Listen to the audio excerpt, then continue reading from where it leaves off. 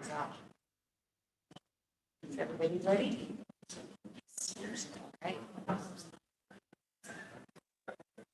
Okay.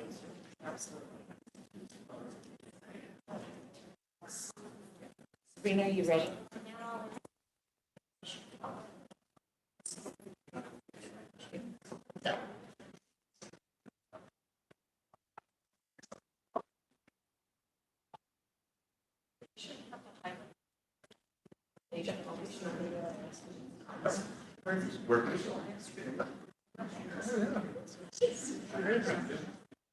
Welcome.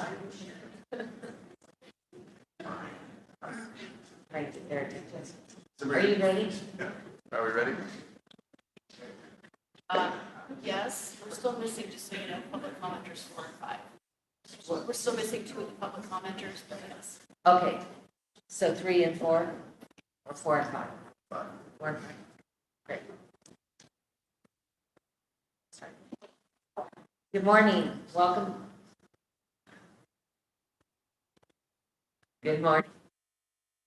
Transportation Commission meeting. Today is Wednesday, July 12th, 2023. And we are in beautiful Pendleton, Oregon. So I want to welcome everyone.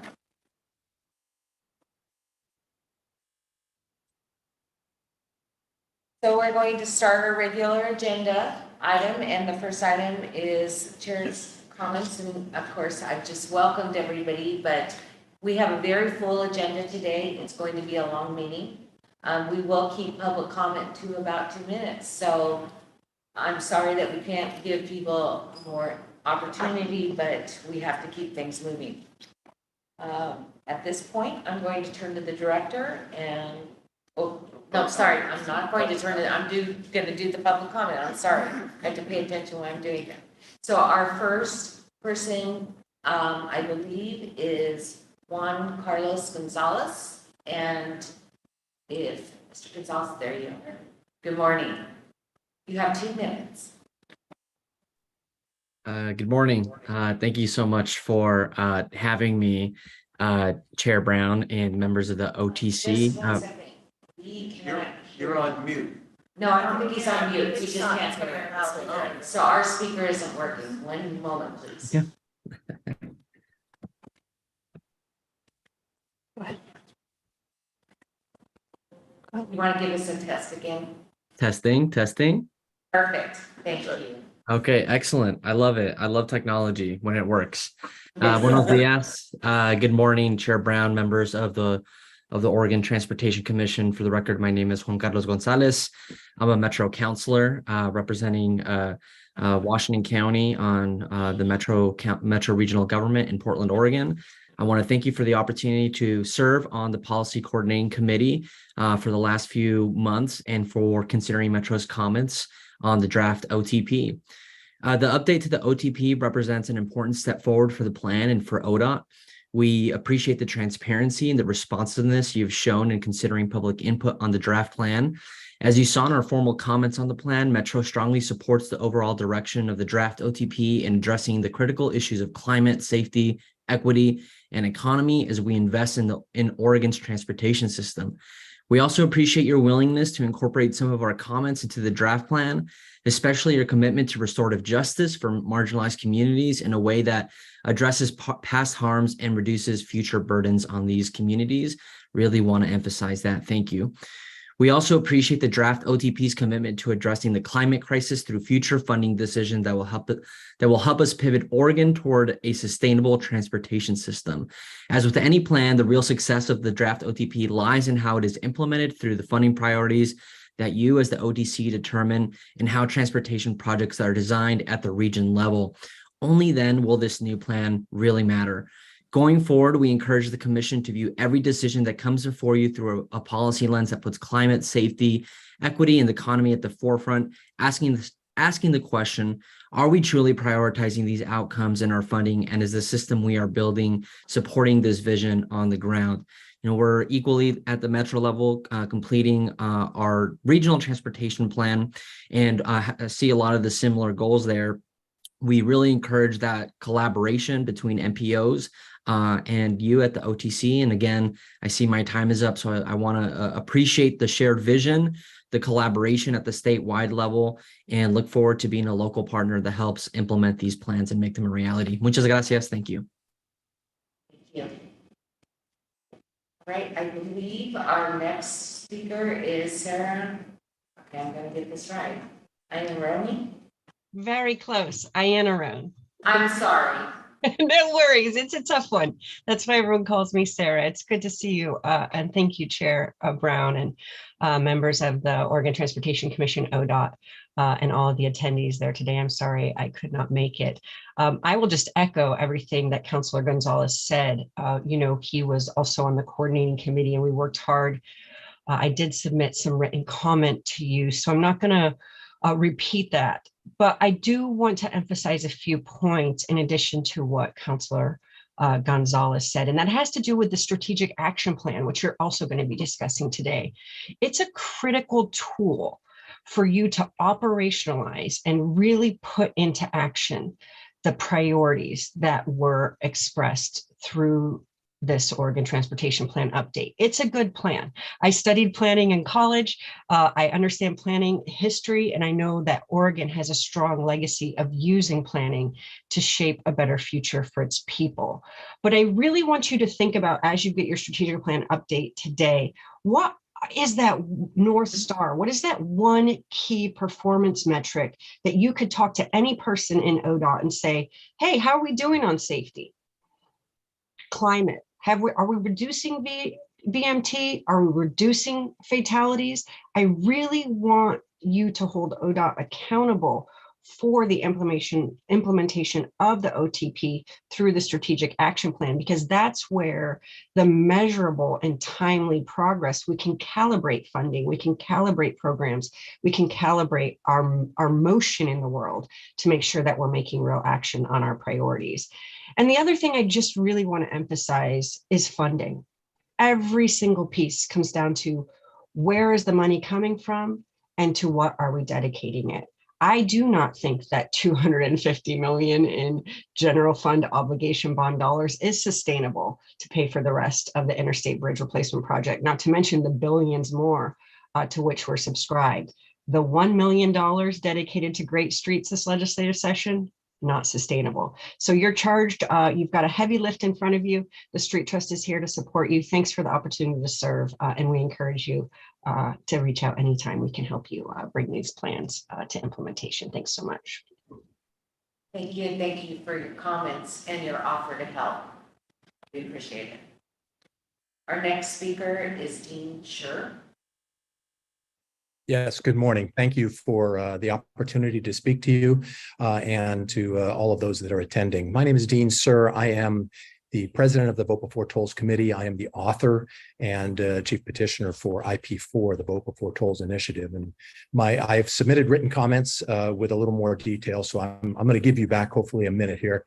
But I do want, just for the record and for those that are listening, to highlight that the citizens and the local counties and cities are quite frustrated with aspects of tolling, which is a key part of this OTP and the funding stream, as Sarah just closed out with talking about funding, not only on the interstate highways, but also the Interstate Bridge, key component, multiple billions of dollars anticipated from tolling. The citizens want to take the control back. We want to take it from the legislature. We want to take it back from the organizations such as ODOT that have been chartered to implement tolling. We don't like what's going on. And I attached a copy of the initiative to my written testimony. Others can see it at votebeforetolls.org. But just heads up, we don't want to get 2 or 3 or 4 years down the road and find out that the revenues aren't coming in because that revenue stream has been controlled by the citizens. Thank you so much. Appreciate the hard work that you all do. Thank you.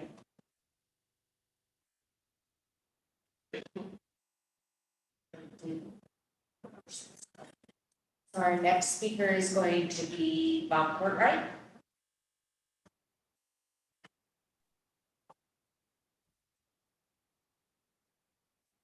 Good morning. This is Joe Courtright. I'm an economist and member of No More Freeways and run City Observatory. At your last meeting, you adopted a financial plan for the Rose Quarter that can charitably be described by the banking term pretend and extend. Cost of the project has exploded to $1.9 billion, 4 times what the legislature approved just 6 years ago, and you're $1.7 billion short of actually paying for anything. Your staff implied that in the face of this daunting financial gap, it was simply too late to question the project's size, expense, or design because we've reached what they call a pens down moment. That's simply untrue for 6 reasons. 1, ODOT has not put its pen down. The agency is still very much in the process of designing this project. In fact, the day before your hearing, they presented for the first time to the public a new design with a giant flyover ramp that no one had seen before and that is not approved by either the local government or the federal government. Second, ODOT's own presentation and the plan you approved says it will take another 2 years and $40 to $60 million to get the project even to a 30% level of design. There is a lot of ink yet to be spilled on this project. Third, federal partners essentially never force a pens down moment on projects like this. Take, for example, the Brent Spence Bridge in Cincinnati, which is one of the largest infrastructure projects going in the United States. That project, which just got about $1.6 billion in federal funding, was reduced in size by 40% and continues to be redesigned even after it's gotten environmental approvals and funding. Nothing in the federal law or the Environmental Policy Act forces you to pursue an uneconomical project you can't afford. In fact, federal regulations require that you demonstrate the reasonable availability of funding before you can get federal financial approval. The current regional transportation plan has only $375 million for this project. You need vastly more money. And finally, I want to suggest whether we've reached a pens down moment is not something your staff can tell you. That's a decision that has to be made by the Oregon Transportation Commission. You're tasked with the legislature with overseeing this agency, its policies and investments, and you should make that decision, not your staff. Thank you. For your comments. And now we have Bob. No. It's Bob. I'm sorry, because originally I said Bob, I think, and I'm switched. Okay. Okay. Good morning, Mr. Cartwright. How are you this morning? Oh, I think you're muted.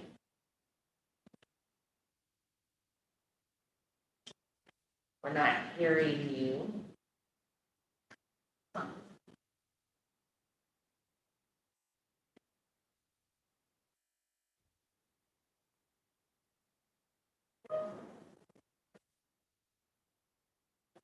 There you are. Thank you. No. Still on mute. We're still on mute or not connected. Oh, How about now? there, now we're good. Good morning. Apologies. So I'm Bob Cartwright, appearing on behalf of 350 Salem. My main point is you need to ask your staff to come back with a process or mechanism to hold plans and major decisions accountable for meeting the VMT reduction target that's proposed in the OTP. 10 years of experience with the statewide transportation strategy demonstrates that aspirational targets with only occasional monitoring of progress, which is what's proposed in the OTP, is inadequate to overcome the inertia of existing plans and practices that take us in the wrong direction. Plans that we've adopted over the last 5 to 10 years and which extend out to 2040 and beyond will fall way short of meeting the 20% reduction goal. In simple terms, if we're serious about meeting VMT reduction, you need to direct your staff to return with a process that holds major planning decisions accountable for meeting VMT reduction goals. The proposed interchange at Highway 22 and 51 west of Salem that you're considering as part of the STIP illustrates the deep disconnect between policies and decisions. The draft STIP would spend $11 million designing an interchange that would cost $50 to $70 million or more, that would reduce additional single occupant vehicle commuting between Independence and Salem. Over the last 6 months, 350 Salem has submitted detailed comments which demonstrate that this project violates ODOT's major improvements policy, which requires that we do cost-effective improvements and multimodal solutions before major roadway expansions. And we've also shown that the project violates the governor's climate action plan that directs you to do everything within your authority to reduce greenhouse gas emissions. Our comments have urged ODOT to consider affordable actions that will improve safety and operations in this area, improvements that could be implemented much more quickly and that would carry out both the major improvements policy and the climate action plan. But the final STIP, made public just last week, ignores our comments and suggestions. Again, if the commission is serious about using policies to guide agency planning and project decisions, it needs to send ODOT back to the drawing board to properly apply the major improvements policy and carry out the climate action plan. Thank you. Thank you for your comment. Our next speaker is Dave Farmer.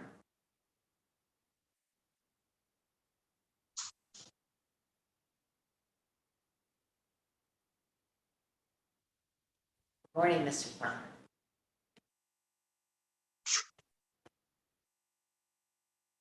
Can you hear us? There, did that work? That worked. Good morning. Okay, great. Thank you so much. Hi, I am Dave Farmer. I want to thank you for being here. I live in West Lynn. The toll program on I-205 and I-5 should be canceled. My reasons are these. We were not allowed to vote on this important permanent tax. We deserve a choice. We were allowed to vote on lotto, pot, gay marriage, and even how to hunt cougars, but not on tolls. We deserve a choice. Tolls are very inefficient. 30 to 60% of our toll money is wasted just collecting it. Oregon needs a better way. This type of tolling has never been used before. Clackamas County drivers don't want or deserve to be the first crash test dummies for this experiment. It is our safety, money, economy, and communities that are being gambled. The EA is incomplete. The government says I-5 and I-205 are one corridor. The diversion traffic to I-5 to miss the tolls affects the entire corridor because once a vehicle starts on one freeway, it is very hard to change, especially a big truck. There will be many large through traffic trucks that I-5 cannot safely handle. This first section of tolls on I-205 does not even have okay mass transit. It is not our fault our freeway money was spent on light rail. Light rail is a disaster and we cannot use it here. Portland has many free bridges over the same river. This is not equal. The promised low-income program will be very large. ODOT's estimate is 25% of Portland. Income changes often and needs to be current. This will be very expensive to maintain. To help safety, this entire plan area needs electronic or radar speed enforcement 24/7. To achieve some restorative justice, Native Americans should get toll exemptions because all of this land was stolen from them. Also, many people and myself can't afford tolls. So thank you so much. Thank you for your comments. And our last person to comment today is John Barkley, and I believe it's in person. So welcome.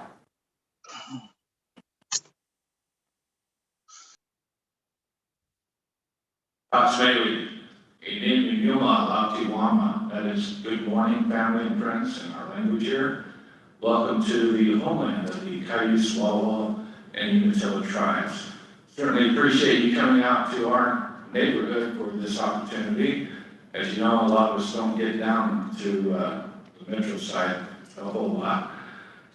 A little personal background for your benefit is that I'm currently the Terrell Program Manager for the Confederated Tribes, which is the Tribal Employment Rights Office. I've been a former General Counsel and Chairman of the tribe as well as having served on the Terrell Commission. For the last 30 years, I'm on the Tribal Water Commission. But we have an MOU, memorandum of understanding with ODOT we've had since the 1980s, actually the first tribe nationwide to have such an agreement with a state agency like this. And now that the Warm Springs and Grand Ronde tribes also have followed our model and have such MOUs in place as well. One of the things about our obligations here and our relationship with ODOT, particularly Region 5, is that we're very engaged in a lot of these bridge and highway projects throughout Northeast Oregon within our MOU boundary. And as you know, the last 2 years, 2.5 years have been rather challenging in that our workforce is somewhat diminished, and it's been a challenge for contractors to find skilled labor and workers out there.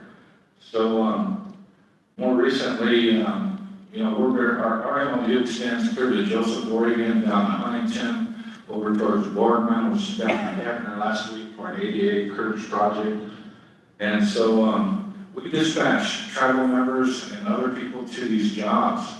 But one of the things that I wanted to share with you is to help you, inform you, as a commission and may not be familiar with the things we do out here, is that we recently received a Bureau of Labor Industries Ready for Oregon grant, and we're going to be incepting a pre-apprenticeship construction training program, focusing on our tribal membership to give them the basic skills so that we can dispatch them and provide services to contractors, subcontractors, and of course, people out there in the field.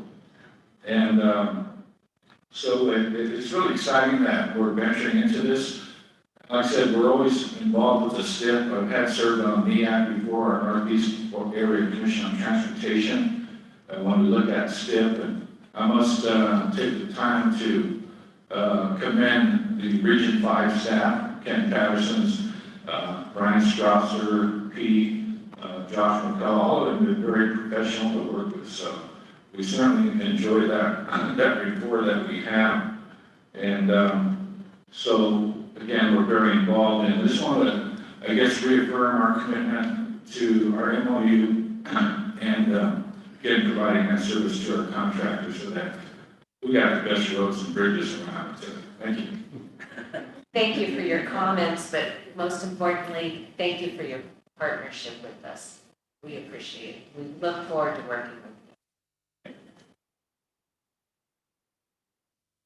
And that concludes, I believe, our public comment, unless I'm showing you the two. no showing yet. Okay, great. Thank you very much. Okay, now I'm going to pivot to you, Director. Wonderful. So good morning. Good morning. Madam Chair, members of the Commission, for the record, my name is Chris Strickler, Director of the Oregon Department of Transportation. Thank you for just a few moments in opening remarks here this morning. I'll go through just a few appreciation remarks quickly. We are in Region 5. You just heard a little bit about our partnerships with Region 5. It's great to be out here in Pendleton, and I want to appreciate the welcome that we received yesterday and all of your attention to really getting to know the team out here and the work that they've been doing. As you can tell, they take great pride in the work that they do, as do all Oregonians, as sometimes people reference us inside. And I really look to that engagement to really demonstrate, frankly, the hard work that each of our teams bring forward. The US 20 slide was just a recent example of some of the immediate actions, and of course, you heard about the long-term relationship. So those are my opening remarks, just as I said, a moment of appreciation. I also want to thank the Confederate Tribes of the Umatilla for welcoming us and allowing us some time and space here at this facility. Finally, I'd like to welcome the commissioners. It's a pleasure to be in person for the first time, and I'm glad we had the opportunity to tour yesterday to see exactly hands-on what day.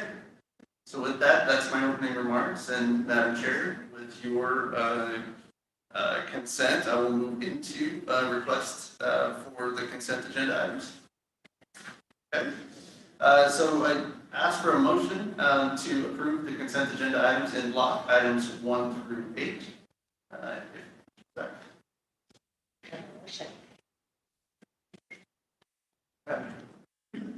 Madam Chair, I would move adoption of the consent agenda.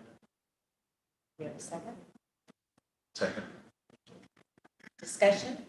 Any of the items? Hearing none? Okay. All those in favor of accepting the consent agenda, say aye. Aye. Opposed? Motion carries. Well, this is one of my favorites on the agenda, our committee updates. And one of the things that this is a item that we recently added to our agenda with the commission to give updates of some of the committees that the commissioners serve on, and we'll be adding to these. But right now we have a few, and I'm going to turn to Commissioner Smith to give her updates on the EMAC and the CIAC.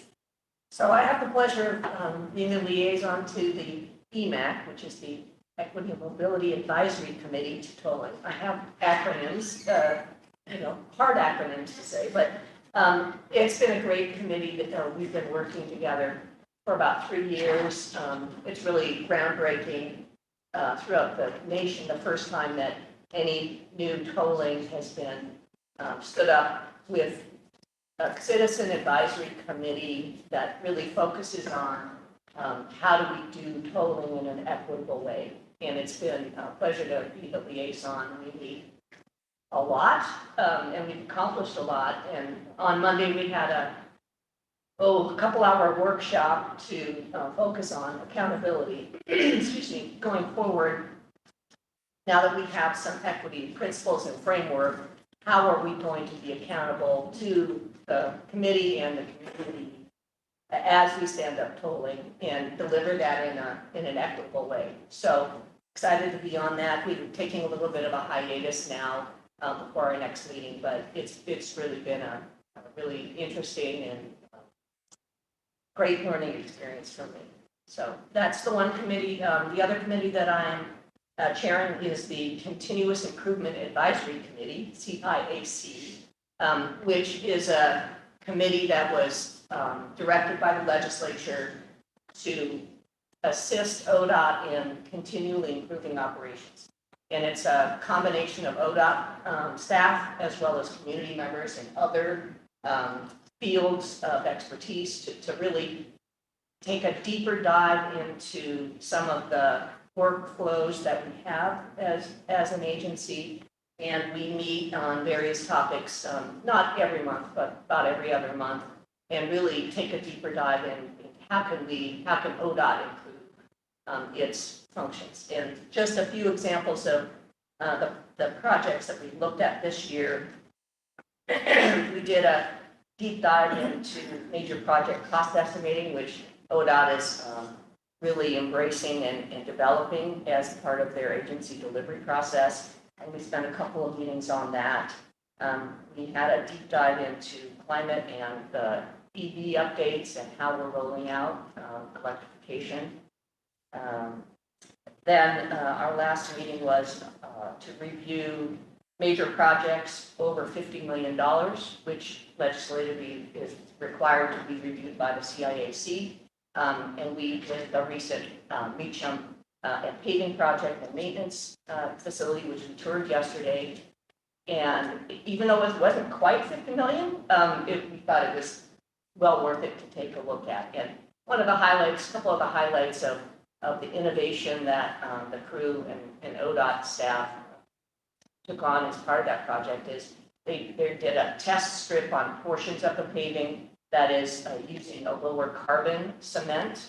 And so we can evaluate over time, can we reduce our carbon and still have an effective, cost-effective life of paving that meets the safety and the travel requirements for our community. So really interesting work, great committee members, and I think I think I'm speaking a little bit for ODOT staff that I think they've appreciated some of the feedback and input.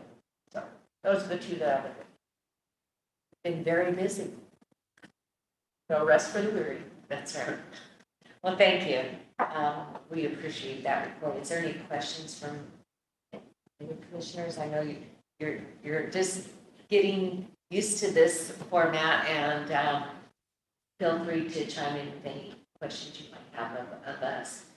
This next committee that I'm going to report out on, actually, Commissioner Smith and I kind of stood up, was being the liaisons to the area commissions on transportation, and took on the idea that we wanted to start working with our advisory group to get feedback on things that needed to happen with ODOT. And their role has changed over the years.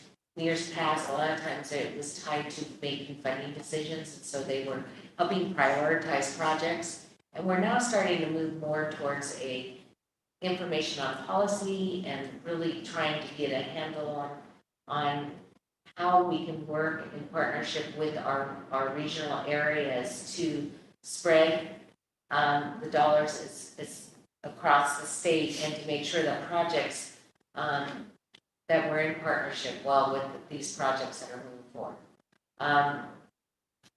There has been some concern about the apps and the commission's role and how we interact with each other. And I believe that we just recently had a chair meeting in Kaiser, and what we found was it really built a partnership again. We had really good dialogue around the table from all the different chairs. We started hearing about their work plans and where they're going, and we will be meeting up again. And at this point, I'm going to turn to Vice Chair Fire, because he's going to be taking a lead on this. He just found out, no. Hopefully we're doing a sharing. We are going to share across, that was one of the decisions. I'll let you talk about that a little bit, but. Actually, Commissioner Smith and the chair have been carrying the load on that before, trying to cover the whole state, and I think that's unrealistic. They asked me to pick up, and I started in the valley, mostly attending those, and done the Lane Act. I have one in Valley too. But last week's meeting, I think, was really good. And my reference point was remembering many years ago when I was a city councilor, I participated in forerunner actually in the acts and putting the project list together and such. And I have always thought that transportation projects kind of come up from the bottom for the most part. Should. And there's always going to be conflict in that in terms of any local region's project priorities may not match what the commission ends up doing, balancing things, but we need to be informed by that. The meeting 2 weeks ago, last week, whenever it was a good meeting. There are 13 acts to be clear, and I hope that all of us adopt one or more. I don't want them all. Sure you do. Oh, no, I don't. It's a bit safe. But I think the ACT chairs expressed a little frustration with lack of direction and loss. They felt a little left out in the current OTP process. But we talked about moving forward. They're all adopting work plans and direction, and some of that, I've encouraged them all. I think that the federal process, kind of planning process, only allows recognition of projects that are funded. And that's a change, quite frankly, from 20, 30 years ago. And I think it behooves everybody to get a better idea of what plans are, what needs to be done in the communities. I'll put it that way as we work those projects up. So I think they felt good about that. I think we could probably do a better job of including them and input into some of our decision making. If we can get out ahead of it, kind of like the chair said this morning, the documents, that we get some of them a little earlier rather than just as a whole packet. I think that same kind of applies across the board. I feel pretty strongly as we go forward and try to have with the legislature and the state discussion on funding. They are really potentially the best partners we have to try and explain statewide. So figuring out how to do that, how to have that discussion will be a really important component as we go forward. It was a good meeting. I think we left and everybody felt pretty good about the relationship going forward. I think it's a good outcome. And I don't want to forget that we also had the moment chairs there too. Yeah. So they're an intricate part of the transportation system. So they represented also from transit to pedestrian, bicycling, freight, rail. Thank you. So again, I think that this is something that all of us can take a piece of and really help drive decision making in the future. So thank you for that.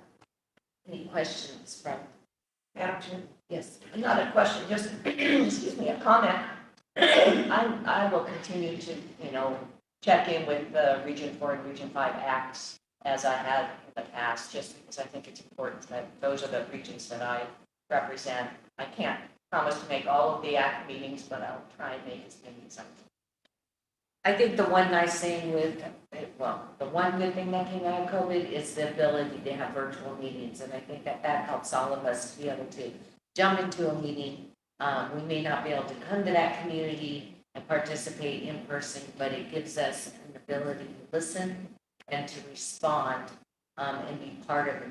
So that's a plus and makes it a little bit easier for us. So thank you for committing to that.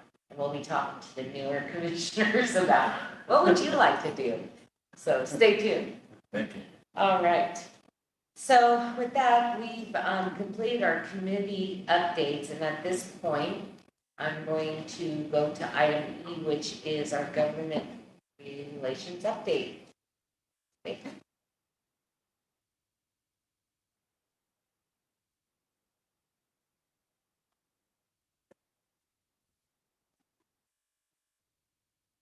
Good morning.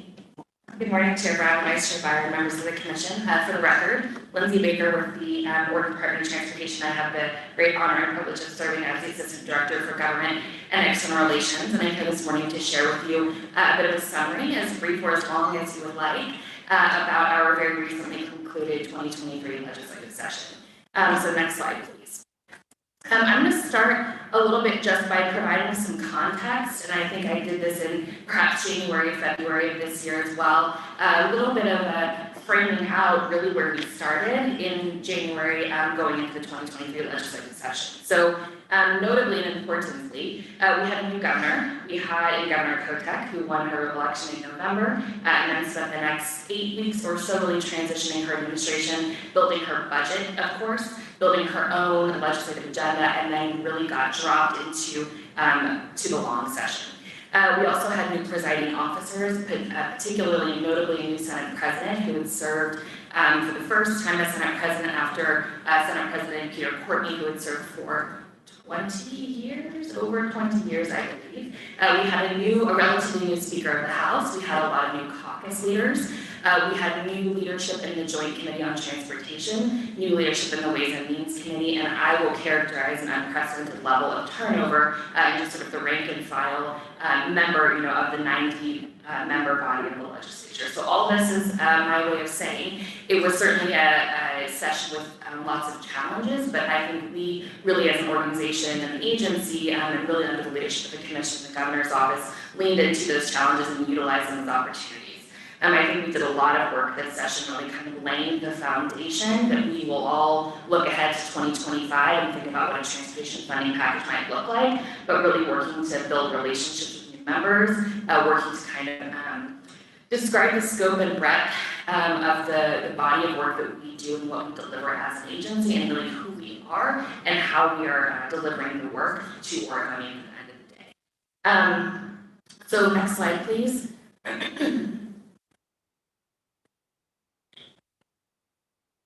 So we walked into the 2023 legislative session with Governor Kotek really articulating a very clear and targeted set of what her priorities were. So certainly looking at housing and homelessness, behavioral health and education. And again, this was consistent with what she really worked on when she was on the campaign trail and looking again to ensure she was bringing those priorities to her administration. This was reflected in the structure of her office. It was reflected in her budget certainly and was also reflected in her legislative agenda. There was a lot of talk this session about public safety and also about the economic development, particularly of the semiconductor industry. You'll see here that none of these priorities are exclusively related to transportation, but you will also note that all of these have an underpinning of the transportation is a very critical piece of a broader health and vitality, I think, of the state of Oregon, and really ensuring that our communities are getting their needs met. And I think as we, as an agency, really engage with the legislature every session, but certainly this was no exception, we see our policy and budget conversations certainly focused, target on the transportation committees, but we really reach across and work with a lot of different committees, which I think just demonstrates the breadth of the work that we do and how integral and interconnected transportation is to public policy sort of writ large. Next slide.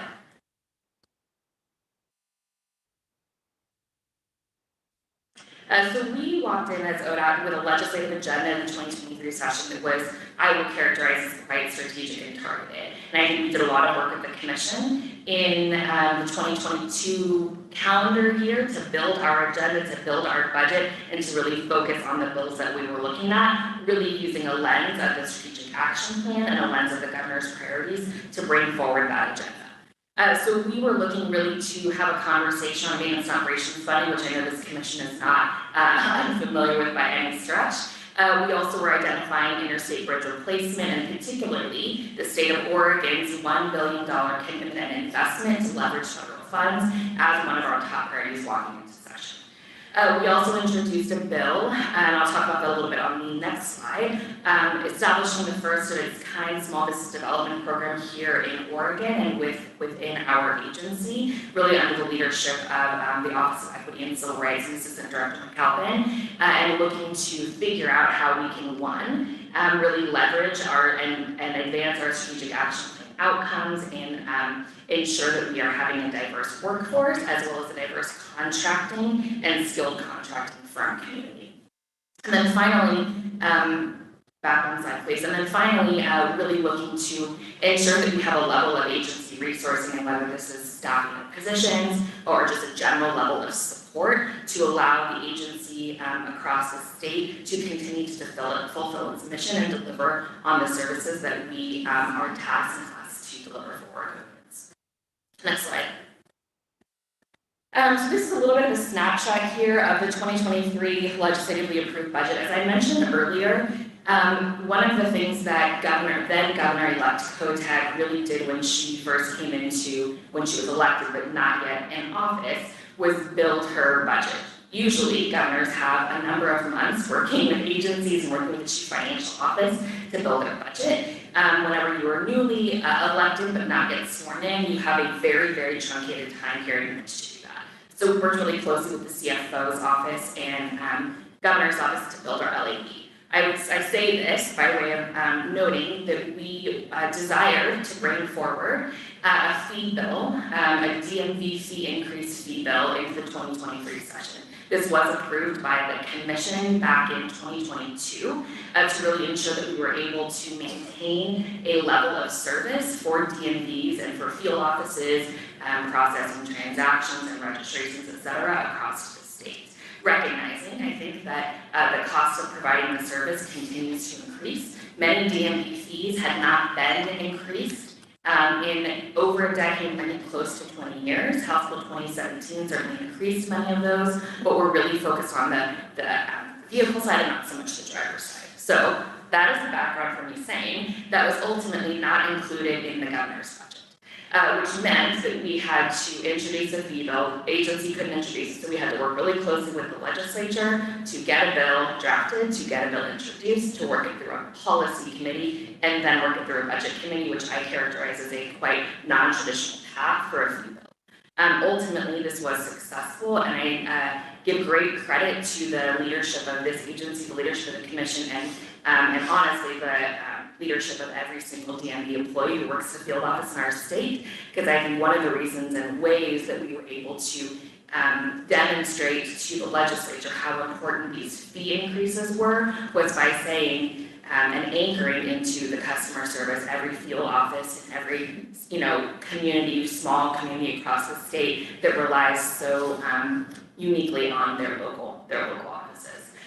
So again, that was successful. You can see here, I'm not going to go through it, but we had a budget that was passed. It was able to give us almost everything that we asked for, including positions for our urban mobility strategy, again, our small business development program, and really continuing to focus and drive toward the outcomes included in our strategic action. Next slide.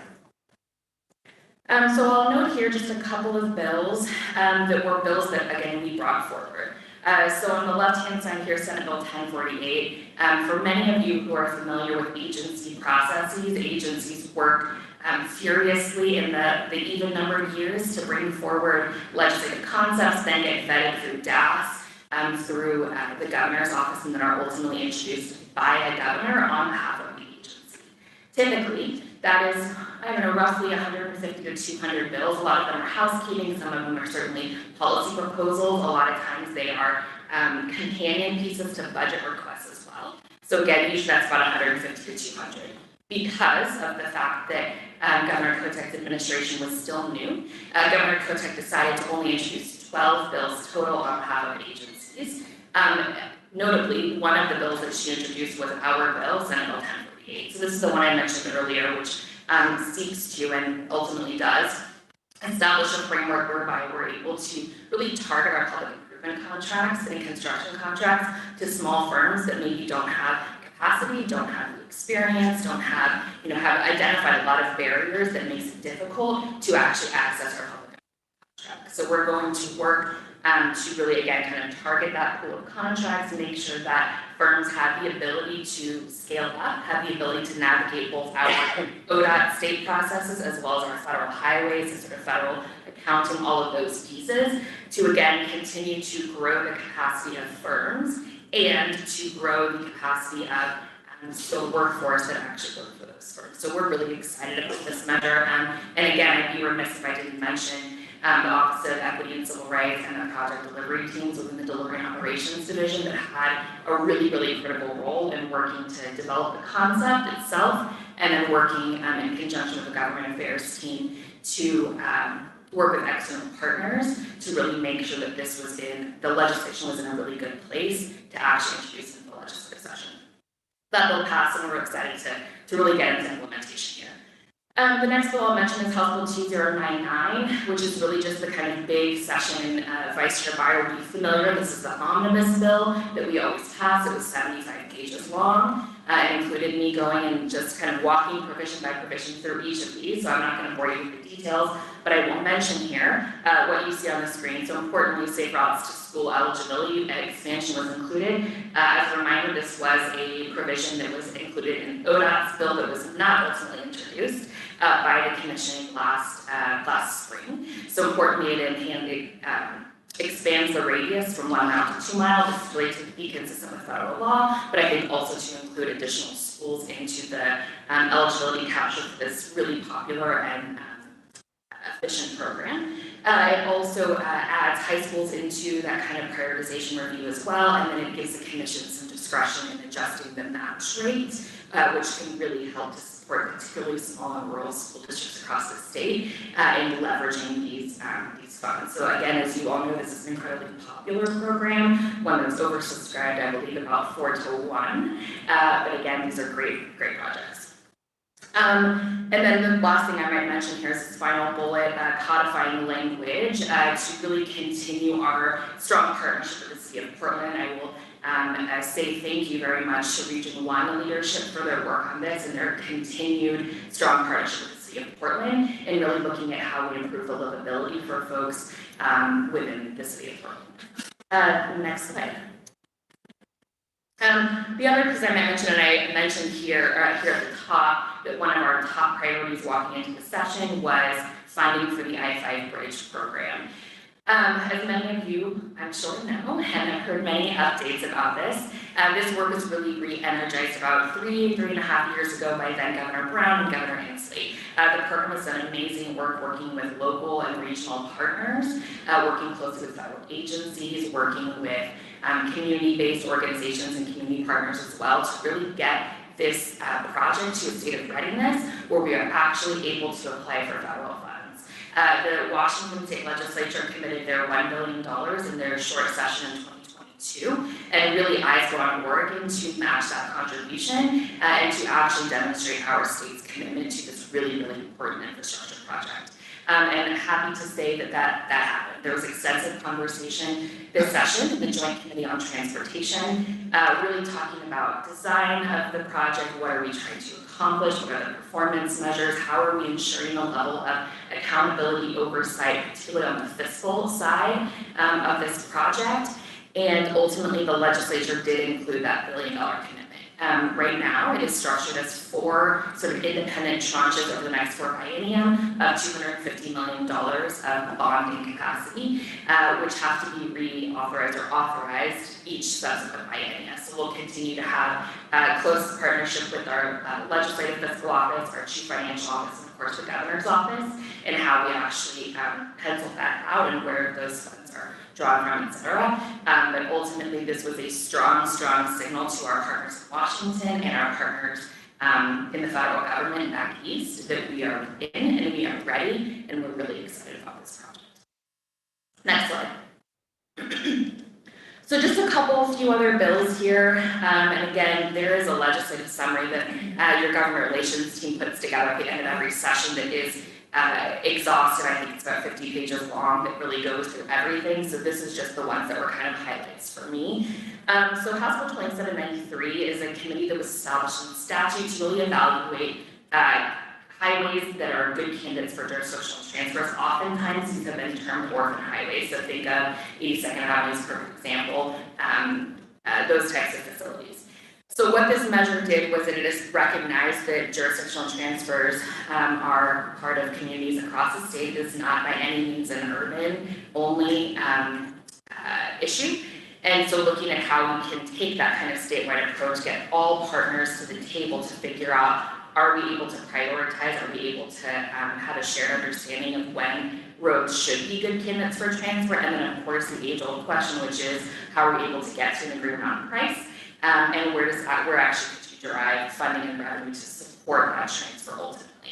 So a lot of work to be done here, but I can say that the conversation we had this session was really encouraging because I think there was a level of agreement and alignment on we can sort of figure out the policy pieces, and then the funding piece is going to be the most critical, as you all are very familiar with. House Bill 2101 is a bill that we worked, and I'll give a lot of credit here to Assistant Director Brower, who works really closely with our partners at the cities and counties to really figure out how to make a local fund exchange program mutually beneficial, frankly.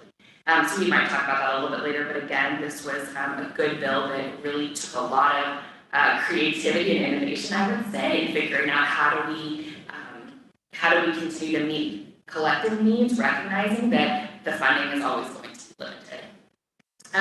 Senate Bill 343 is a measure that was passed by that Judiciary Committee. Importantly, a lot of conversation was had there around driver license suspension.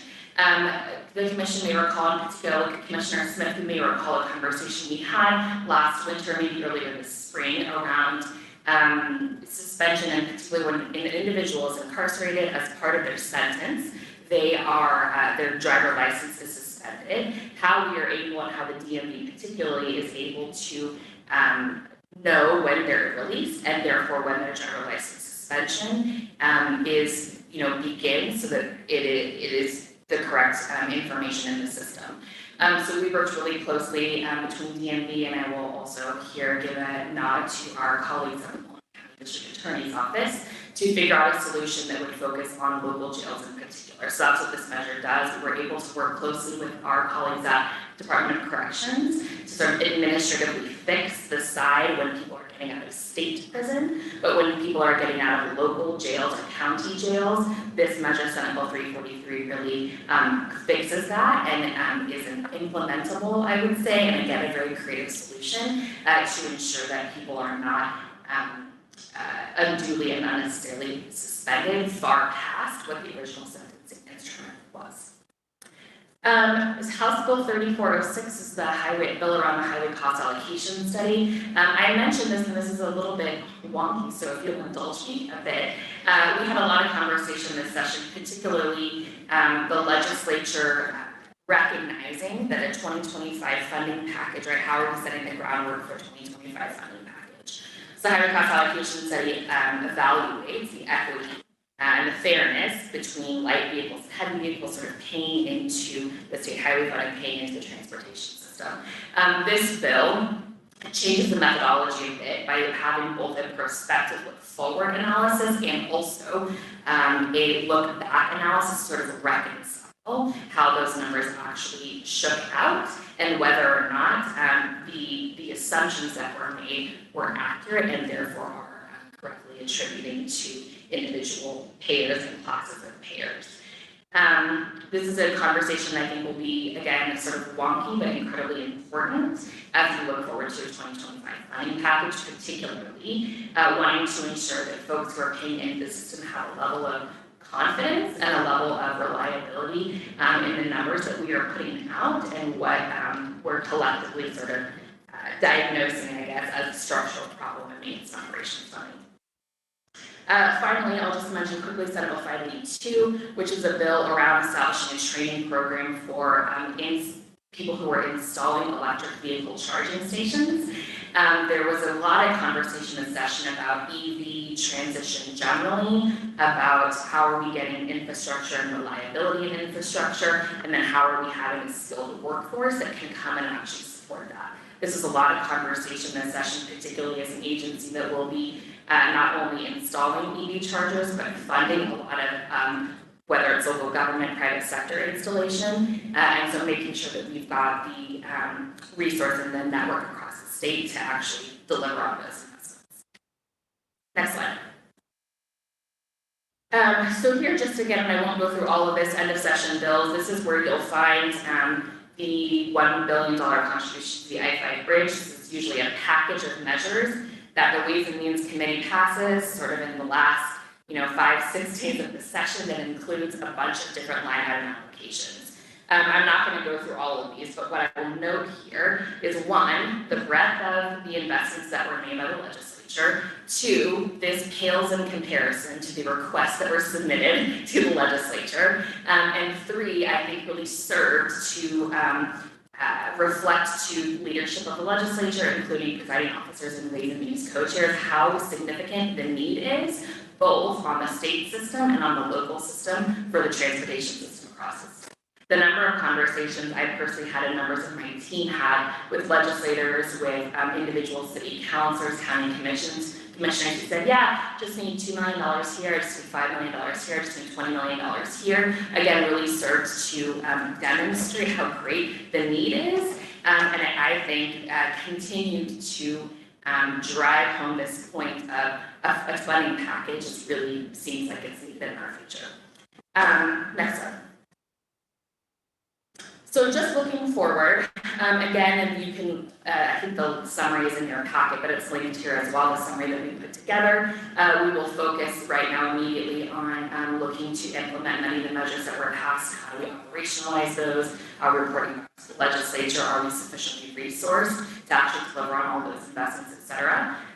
We, of course, will evaluate what was left undone because oftentimes that is a signal for what is coming either in the 2024-2025 sessions. And then we will continue to really have that conversation with legislators, with interested parties and external partners on how we continue to build the momentum for a 2025 funding package. So with that, I will pause to see if there are any questions. We're happy to answer any questions. So commissioners, questions or comments? Let's start. Okay. Commissioner, you don't? No. Okay. We really won't beat you up if you do. It's okay. So, go ahead, Vice Chair. Just a couple of really quick comments. One, just really strong appreciation to Lindsay and Travis and Chris, the work they did. And sometimes I think people aren't around the legislature, don't appreciate the demand that the legislature places on staff. And they really, from my experience, I wasn't there this time, but do an incredible job. The other comment is, I think, didn't go very far to that subcommittee.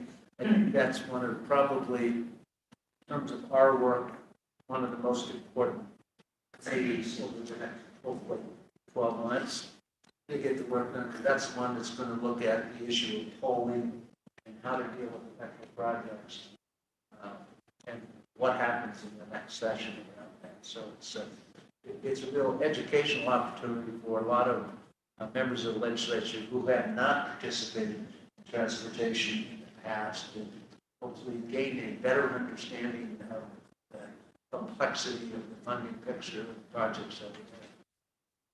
Well, I suspect that will take up a lot of Lindsay and Chris's time over the next few months. Chair Brown, Vice Chair Barr, thank you for those comments, and I will say, I believe you were there in spirit, if not in formality, this session. I think there was a number of conversations that I was in through the duration of session where people said, well, when Senator Meyer was here, he would have said X, right?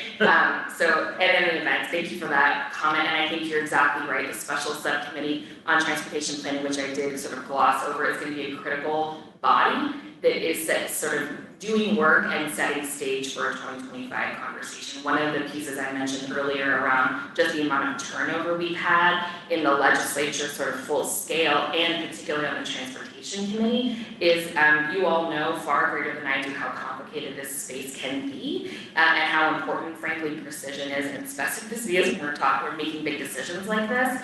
And so to do some foundational work and frankly education for members as they're getting up to speed and ready to engage and then do the work and carry the water in 2025 is a big investment of time and resource and effort on their behalf. And so I do think that this special subcommittee will help to lay some of that groundwork for members who have not been historically engaged or only been engaged sort of secondarily. So thank you for that. Great, Commissioner. Thank you. Lindsay, great job to you and the team. And I think you accomplished a whole lot more than anybody expected, considering the uncertainty that we face, not just with the new leadership, new governor, walkouts. I mean, the fact that you were able to accomplish all of that is testament to your hard work. So thank you. And then looking forward, I just want to be my broken record, and my priority in the next funding package is to address our maintenance and operations budget, get the agency on track, because the one thing that's the most important to Oregonians is to keep and preserve and maintain what we have. So that's my soapbox, and I'm going to keep saying my soapbox every meeting. Thank you. Thank you for your comments, Commissioner. We need you to keep saying that over and over. It's good. Would you hear the other commissioners have to say anything? I can just expound on those comments. I think we all recognize that there's going to be a pretty hefty ask of the legislature in the next round. Our governor has made a prudent decision to make some pauses on decisions that will affect stakeholders that they have expressed a lot of concerns and misgivings about. But that does put us in an even more difficult position as far as funding the projects that we committed to, and recognizing that those costs are only going to continue to escalate. So we will be looking towards our electeds to help us fill some of those gaps. Thank you, Commissioner. We're going to put you on the spot. I would just add to that, when we take a look at the OTP that we're considering and the ambitious goals we have on so many fronts, we are going to need some help, legislature to join hands with us and make some of these very important items forward. So you've got a big job ahead. We do. Yes. Yes, we do. We do. So very impressive work here. The legislative session. Congratulations to you. Thank you very much. And Chair Brown and members of the commission, I appreciate those comments. And indeed, it is a lot of work, and we did come out, I think, more successful, honestly, and I'll say this now in hindsight, than I think I was expecting in January, February, and definitely into the May timeframe. But I think it's a testament to, frankly, the strength of the team that we have here at this organization, right? We are, certainly the government relations team is really on point, and that's really a testament to the director's leadership as well, but it is a many hands effort and a many hands exercise, and this agency was very responsible all session and really able to keep a level of, frankly, optimism and agility when it seemed quite dire. So that was great, and I think it really sets us up nicely for 2025. The one thing I might just offer as a final thought is, and I talked a little bit earlier about the maintenance and operations funding, and I know this commission has spent a lot of time. One thing that's always helpful for me to remind myself is the number of legislators who do not spend any time thinking about transportation policy or transportation funding. And so for us to, as a government affairs team, to walk into a room with a legislator and they're thinking about their intersection, their project, their pothole, their speed limit, and how do we sort of translate that, what I characterize as hyper-local, into a sort of statewide programmatic conversation is really difficult, but is only, it takes a really concerted and strategic effort, which we really started, frankly, last. So this session, I was a broken record, just like you were, Commissioner Smith. The director was a broken record. Every time we walked into a conversation, it was at least 2.5 minutes of me saying, and here's why maintenance and operations funding is important. And I say this because towards the end of session, we regularly heard that repeated back to us, and we regularly heard that repeated to our external partners in a way that clicked for us, and for me at least, it's landing, it's penetrating, and it's actually galvanizing a shared understanding of we have a problem and a shared sort of diagnosis, if you will, which I think is a necessary but certainly not alone sufficient piece of a 2025 package. So again, thank you all for your leadership and support this session, and we have a lot of work ahead, but I think it's certainly worth celebrating, right? So my final comments is thank you, Assistant Director and Director, because I do know that you're smiling a little bit more than you were in May. I think there was some tears that were like forming in the corner of eyes as people were trying to maneuver through the last month of session. It was difficult for everybody. But I do think that what you've seen from this commission that's sitting now is that we're committed to helping. And we do believe in teamwork, and I think that we do know we have heavy lifts in front of us. We're trying to collectively come up with, information and ways to find funding, what we can look at, what is really important to all of Oregon, to everyone that lives here. And we also know that we need all of Oregon to be engaged. And so I think that you're going to see a change, and we will get those legislators involved. We have to. It's time. We did it before in 2016. We'll do it again. So thank you. Thank you. At this point, where are we? 10. We're a little ahead. We do have a break. So do we want to break for 15 minutes? 15 minutes. So we'll be back here at 10:25.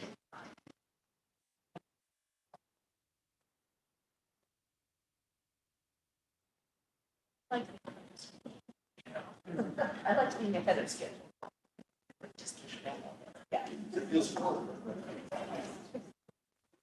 Because I don't. Actually working really well. My comments Yeah. short. Yeah, absolutely.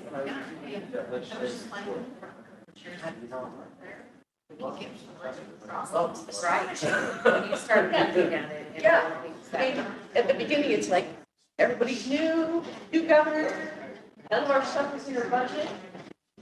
What happened?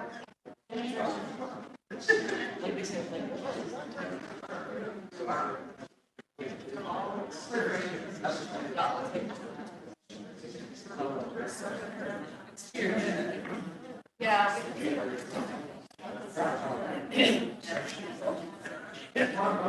He was out for a period of time.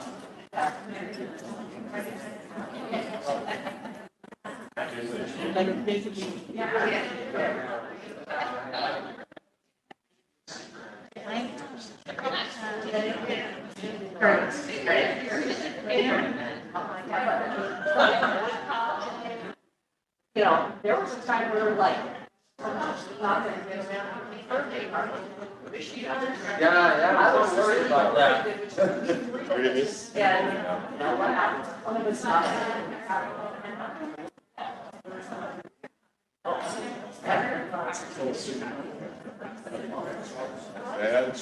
Yeah, everybody.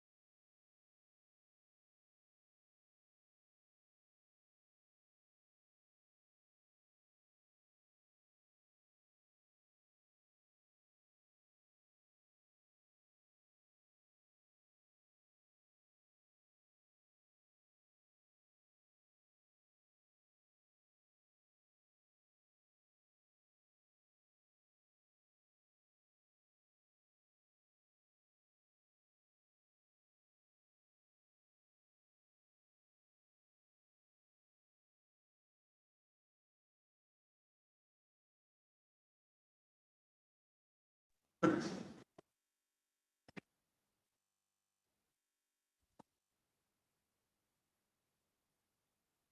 we okay? Okay, we're good. So our next item is item F with the NEAP. Information that we're gonna receive from Region 5 in 2 projects. CTUIR.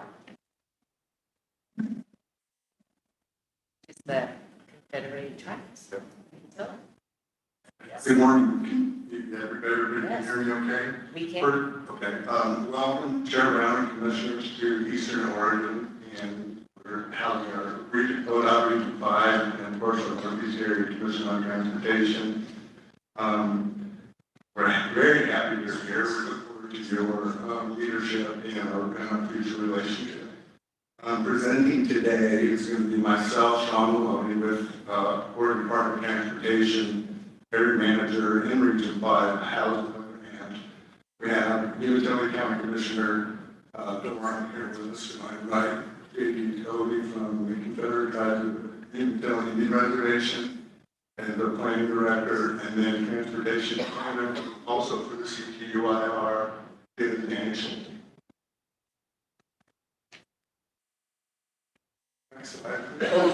One thing, Susan Roberts is our chair, and she was going to present today. Something came up, she was not able to make it. She didn't want to be here, but she could. So Dan's filling in for her today.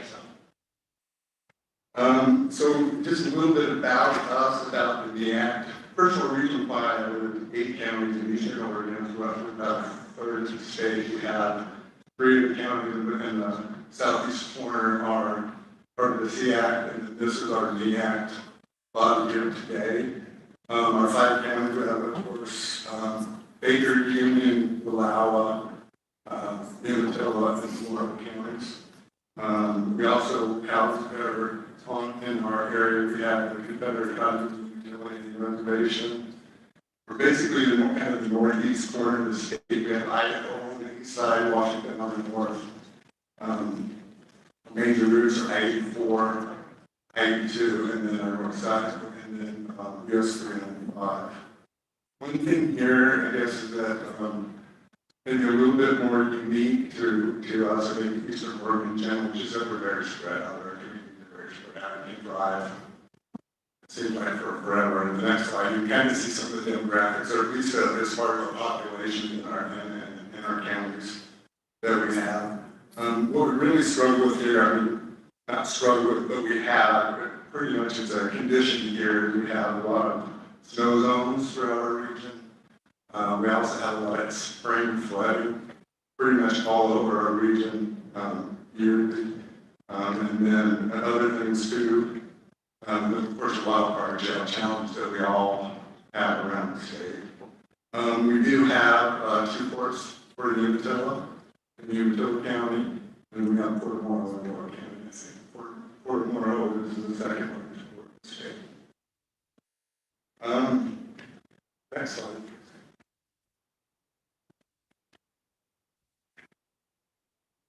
Just a little bit about our population, just to get an idea. So that you can see we range anywhere from Baker County to 16,000. Morrow is 12,000. Umatilla is our largest county, it's 80,000 people. See, and then we go all the way down to Wallowa County, which is 7,500 people. Just to give you an idea of our population. You can see some of the, I think it looks like most of them are in the average, probably 5 people per square mile in our area. So it's pretty spread out for the land masses that we have. You can also see, especially in Umatilla and Laurel County, we have we have agriculture, food processing, data centers, solar energy in Laurel County, and then we also have the data centers, freight distribution, and solar energy in Umatilla County. And then everywhere else we have, of course, tourism, ag, a lot of ag, and our part of the state ranching and farming. Next slide, please. Any questions? If you have any questions, please stop me.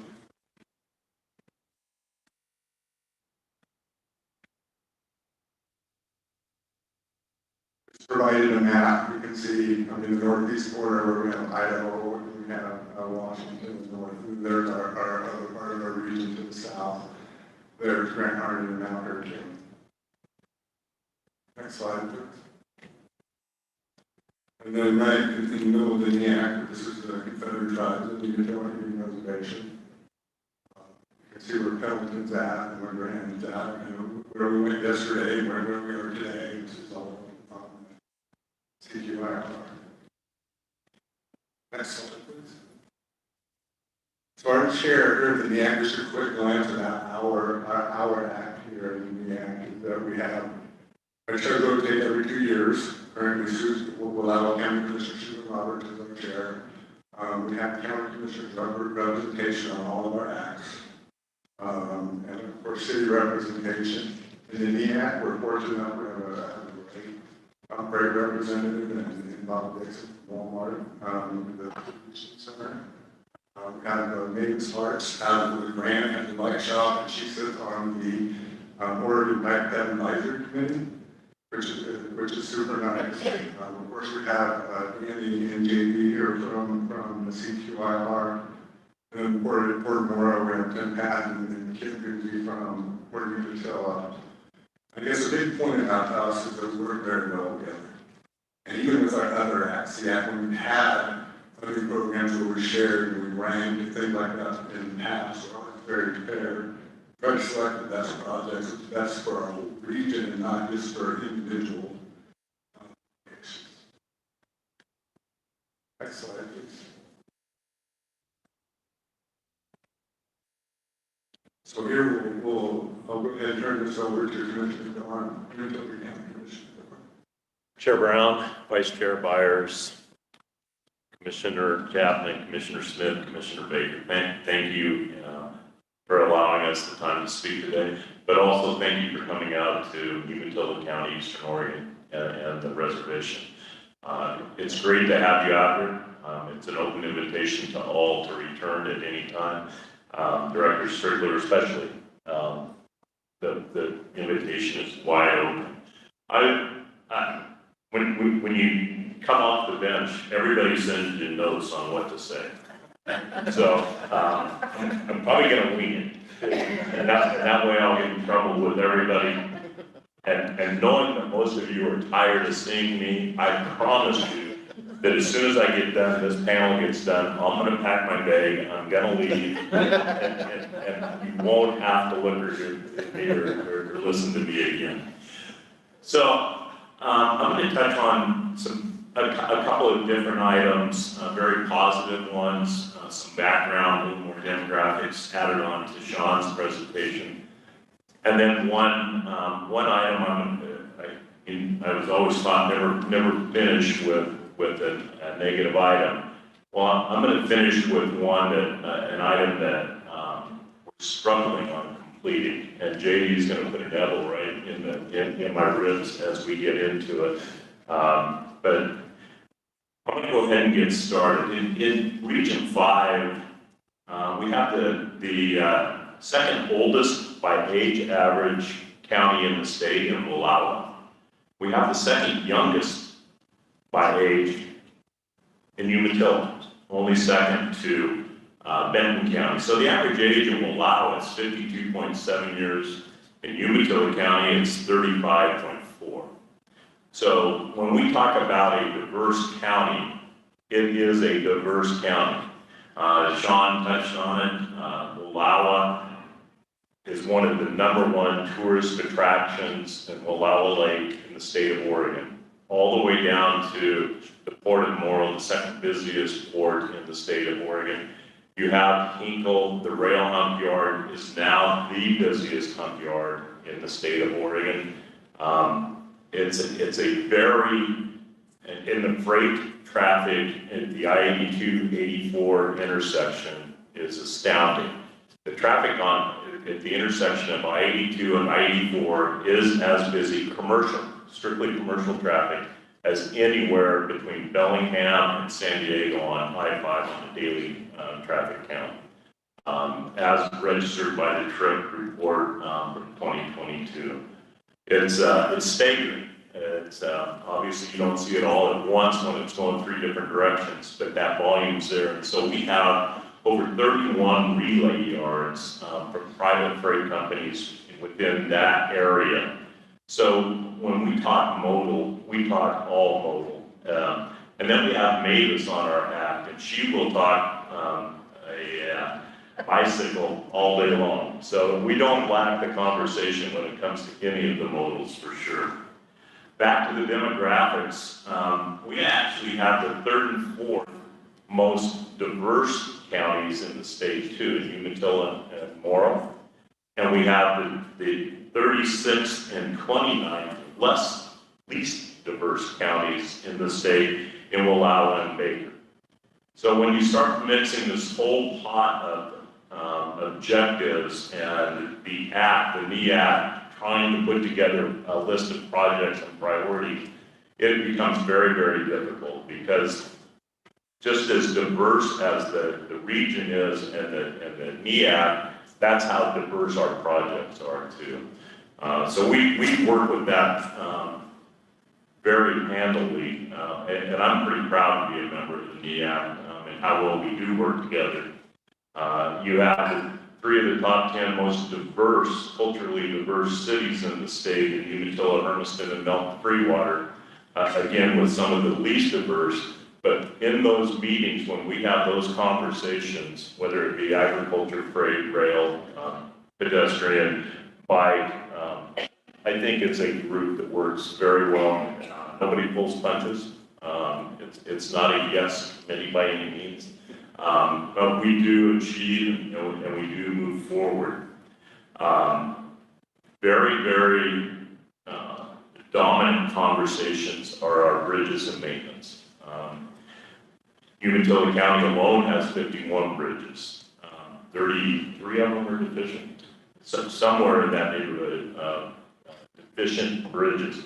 Now, if you don't look very hard or fast, some of those will turn into culverts. Please turn the recording on.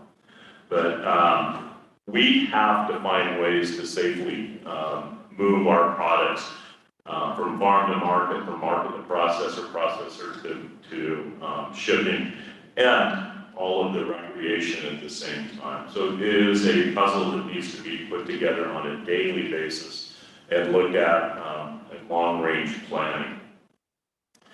Rural Oregon's are the deadliest in the nation.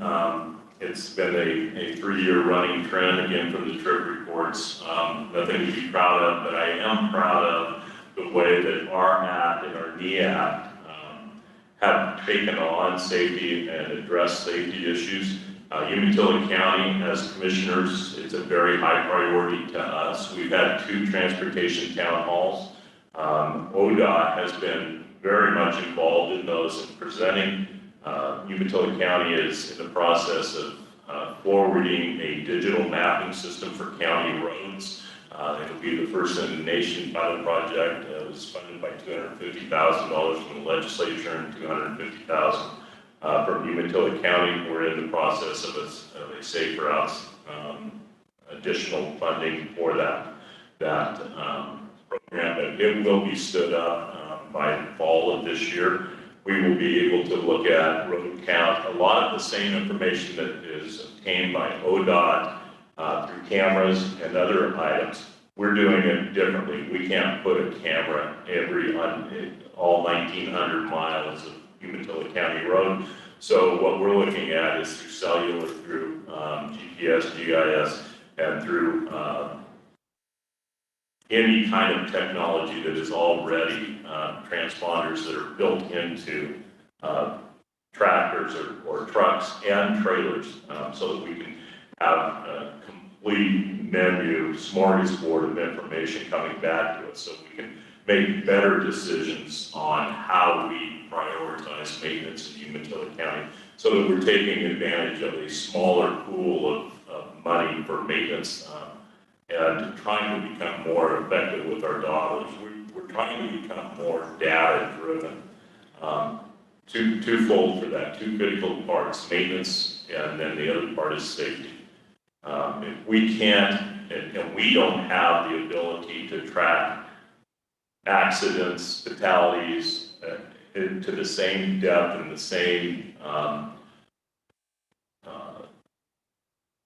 technicalities and details that the state has. We just don't have that staffing level or even technology level at this time. So that's going to be important to us. When I sit in Washington, D.C. at MHLEA or EOT, and they ask for that information, on our roads, I can just say, I've got it this deep, and they want it this deep. And so that's critical to us to be able to create that information. So I'm not going to take up all your time, JD. Safety, maintenance, and funding is critical to us. So I'm going to touch on a couple of really big successes. I come from the private sector, and nothing moves fast enough for me or at all. But it also taught me that there's more ways to fund projects than just put your hand out to different agencies and different governments. So I'll start with a very big success for us. It's called Nolan Bridge. Nolan Bridge crosses the Umatilla River at the end of it's technically Macro Bridge, but at the end of Nolan Road. I grew up calling it Nolan Bridge, but it was a bridge that was actually repurposed. Nobody knows where from, but it was repurposed. It was damaged during the floods of 2020. It wasn't diagnosed until late 2021. We were outside of the FEMA window for replacement. It's a bridge that crosses the Umatilla halfway between Echo and Pendleton into a heavily agricultural area. So trucks, cattle, sheep move through there daily. Hay gets delivered. 13 truckloads a day of hay goes up there for cattle and sheep. Once that bridge went out, the sad part is that within 2 months we had a fatality at the next bridge up because of the turning radius. A hay truck actually got hit crossing a rail track onto a live track because of dust, couldn't see trains coming from either direction. So that lit even an additional fire under us. The funding we put together and worked together with ODOT, the funding actually, I'm going to put this combination together with you guys, and we were told it couldn't be done, but we did. The county put together about 700, just under $1 million.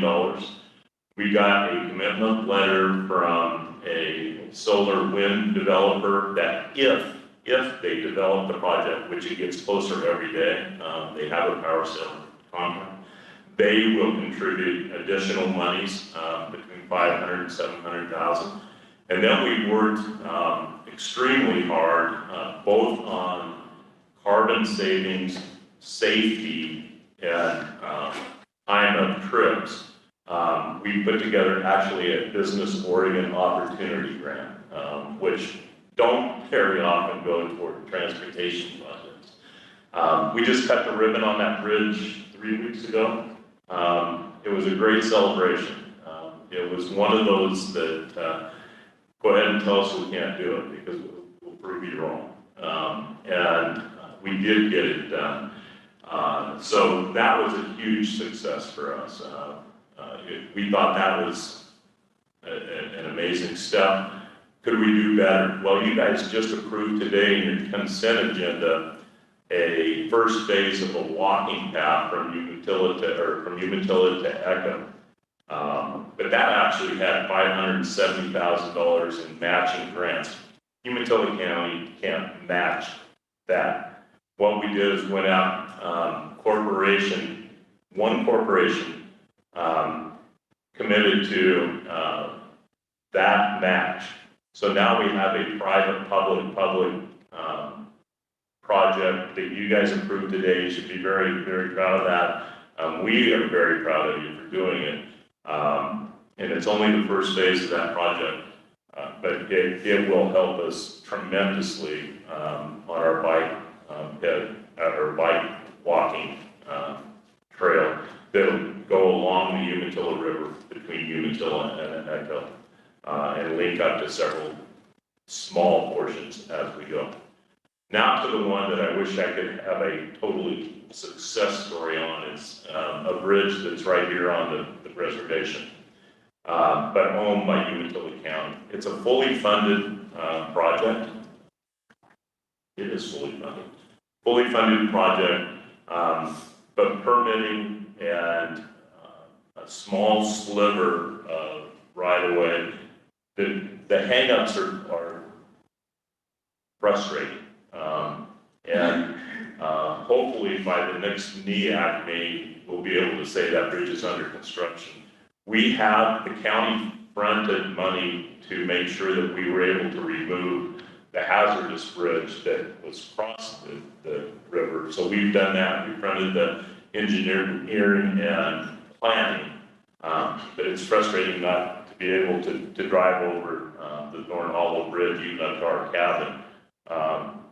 So it's one of those that you wish you had a perfect string of wins and successes, but we don't. But we will have shortly. So with that said, any questions? But I'll turn it over to JD. Questions? JD, the floor is yours. Excellent. Awesome. Welcome to the Umatilla Indian Reservation. I'm JD Tubby. I'm the Travel Planning Director. In my department, I also have Kayak Public Transit and Danny Schulte. She's our transportation planner for the Umatilla Indian Reservation, and currently our interim Kayak Public Transit manager while we fill that position. Our previous manager retired after 20 years and working in transit, and so we have that sorely missed with Danny's loving the change of pace, I think, with transit. Obviously, I want to thank everybody, and we met everybody yesterday, on the tour, so we thank everybody. Kayak Public Transit, just do a real quick update. We're 20 years old. We were founded in 2001 as a simple little van between Hamilton and the Umatilla Indian Reservation. We provide transit options for travel members and residents between those two locations. Over time, as more federal dollars became available, we slowly grew. State had funding, said, do you want to run a route to Walla Walla? Sure, we can do that. And then you want to do one to LeGrand? Sure, we can do that. And then before you know it, we were running a full transit system, going to 4 counties, 2 states, 18 communities throughout northeastern Oregon.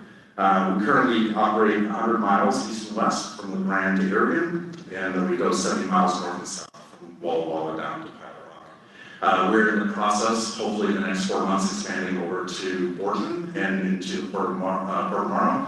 And then Danny is also working on a grant for the state of Washington to resume services back to the Tri-Cities all the way to the Pasco Airport. So we're expanding and constantly growing. Kayak is at a very kind of crossroads. I think with the growth, when I came here 9 years ago, we had 3 employees and contracted a lot of services, and now I think we've got 85 employees and probably need about twice as many over the next few years. One of our plans, we've actually worked with Umatilla County on a Umatilla County Transit Development Plan. That was recently approved. It was approved? Yeah. Yes. It was approved, and one of the recommendations on there is actually think about the future of transit in the region as a regional transit solution. Kayak has always been kind of a square peg in a round hole within the tribe. We have different procurement, different drug and alcohol policy, different holidays even, and so different working hours. And so there's an opportunity for transit, Kayak Public Transit, to either become a standalone agency or potentially as a regional transit authority in partnership with the rest of the jurisdictions. So we'll be exploring that option in the next few years. What it means for a tribe to be part of an RTA, we don't know yet. It might be a legislative fix, it might require a lot of conversations in the future, but I think over the next 4 or 5 years, it'll be something to explore. And then it can be more responsive and more holistic to the entire community, to the entire region. Our peak year in 2019, we had over 104,000 riders. Which doesn't sound a lot when you compare it to 104,000 riders a day in TriMet, but we're moving. It's, at one time, we actually moved 8 times the population of Athena, in and out of Athena. So we have like 8,000 riders in and out of Athena, and I think we have a population of 1,000 people. So that was just in 1 year. So we're moving people, and we're lifeline for not only riders of necessity, but also riders of choice. And that's what we're really working on right now, is to bring back our riders of choice after we lost about 60% of our ridership in 2019 or 2020. We're about halfway back there, so we're growing steadily. So we'll be back full tilt as we can. Some of the other transportation needs we're working on. Danny recently finished our transportation system plan. As a tribe, we have different obligations to the feds as well as to the state. So our tribal transportation plan is compliant with state to be able to coordinate with local jurisdictions on those projects, but also it's compliant with federal law for BIA requirements for our TTIP, Tribal Transportation Improvement Program, and other funding mechanisms we have through the feds. So we're geared up and well coordinated with Utility County and City of Hamilton on some future transportation projects that I think are really exciting to work on. The big ones I think we have is obviously Exit 216. We have multiple studies over the last few years that show the eastbound exit or off-ramp 216 right out here has a level of service limitation in about 2027, so about 4 years from now. That interchange was built in 1975, if I remember, and so its geometry is bad. There's no pedestrian access. We're getting more residential on the south side. I think we have a poignant photo of a travel member riding their bike to school across that freeway interchange, and it's terrifying. And we have a lot of economic development, I think, that's kind of actually being bottlenecked by the age and the size of that interchange. So it's one of the projects we've kind of focused on the STIP process, as well as through our local planning processes, is what's going to happen with that interchange over the next probably 20 years. We don't expect anything to happen soon, but over the next 15, 20 years, as the rest of the structure ages out, we'll be looking for some assistance and some planning to be able to improve on that. The other one is also about trail development here in the local region. As we kind of mentioned yesterday, and for the Util to Echo Trail is excellent. The City of Hamilton has a great riverfront trail project. The Blue Mountain over at Walla Walla is a community or a group called the Blue Mountain Regional Trails Association, and they have a beautiful grand plan for trails from Dayton, Washington, all the way down to the Freewater as part of the MPO. Their intention is eventually that would extend all the way down Walworth Creek, all the way to Hamilton, and then there was also some trails work down by the USFS, US Forest Service, from the Grand up to the top of Meacham, where we were at yesterday. As you might know, there's no off-road trail on I-84 anywhere. The only way to get there is to go north through Toll Gate or down through, way south through, down through Italian. And it's the only missing break on the much of the freeway system across the entire United States is that little break. It's only about 300 feet wide, but you got the freeway, rail line, 2 cliffs, and the river, and so it's just really tight to get through there. But all those trails are coming into this location, and they're all centering around the reservation. And so we're trying to figure out how do we actually capitalize, but also kind of coordinate with all the jurisdictions on these really great trail projects. Again, those 95, 10, or 20 years as funding is available. But one thing I also want to stress too is out there trails, so it's not just recreation. It's not just, activity type work. This is actual how people get around. People walk 12 miles to get groceries. I mean, they literally do that, and that's part of their commute, and that's part of their daily activity. It's transit can't be everywhere at all times. There's a level of service, just spatial, go 1,000 miles a day. So it's not just recreation, which I think is kind of a lot of presumption that happens in much more dense areas. If you have a really long trail to go 5 miles, obviously that's just recreation. Out here it's necessity, I think, for people to have actual access to services, families, and connections. So that's a really important thing to consider. And I'll keep on real quick. And so the other one I really obviously want to touch base, and I think you guys met John Barkley in the back from Artero, it's Tribal Employment Rights Office. Tribal Employment Rights it ensures that we're involving tribal employment into development of a lot of the projects. So there's MOUs between ODOT and Artero for some of the diversity requirements for contracting. And with ODOT, they do projects all over, really great employment opportunities there too.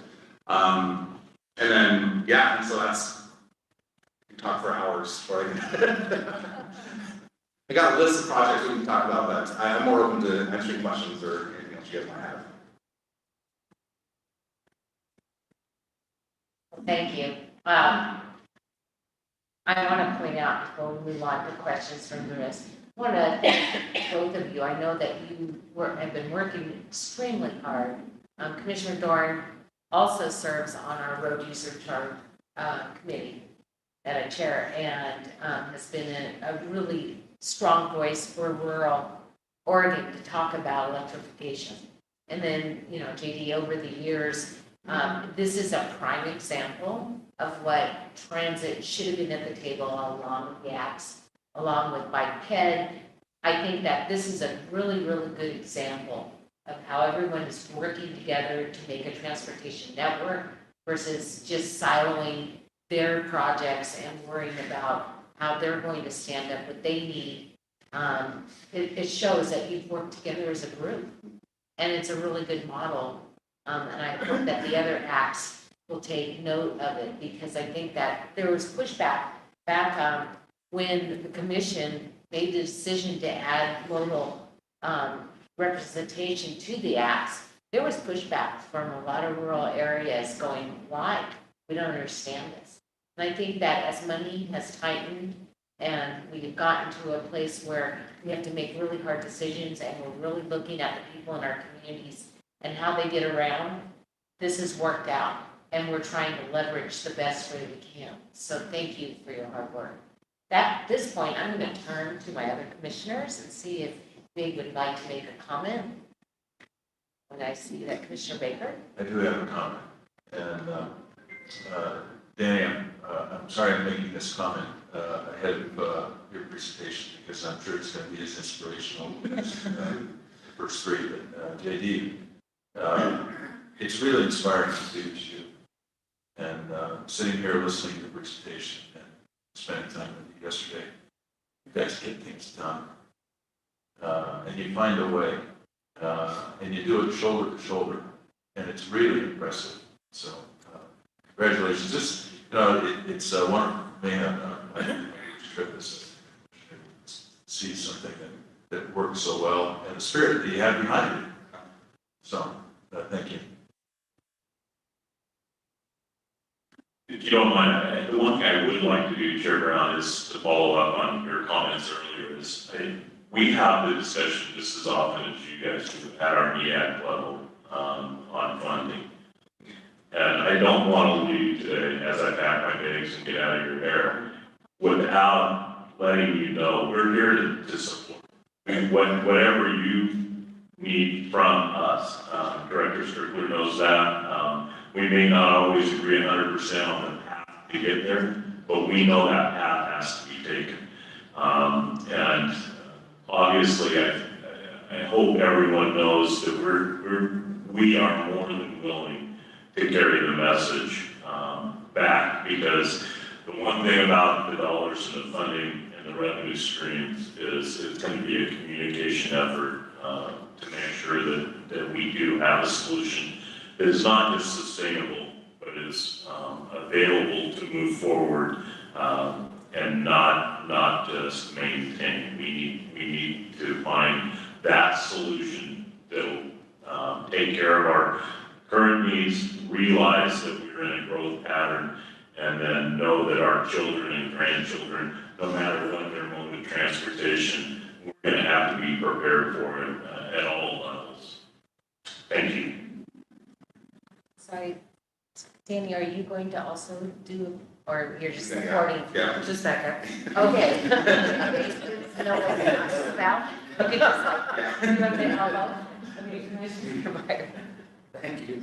I just want to join in expressing my appreciation, wonder how well you work together in this region. Scarce and small communities, scarce resources. You're doing an outstanding job. Kayak, I remember when I was working on chair in the legislature 2017 on how to figure out how to put an interconnected transit system together. And I was impressed then by your kayak, and I'm even more impressed today about how well you've been able to do that. I think without a doubt, you're the best example of how to do it in the rural community of the state.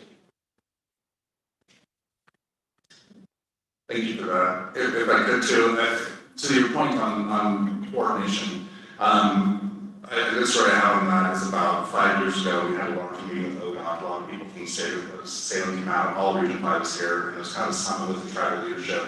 And it was led by the tribal liaison at the time, and I think he started out with the anticipation there was going to be acrimonious, there was going to be tension, and he asked if there was anything he could resolve. And my response to that was like, I have no idea who you are as a tribal liaison, because we're so good friends with Region 5. Like, we never needed to go that route. We've never, same thing with, Dan calls me up and gets stuff done. And so we got a problem in Willis County on transit. Can we help fill you to the south? We'll race out, we'll go to a meeting. And so I really do consider ourselves friends in the Region 5 and the act with Region 5 ODOT and with all of our partners. Thank you. And one of the things when you were talking about a regional transportation authority, this is perfect timing, I think, with 2025, because there would have to be some massaging of the rules behind the statewide transit improvement program, STIP, and the funds.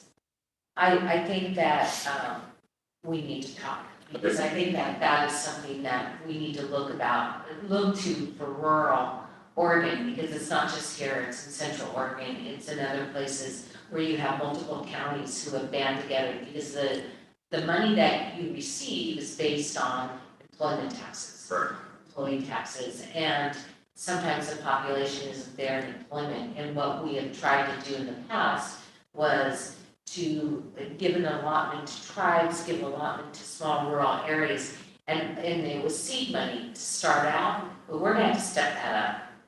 It's gonna have to be larger, and we have to really consider that in the package. And so we're gonna have to have those conversations. So thank you for bringing that up, and I wrote a note to myself that that's something that I need to look into and make sure that when we are working towards a package, that all those things are considered for our rural communities, because they receive their seed dollars, but now they need real transit dollars to be able to provide that level of transportation across the state.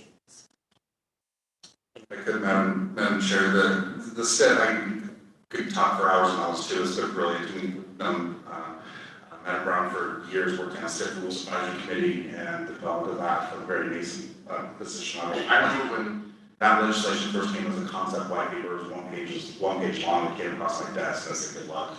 I don't have time to read that even. And Julie made it happen. I mean, I don't know how else it would have happened.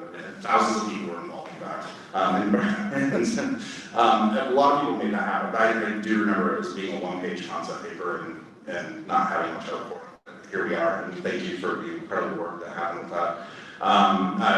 For us, I mean, I think out here in rural areas that is exactly true. I think we are actually listed on 3 different STIP plans.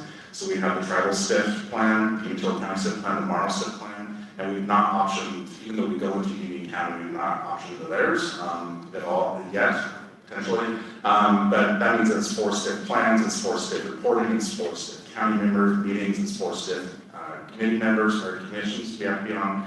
And so it's good, but I think for even rural areas where we have such a large jurisdiction, it takes quite a bit of our time to actually manage that.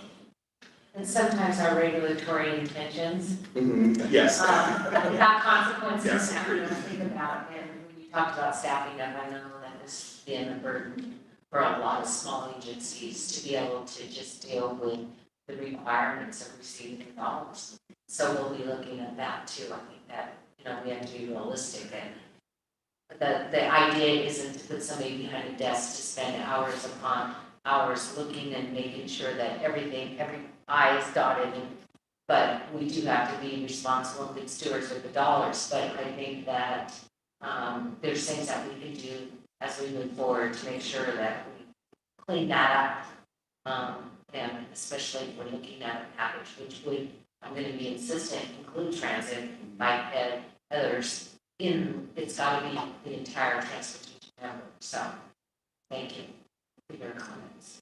It's a good reminder. Yeah. Any other comments from the commissioners? Again, thank you. Yesterday, the tour was great. It was good for all of us to see. And we appreciate the time and effort you put into it. So thank you. Anytime. Thank you very much. We'll take it out. We'll take it out next time. All right. Well, wow. We have 35 minutes ahead. Whoa. Now we're going to move to our operational update. Flower.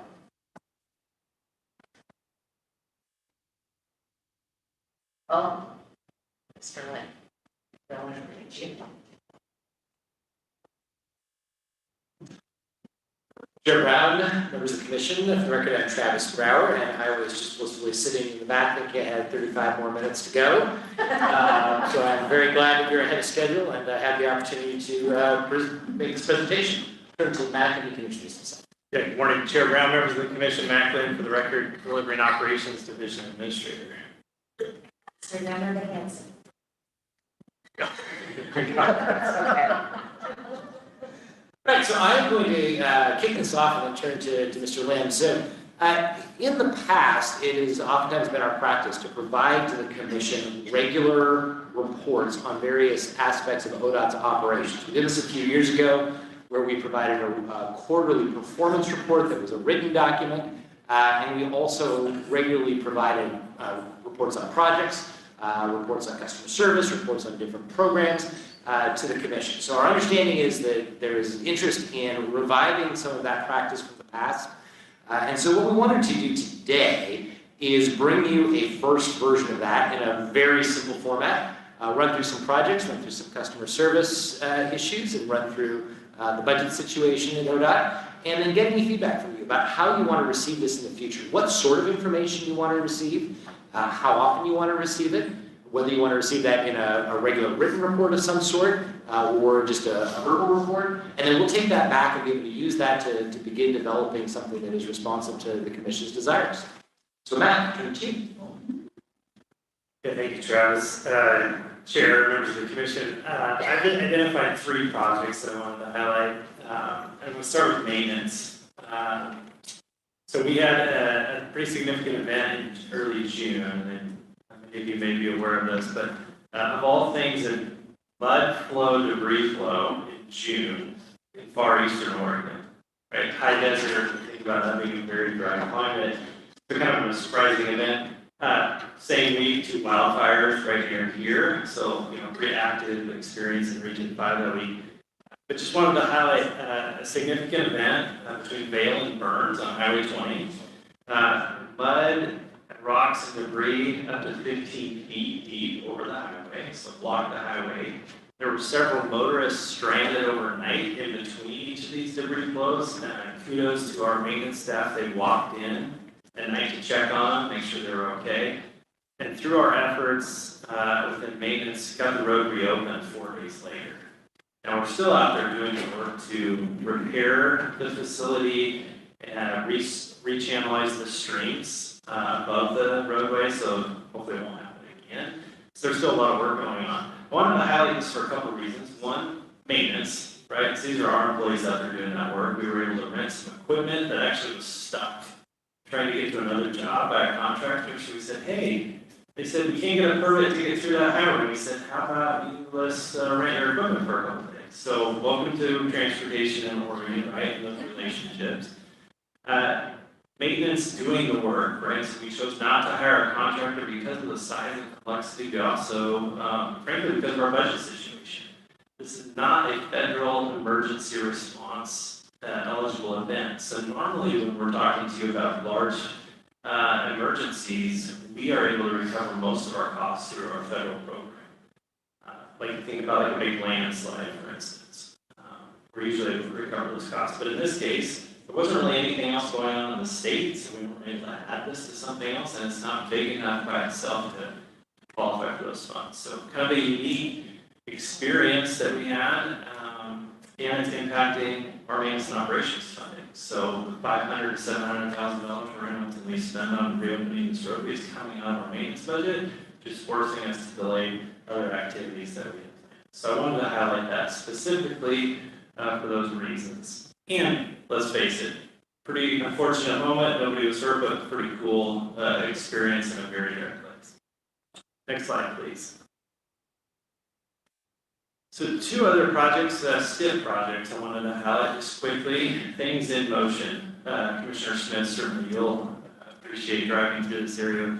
I was there 2 weeks ago. So this is US 20 going through Tumalo. So you go from Sisters towards Bend, going through that small community of Tumalo. It's been a major safety concern for not only us, that community of Tumalo and Deschutes County for a long time.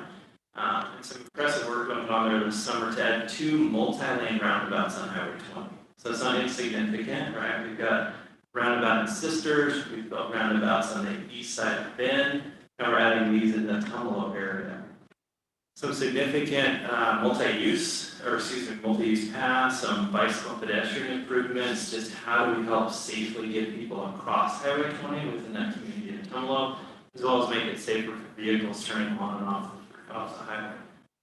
So pretty cool project, about $27 million of investment, largely from safety, but also we're going to repave the highway. So it's that combination effort between preservation, safety, and multimodal access to that.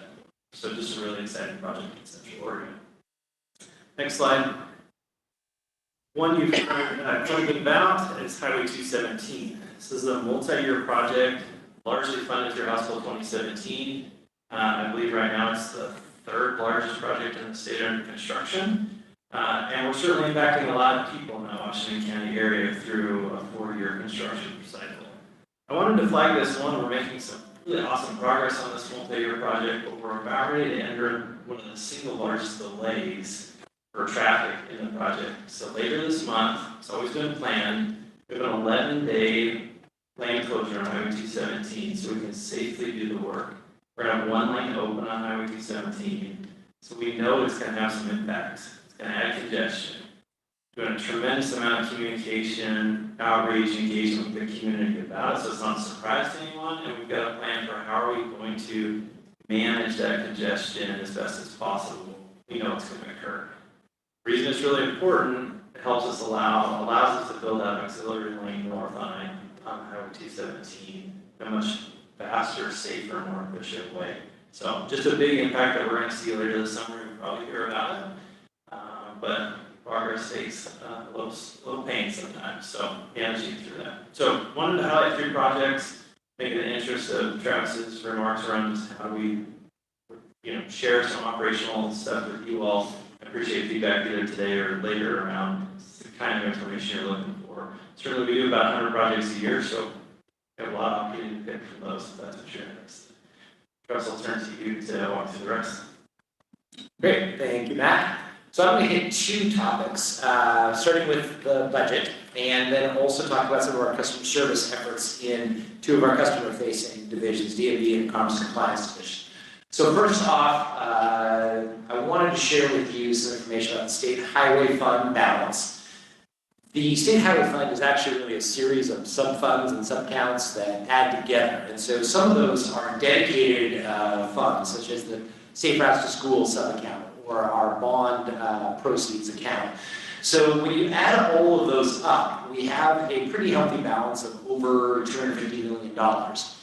However, when you actually net out all of those that are committed funds that we can only spend on certain activities under law, turns out that we have a net balance in the State Highway Fund currently of $800,000. I'm glad you can actually see that net balance on this graph. When I made it on my laptop, I could not see it, and I just about started crying at the end of the day, as the net balance is so small as to be negligible. That is not a good position for a state agency with a $5.7 billion annual budget to be in, to have a net balance of $800,000. I will note that we have a bill that is resting in the hands of the Oregon Emergency Management Department of $125 million of FEMA funds that we are to be reimbursed for wildfire work. So while we only have a small balance today, we do have significant reimbursables that will be coming in over the course of time, and we are starting to see those. We happen to know the current director of OEM, and so Mac is prodding him on a regular basis. His name is Matt Garrett, and so we will continue to poke and prod our good partners at OEM until those dollars are fully accounted for. But I did want to make it very clear, we are skating on an extremely thin balance currently. We have financial tools in order to be able to manage that, as we can shift funds within these accounts essentially to cover any cash shortfalls, but we are going to be needing to be very careful about our spending going forward. Next slide, please. To that point, you heard the good news that Ms. Baker shared about the legislative session, and we did come away with a couple of wins. However, in the end, we are going to need to move forward with further budget reductions. We've already made reductions in our 23-25 budget about 5%. And the legislature did a couple of the things that we needed them to think about doing that would offset some of our long-term shortfall. They passed a DMV fee bill that would provide about $18 million that will basically buffer DMV from having to make any further reductions in customer service in this coming biennium, at least in terms of total budget. And they also passed the fund exchange bill that Ms. Baker mentioned that will actually help our bottom line because it shifts how we pay those dollars to local governments out of our O&M budget into our HB 2017 budget, and then backfills that with the federal fund that governments will forego. So those were helpful for the bottom line, but did not obviate the need to move forward with budget reductions because they essentially nibbled around the edges of the very substantial annual funding shortfalls that we have. The other thing that we are in the process of calculating right now is the cost of living adjustments. We are still in the bargaining process with the multiple labor unions that the state has within our workforce. But last week, the bargaining with SEIU, the largest of those unions, completed, and they were able to bargain for a 13% cost of living adjustment and a one-time payment to each employee that is above what ODOT and other state agencies forecast into their budget projections. So we know that all of our divisions will see a lower budget amount and higher costs that they need to fit in within those budgets. So we will be beginning that process of taking further reductions in our maintenance and operations budget immediately. Mac and I had some conversations on the way over about the impact that will have on maintenance. And we'll be bringing you more information as that rolls out. But we are still in the process of really calculating what that impact will be based on this latest information coming out of the bargaining process. Next slide, please. So knowing that context of the challenges that we have in the overall budget, we are working very hard to make sure that DMV is able to fulfill its mission as a customer service division.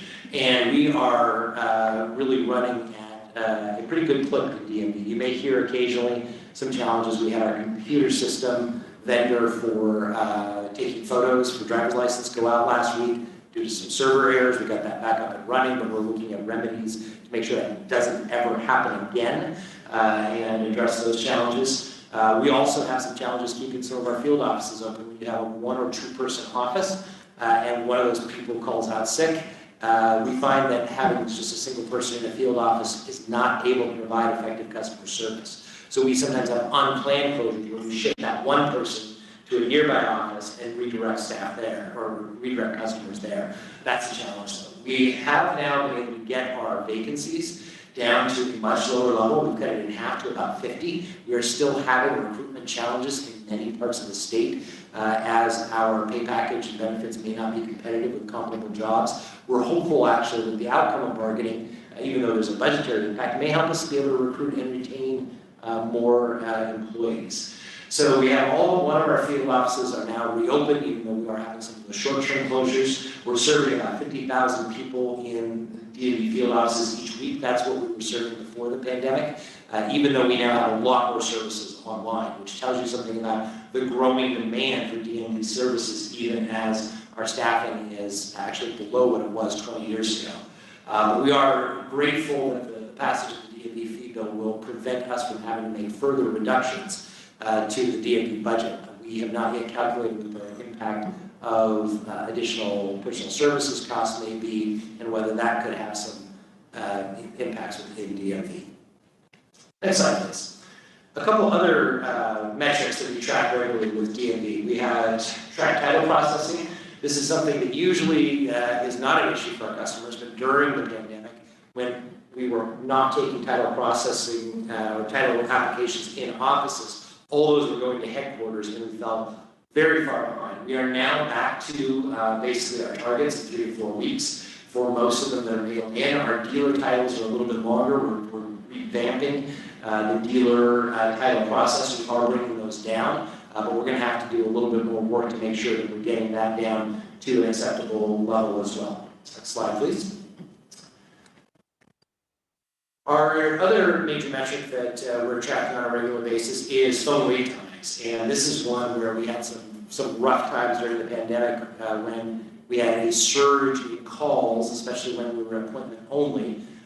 People weren't going into their DMV field offices to get questions answered, they were doing it all on the phone. We now have been able to staff up completely, so we have all of our call centers, including both the DMV call centers and our satellite call centers that are operated through Corrections Enterprises. Now it's fully staffed, so we're consistently getting our call times below 7 minutes, which we still want to do better than that, but we believe that is a generally acceptable level. You can see the orange line. We've had recent weeks in which call time has been below 3 minutes.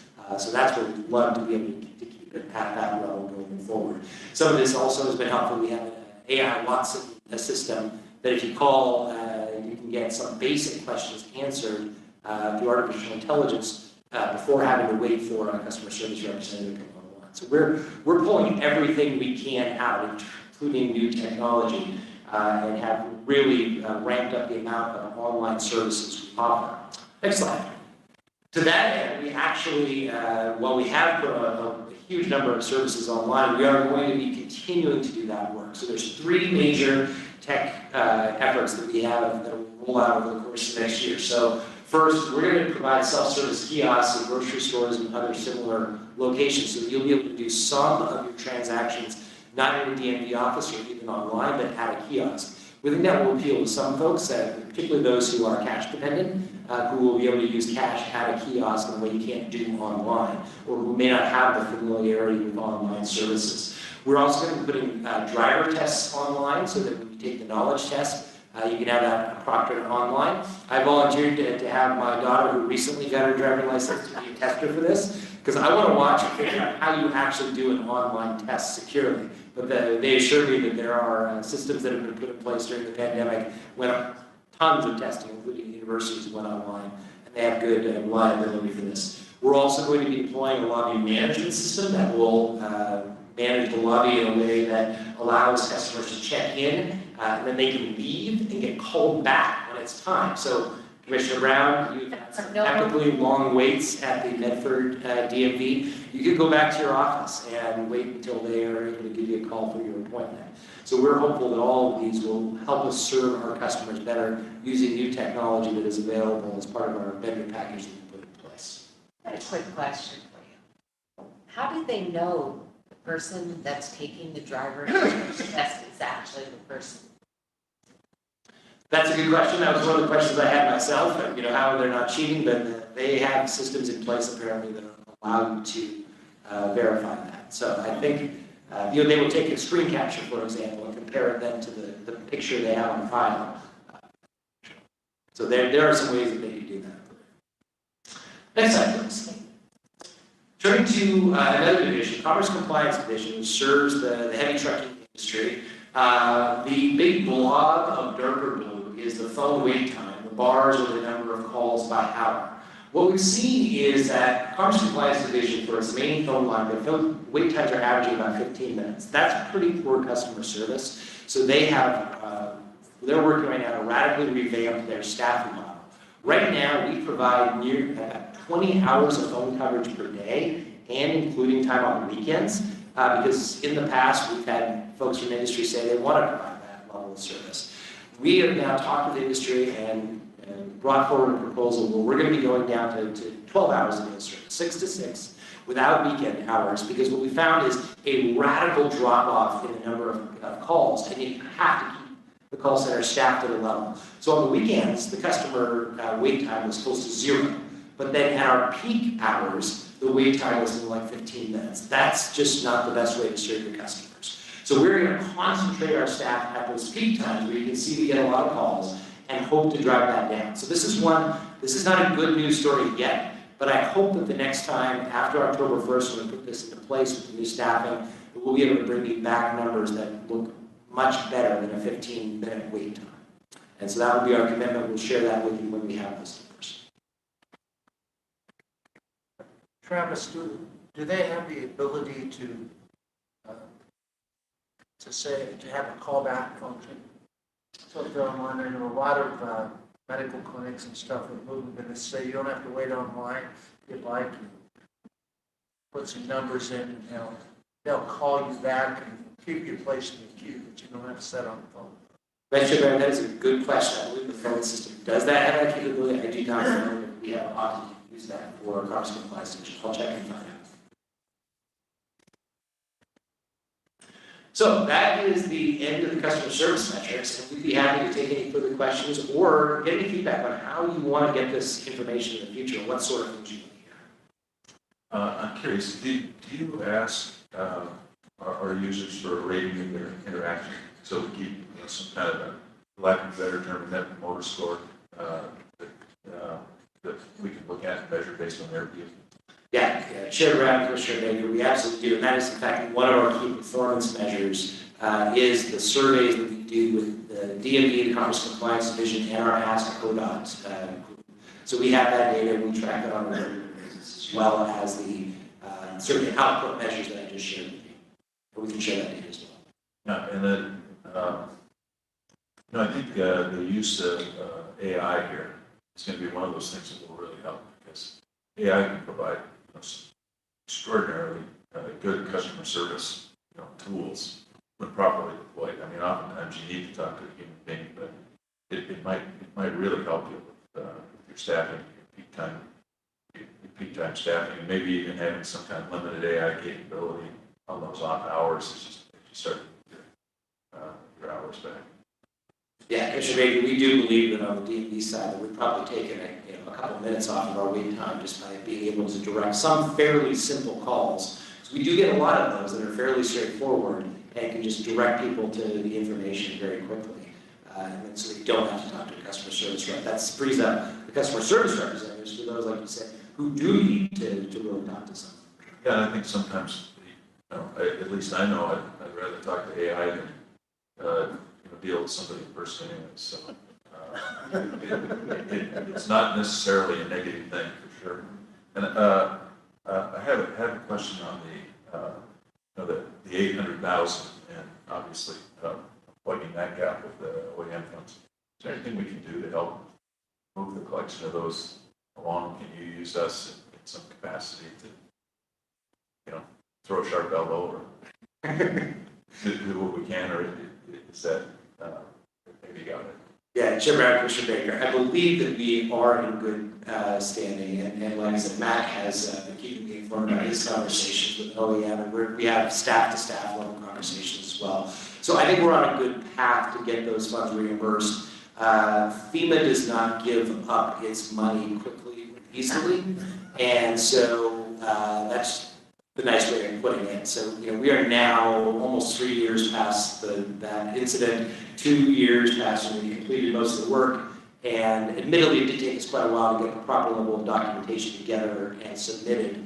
But we will continue to knock on their door, making sure they remember to pay us. Go ahead. And I've just got one worry. It's okay to express a worry.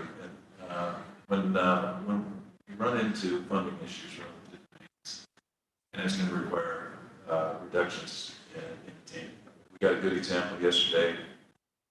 meeting 8 people at the meeting that would eat a hole in the wall, to get those roads clean in the winter. And when those kind of people end up with that much more stress, and they're the last ones that say, I need time off, there's safety implications that go along with our decreased funding. So we just ought to be really attentive to making sure that those very well-intentioned employees don't put themselves in jeopardy. Well said, Commissioner Baker. I would just add, one of my top priorities in the message to my team around, as we look at budget reductions, is we're not going to compromise employee safety. We know we're going to make some decisions that are going to be opposite what we want for transportation safety in general, but we're not going to do it to compromise employee safety. I think to your point, it's not letting the culture of we're going to continue to do everything drive people to more overtime, to long hours, to those issues that we know exist. So spot on. And I think we're leaning into that as aggressively as we can, recognize we're talking about the people, which are the heart of the agency. So thank you for sharing those comments. You have other comments? This is a good first step. I think in the scenarios for the new commissioners, my concern on the one comment was that we have a responsibility as a commission for making sure that the budget's working right, and that my reaction was, as a former legislator, many times we run into a problem with an agency, and I think in numbers, I guess I won't get into that. And the question the legislature would ask the commission or board was, where were you? Why didn't you know this? And that's kind of my response. Once they standardize your report fiscally, we can say we're on budget or we're off budget. I don't know what degree to go into there, but that was my concern.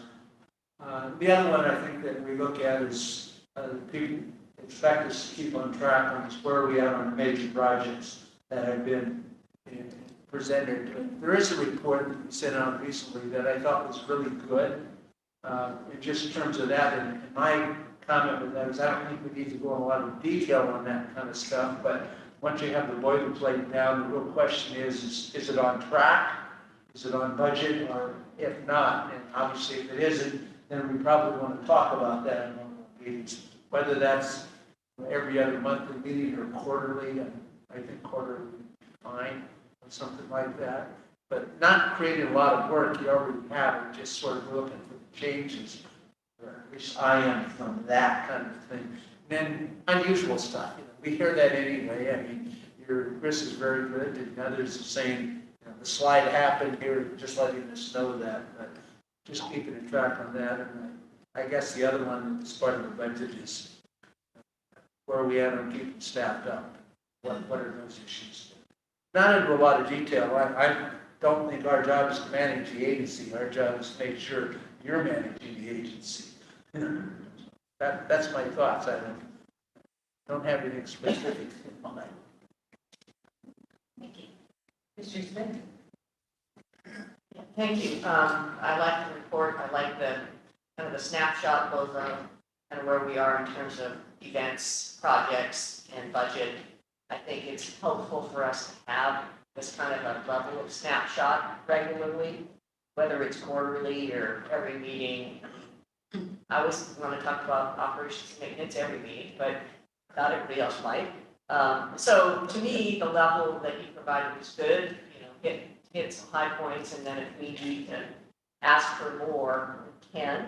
But I also agree that we don't want to have you do a whole bunch of extra work just to do reports. So that's my trade-off.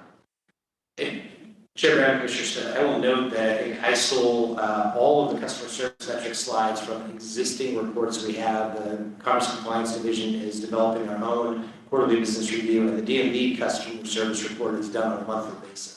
So this entire PowerPoint probably took me all about 5 minutes.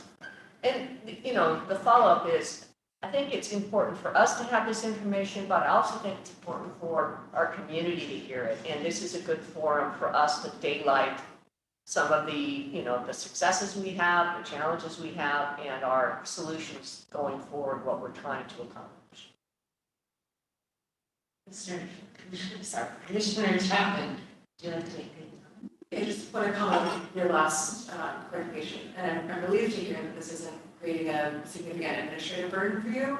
I would also expect that to be the case because I know how we're tracking these metrics monthly or even more frequent basis, and we need to be able to have confidence in staff that's aware of where we are with our budget, where we are with some of these other indicators to make sure that we can make iterative changes if we need to before it's too late.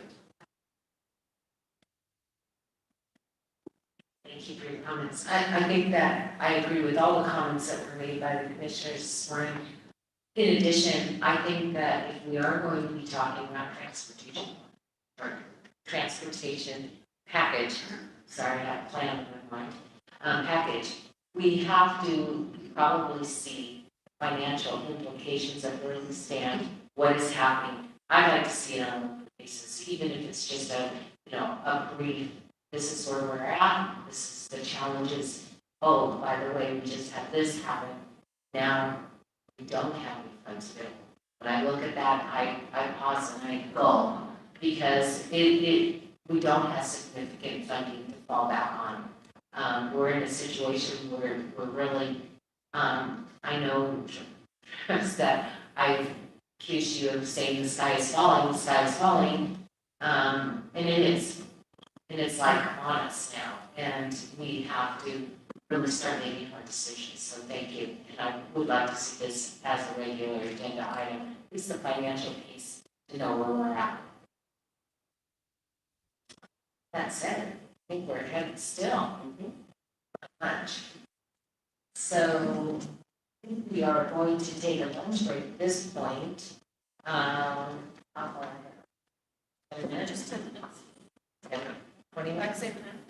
So we will be back in 1 hour. At 12:50. All right, 11:50. We'll be back at 12:50. All right. It's like important. Yep, it's a little bit. All right, thank you. Good morning. Good. Don't put in the market. We can talk about it.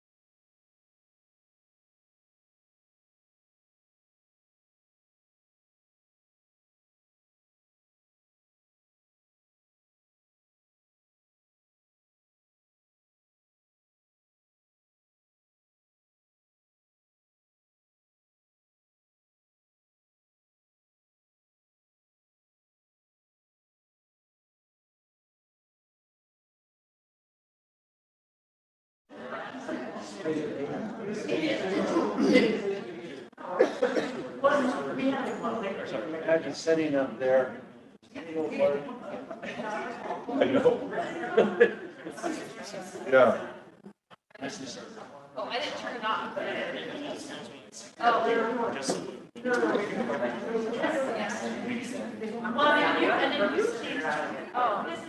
This is not.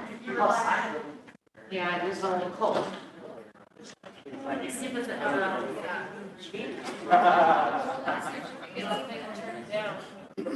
Yeah. Got better at that. It's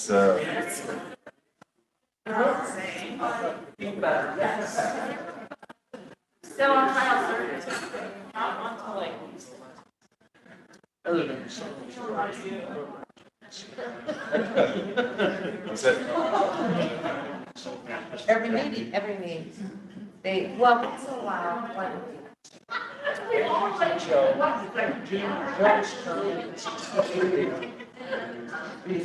Vehicle miles traveled is going down. I'm going, he sure drives different roads than I do.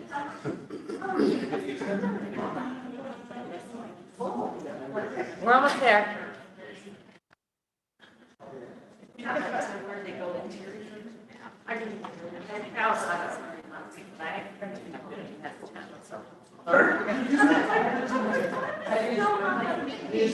I was impressed. We were talking about her 11-month-old going swimming lessons. I'm glad you're doing that. I hope you can. I know.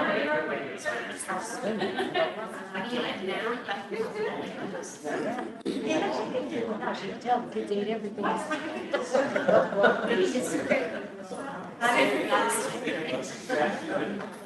It's called Children of the Sea. Oh. Cool for. Yeah. She did listen.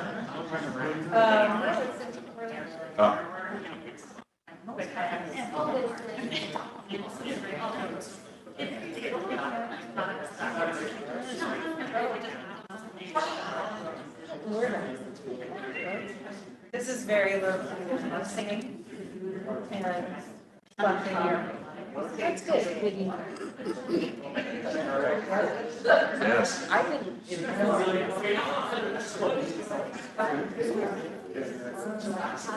Well, I mean, like, city of Portland does that, like, as a lake, and then there's like a, so I'm not sure that's like, I'm just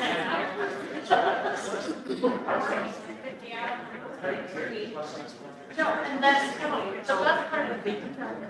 Sharon? You ready? You gotta gather. Yep.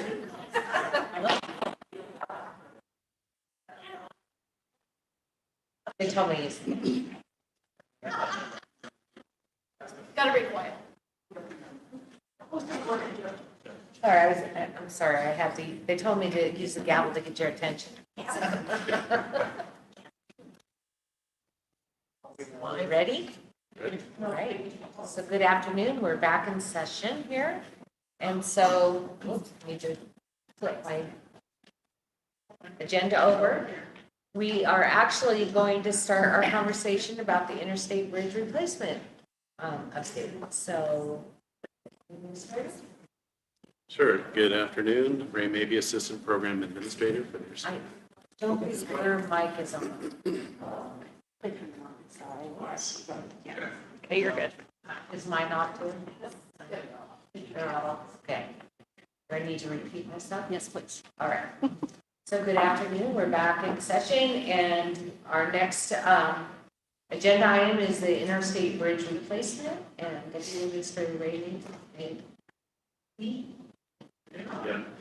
Good afternoon. Ray Mabey, Assistant Program Administrator for the Interstate Bridge Replacement Program. We this afternoon provide an update. Pull your mic. Closer. Yeah. Yeah. Is that better? I can speak louder too. Excellent. I'm here to provide you a short update on where we are with our environmental work schedule. But really the focus of today's meeting is to talk about traffic erosion analysis. We've looked at several scenarios to look at potential toll funding on what we call level 2 traffic revenue. So that's really the focus. But before I begin, I'd like to say that with the recent action of the Oregon legislature and the past action of the Washington legislature, both states have committed between the two of them $2 billion to the program. In addition, the Washington legislature this year gave the Washington Transportation Commission tolling authority for the Interstate Bridge replacement. So the pieces are in place from the locals, as our federal partners see it, to show that we are all in and position us as best we can for the federal grants that are available today. These are once in a generation opportunities that the Interstate Bridge Replacement Program will be pursuing, both the mega grant and the Bridge Investment Program grant processes, one from the USDOT, one from the Ohio administration. So we are definitely pleased to do that, and we know the work ahead of us is key on maintaining schedule for this program. Next slide, please.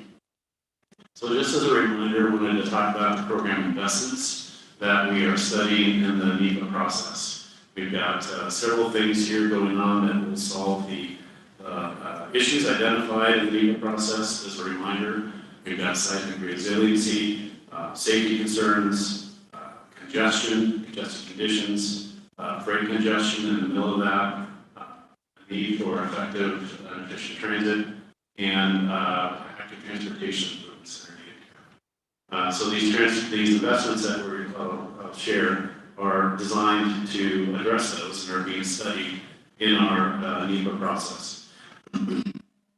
First, I would say that the replacement of the main river span of the Columbia there is key. One of the bridges is over 105 years old and needed a replacement due to the seismic resiliency and limited width and other issues. So replacement of that bridge, as well as the bridge over North Portland Harbor, would be part of this work. We're also modifying the 7 interchanges that exist within this 5-mile stretch.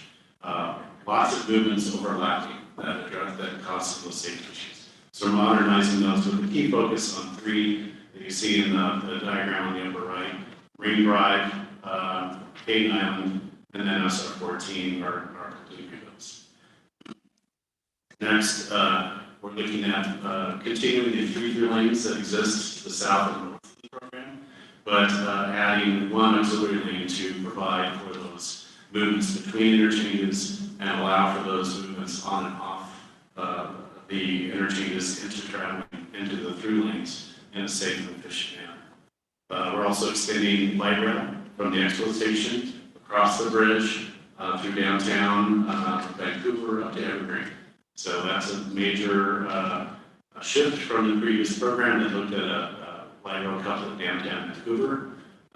This is following the I-5 alignment and then matches up with the existing bus rapid transit system that C-Tran has developed for the coming years. So it actually is the best of both, and it would be complemented by bus on shoulder. That there's a bus system now that runs from Vancouver to Portland, and it would be bus on shoulder. And then we're also taking on and improving the active transportation throughout the area with robust, safe, and comfortable paths that would cross the local access bridge to Hayden Island and then go on the main river crossing into Vancouver, Washington. So these are the elements that we're studying, but we've expanded the alternative with some options. So we're actually looking in our NEPA work. We're studying 2 options: the no build and the build. And the build is what I just described to you, but the build has some options in it that we want to make sure we get some feedback on through the process to understand the impacts and benefits. And these could be considered bookends of what the study would show. One of the options is how the bridges are configured.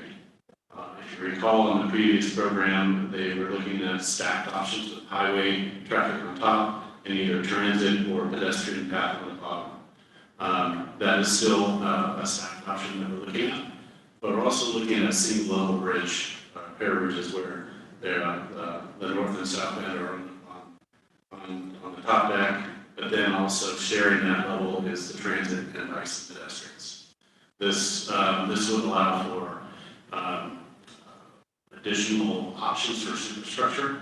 It also allows us to include another option, which is a movable stand. I think we shared this with the Commission before, around including a movable stand to accommodate the Coast Guard's preliminary navigation clearance determination of wanting the existing clearance of 170 feet or unlimited.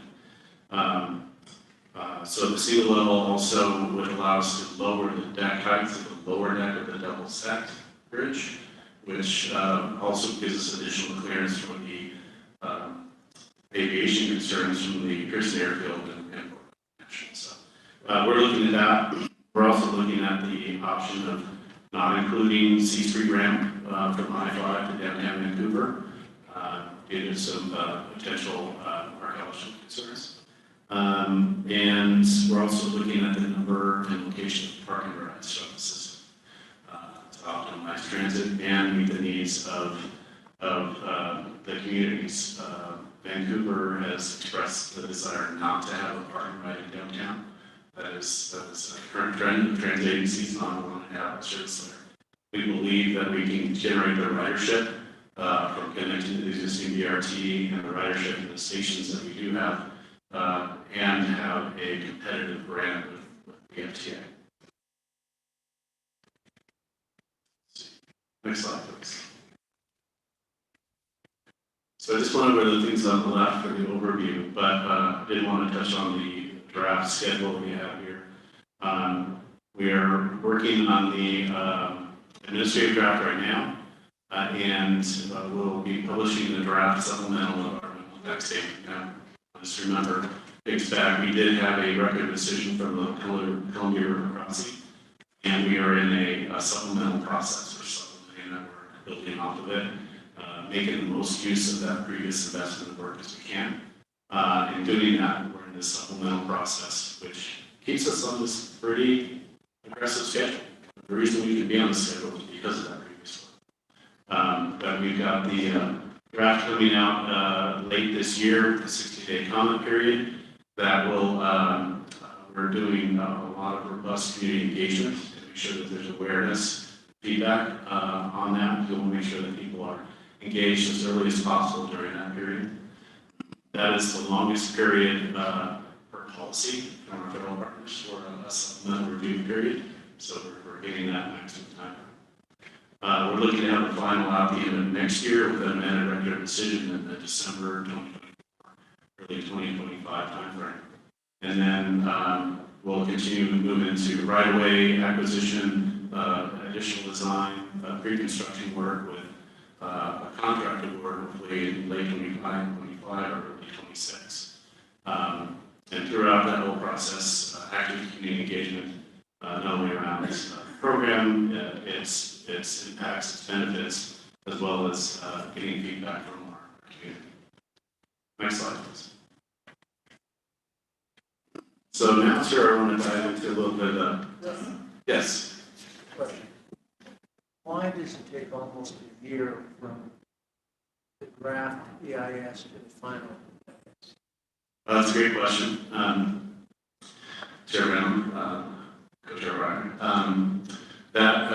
Because of all the studies we are doing initially in that draft, we need to understand those initial thoughts and impacts of the program and the investments that I just shared with you.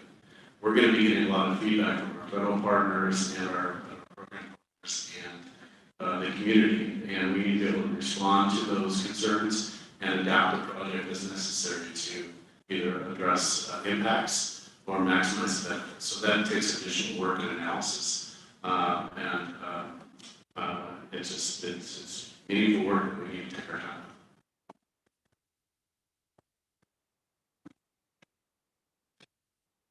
So, transition from the environmental phase unless there's additional questions.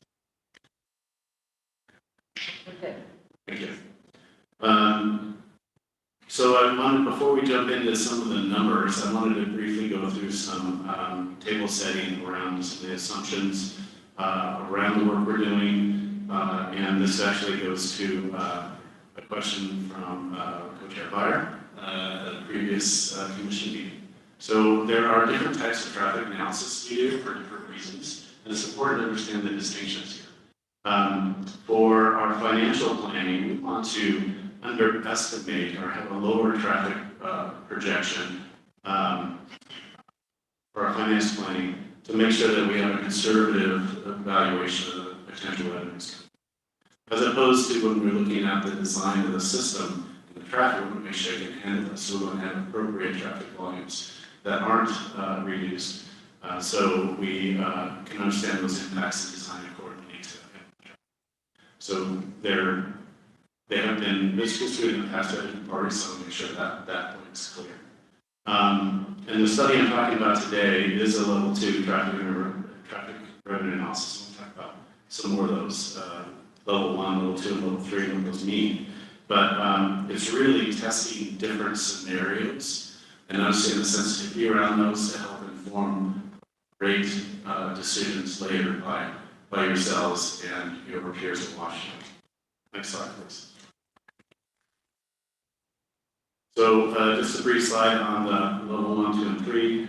Level 1 actually was completed, and we're using that as a basis from the work that was done on safety. So we're again taking advantage of previous work, not necessarily have to redo it, but we've taken some of the information that was done on that level 1, and now taken a look at where we are today, and done a level 2, and looked at different scenarios that we'll be sharing in a bit. But this is also a pretty lengthy process. It can take up to 8 months to do a level 2 and do all the traffic analysis, look at the modeling. And it does happen during our NEPA process. So these results will fold into our draft and supplemental and be something that the community and our partners can comment on the revenue generation as well as the traffic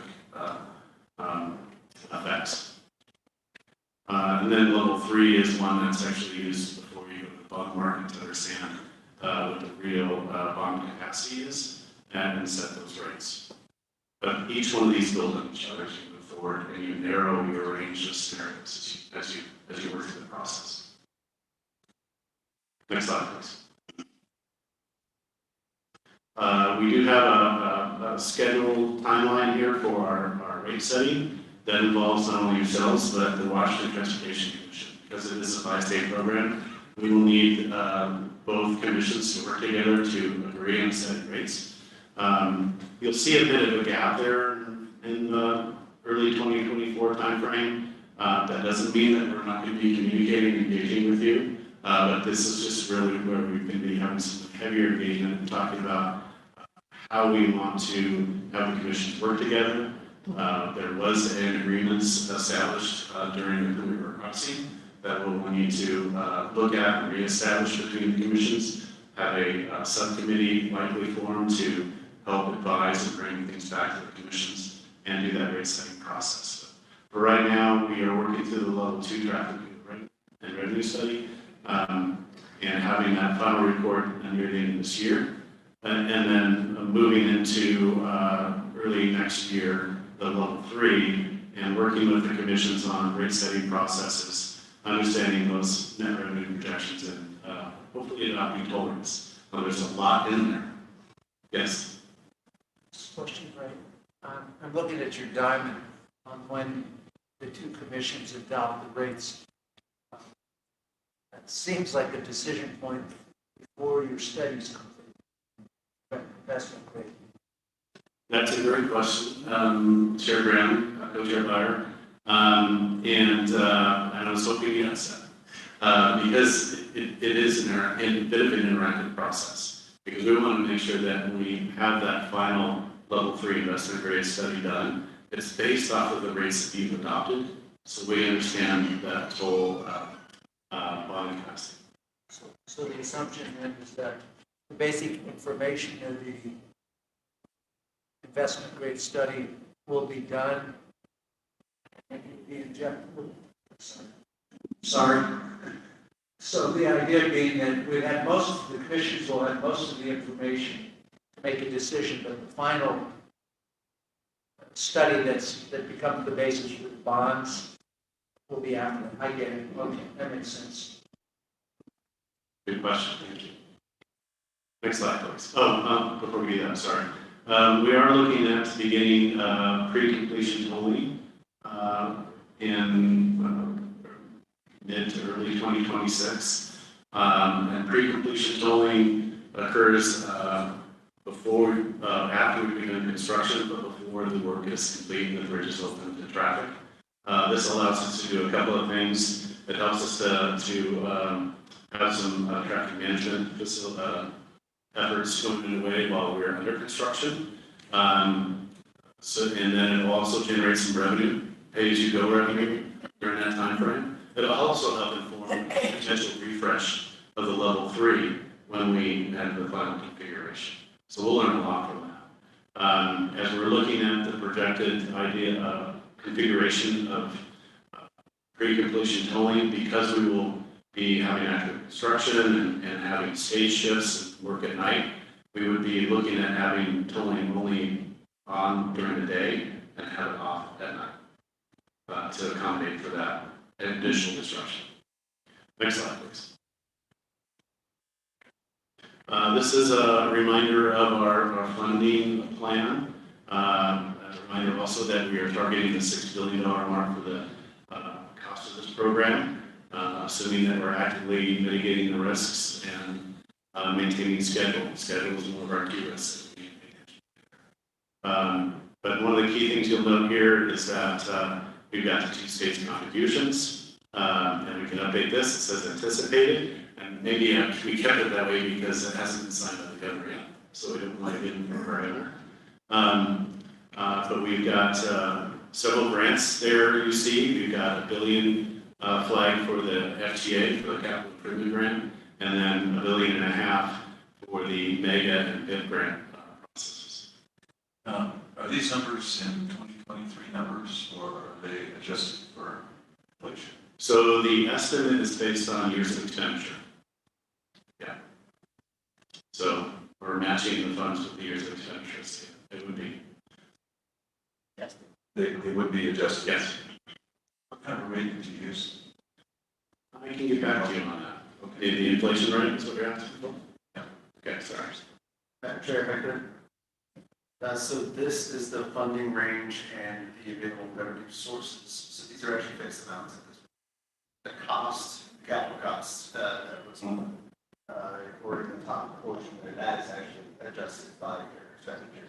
So there is a subtle difference there. And okay, thank you. Chair Brown, Commissioner Baker, Director, thank you. Yes. Question. What's the timing on the grant funding? The timing, Chair Brown, Commissioner Smith, the timing of the grant funding is now.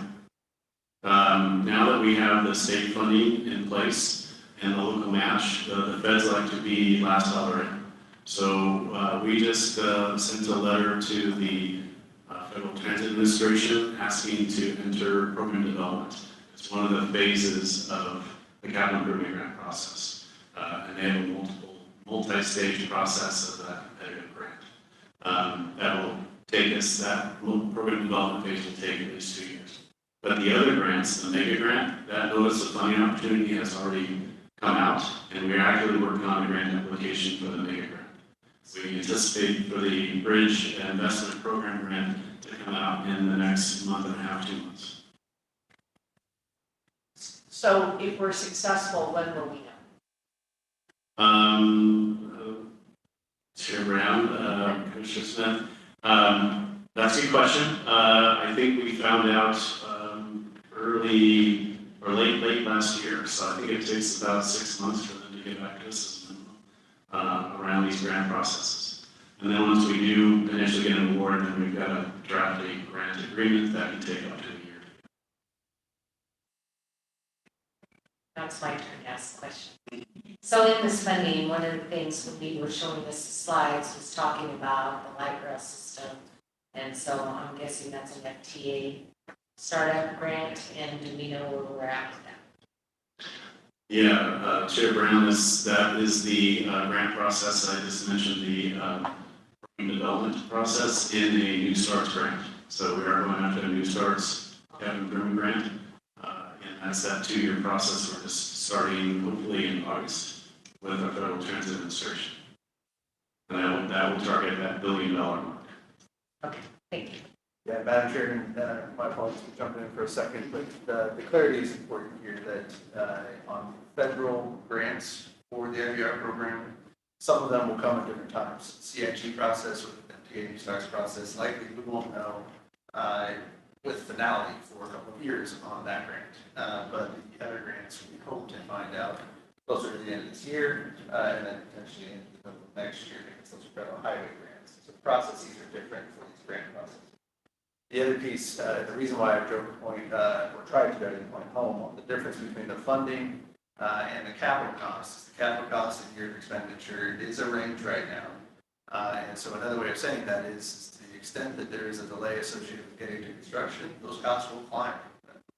Whereas the funding amounts that you see here that have been committed, and you can see the order of contribution converted from anticipated to committed, those dollar amounts won't change.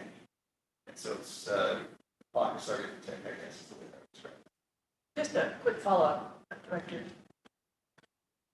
Or, right, on the 2-year process that you're outlining for this, the one grant, is it still a discretionary and so the likelihood is high that we're going to get it or uncertain, or help me understand the risk there? Yeah, Chair Brown, Commissioner Smith, that's a really good question. This FTA process is one that we're not used to as a DOT.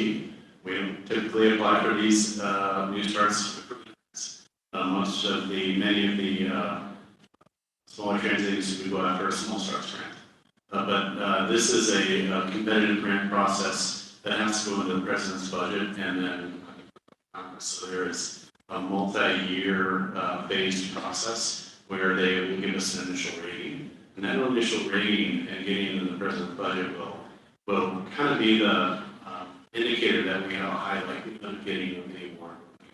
That happens fairly early, but as the Director Strickler mentioned, the actual grant award probably won't come until 2027. And the money won't come all at once. It'll come in over a period of years and disperse a certain schedule that we work with the FTA. So which presidential budget is it, like 2025? The current administration. Current. So it would go in the 24 budget? That's what we're hoping. Okay. That's why we're looking at going into program development. Right. I'm just trying to decide what administration is going to be. So the current, if everything goes according to plan. That's my schedule is key in many cases, yes. And the part that I would add, my apologies for jumping in, Chair Brown, Commissioner Smith, part I would add is FTA has a very descriptive process. It's really designed to evaluate readiness as well as project competitiveness across the country. So they scrutinize your application significantly, and they don't allow you into the next phase of the process if they don't have a high level of confidence that you are achieving milestones to get there. So it's a long-winded way of me saying, while no guarantees on the FTA funding process, we have great indications from FTA that they see this as a really valuable project that's consistent with what it was last time around as well. They were very supportive then. This is one of the nation's truly multi-level projects. And so we're really confident, not just that we have a great project with a great partner in FTA, and we'll continue to expand on that confidence. But I do want to be clear, final approval of the grant does not come for years until it gets endorsed out of the president's budget by Congress.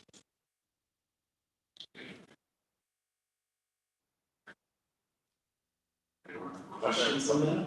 That's good, because now it gets me to the line. That's great. That's a very good question. Thank you for asking. The toll funding amount that we're looking for. We know that we need that funding in tolling to round out the funding financial plan. And the amount that we're targeting right now is just shy of $1.25 billion. So that's the funding capacity that we need out of tolls. And that's what we're looking for out of this level 2 traffic analysis. Ray, is that the net number? Yes. That's the net number. So that's, so we add on top of that the expenses associated with collecting the tolls. So that will give us our total revenue number. So. Yeah, Chair Brown, Commissioner Baker, you're leading me to the next slide. Perfect. Sorry. That's fine. No, thank you. Next slide, please. Here we go. So, so as we do collect tolls, we have to attribute for our costs and various other items before we actually get to the net toll revenue. We've got to accommodate for what we call leakage or unrecoverable use of the system. We've got our fees of the money transactions. We've got to pay for the operations and maintenance of not only the collection of the tolls, but the facility while it's we're paying back the bonds. And that's both those last two. And that gets us to the net revenue, which then can be spent on various things, including debt service, reserve accounts, and then pay as you go, like I mentioned with the pre-completion. So it is that net toll revenue that we're looking for.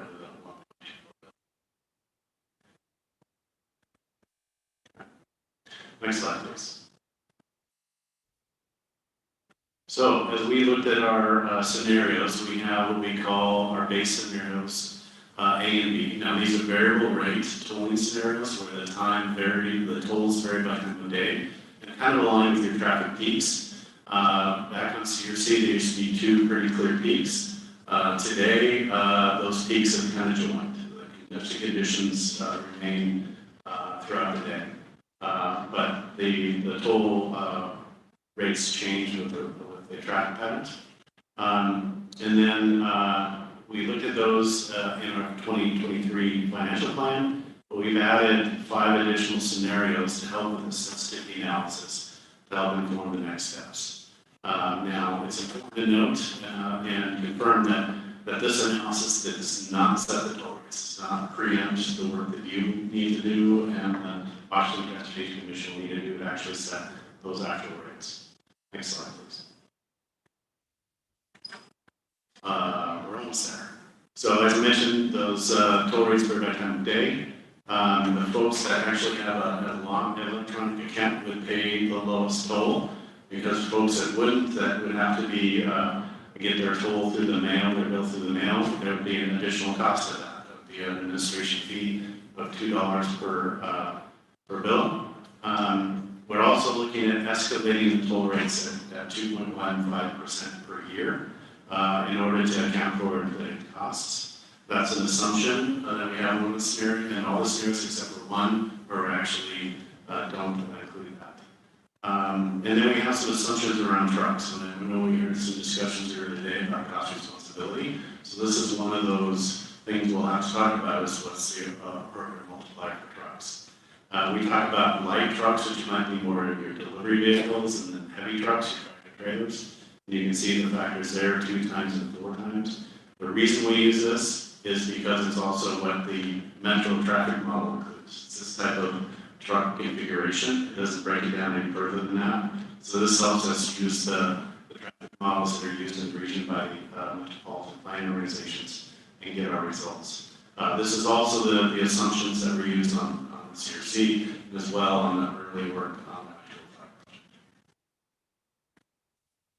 Next slide, please. Okay, this is where the rubber meets the road. These are the scenarios, and this is a busy chart. So I'll step through it briefly here. On your left, you'll see the scenarios that we studied, A and B, A being a little higher toll rate, and then B a little lower. As you work across, you see the minimum and maximum toll rates.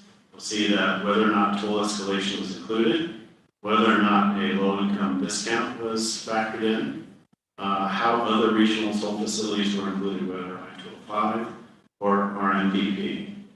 And then a column that's very important about, does it really meet our needs of the financial plan of that $1.24 billion? And some of the background in the case, and then some additional thoughts on effects on traffic and revenue. The base case at a higher toll of $3.55 does give us the revenue we need, but we know it also doesn't includes I-205, but not the RNPP. Why not the RNPP? Because it's not currently in the regional transportation plan. at the time of the study. So we did a sensitivity analysis in the later scenarios. And then when we look at the lower toll rate, that's what we also include our NEPA analysis. We think it's pretty likely that we can get the toll revenue we need for the program. But moving to the scenario C, where we've taken the base toll in scenario A and removed the toll escalation. That one looks like it will need additional work to figure out whether it actually will deliver the funds we need. Likely not, especially if you add on RNPP, because the regional mobility planning project program suppresses traffic generally across the system and has some impacts to the traffic at the bridge site. Scenario D and E are basically scenarios A and B adding the RNPP, so we're adding that level, and that has some impacts. We're likely on scenario A, including the regional development program, to have funding we need. But again, if we look at scenario B, we need to look at that a little deeper. It actually reduces our net toll revenues a little more than we anticipated. And then in scenarios F and G, we looked at a low-income toll program for sensitivity analysis here. We've got a 50% low-income discount for higher participation rate, but then we looked at a 25% low-income discount at a lower participation rate. And we looked at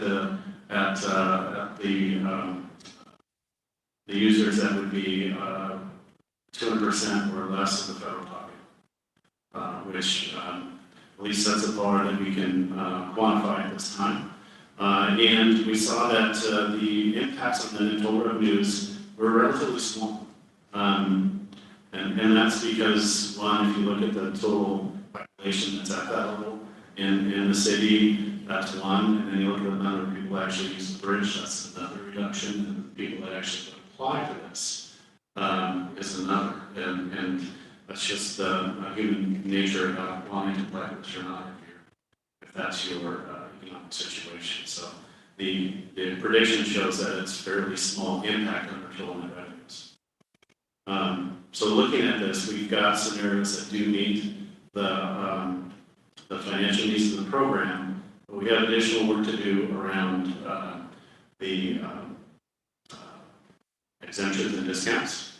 What you didn't see here was exemptions for tribal members.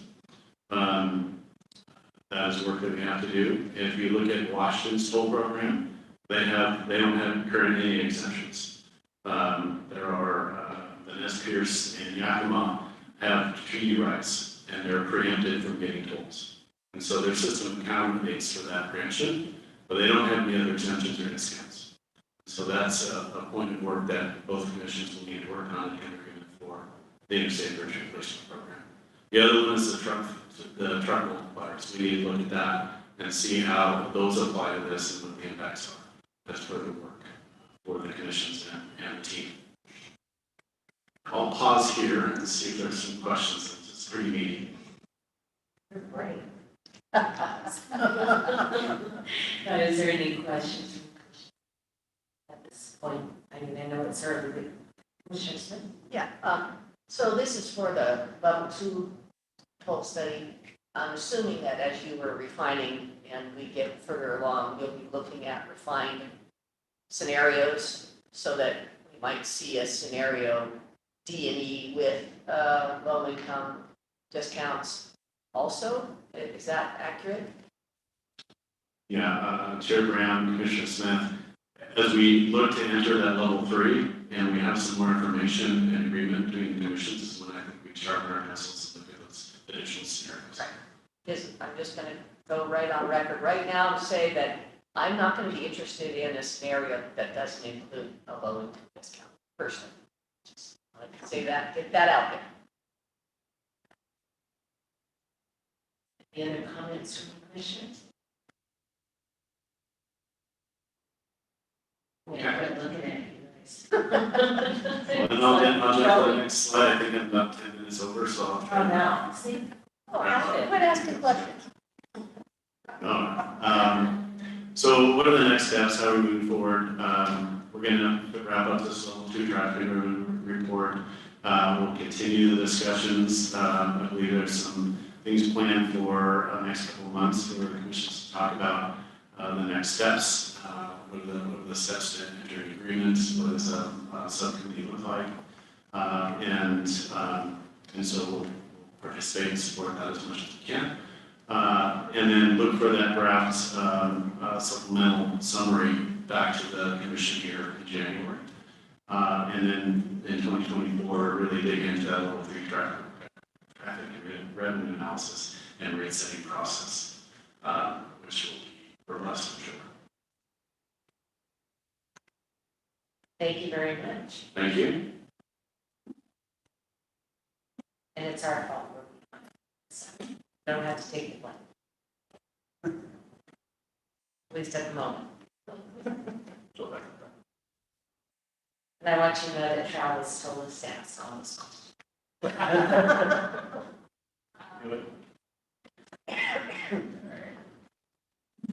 Yes. Good afternoon. Good afternoon. Right, so we're moving on to a very important decision. But this is item I, and it's the Oregon Transportation Fund. So on my mind all day. So you have the floor. Thank you. So for the record, my name is Amanda Peets. I'm the Administrator for Policy Data and Analysis with the Oregon Department of Transportation. Next slide.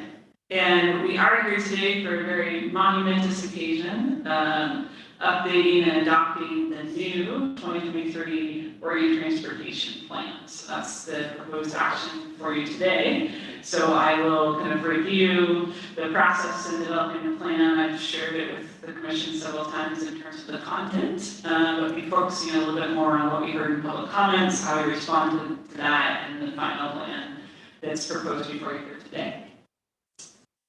Slide.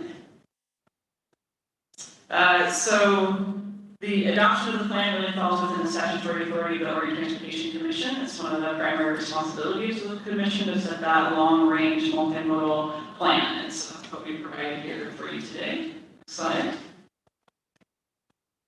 And so this particular plan looks out to the year 2050, looking ahead at the multimodal transportation system and the needs of how to balance things. I think unique to some of the roles that this commission plays in directing the agency is that by adoption of this plan, it's not only directing work of the Oregon Department of Transportation, but providing a vision and framework for transportation as a whole by any and all entities within the state. So really providing that one direction that entities need to be consistent with and really get us to where we want to go. So, we had a very robust development process between formal committees that we had, including our policy coordinating committee. You heard from a couple of those members during public testimony earlier this morning. We also had work groups. So between those entities, we on a regular basis engaged over 100 individuals across the state in the development of this plan. As part of committee work, but also did pretty extensive public engagement throughout this process. Next slide. It was, one back please. It was a 2-year development process. So not only did we work with the PCC, the Policy Coordinating Committee shown on this slide, work groups, but we also had several points of tribal coordination and formal consultation processes. And then we had 4 major public outreach events where we tried at several spots within the plan to get early feedback and feedback often on pretty substantive topics. So within that, we received several thousand comments that also helped shape this plan. And then the most formal of which was the public review period. So that was launched in March and ran through May. And as part of that, we had a public hearing that we posted and recorded all comments. And then we've captured every single comment that came in through this public review process in the packet of materials that's in front of you. And I know it's very extensive. I thank you all for taking the time to read through those. I know you did. I really appreciate you taking the time there. Next slide. So just as a quick kind of reminder of what we're talking about is the Oregon Transportation Plan. We set the vision to make sure that Oregon's transportation system supports all Oregonians by connecting people in good places in the most climate-friendly, equitable, and safe ways. There's 6 goals that are listed that are things that we try to balance across the transportation system. The 3 that are listed in the vision really form our lenses by which we make all transportation decisions. I think from public testimony this morning, we heard a lot of interest in making sure we're following the direction of the transportation plan. And I think that starts with the discipline in whether it's investment decision, a policy level decision, we're thinking about how that impacts the outcomes of climate, safety, and equity. Next slide. So the public comment period, we had both active and passive engagement opportunities. I would say passive example is posting information on the web, allowing people to come on there, provide public comments and submit those to us. Active forums are that we hired some community-based organizations to work within our communities and really get the word out, help them understand what the plan is and does, and communicate that in ways that communities can understand and provide some meaningful feedback in. In total, we had 220 individual commenters. To the plan, we received 14 letters, and several of the comments were in language comments. So we translated those to make sure that we could get that information incorporated into the plan as well. But that in total led to 567 distinct comments. So if you break each one out, say a single letter, had a comment about the environment, and then had a comment about safety, we broke those out into 2 separate categories so that we could capture kind of the whole thing and look at that. Next slide.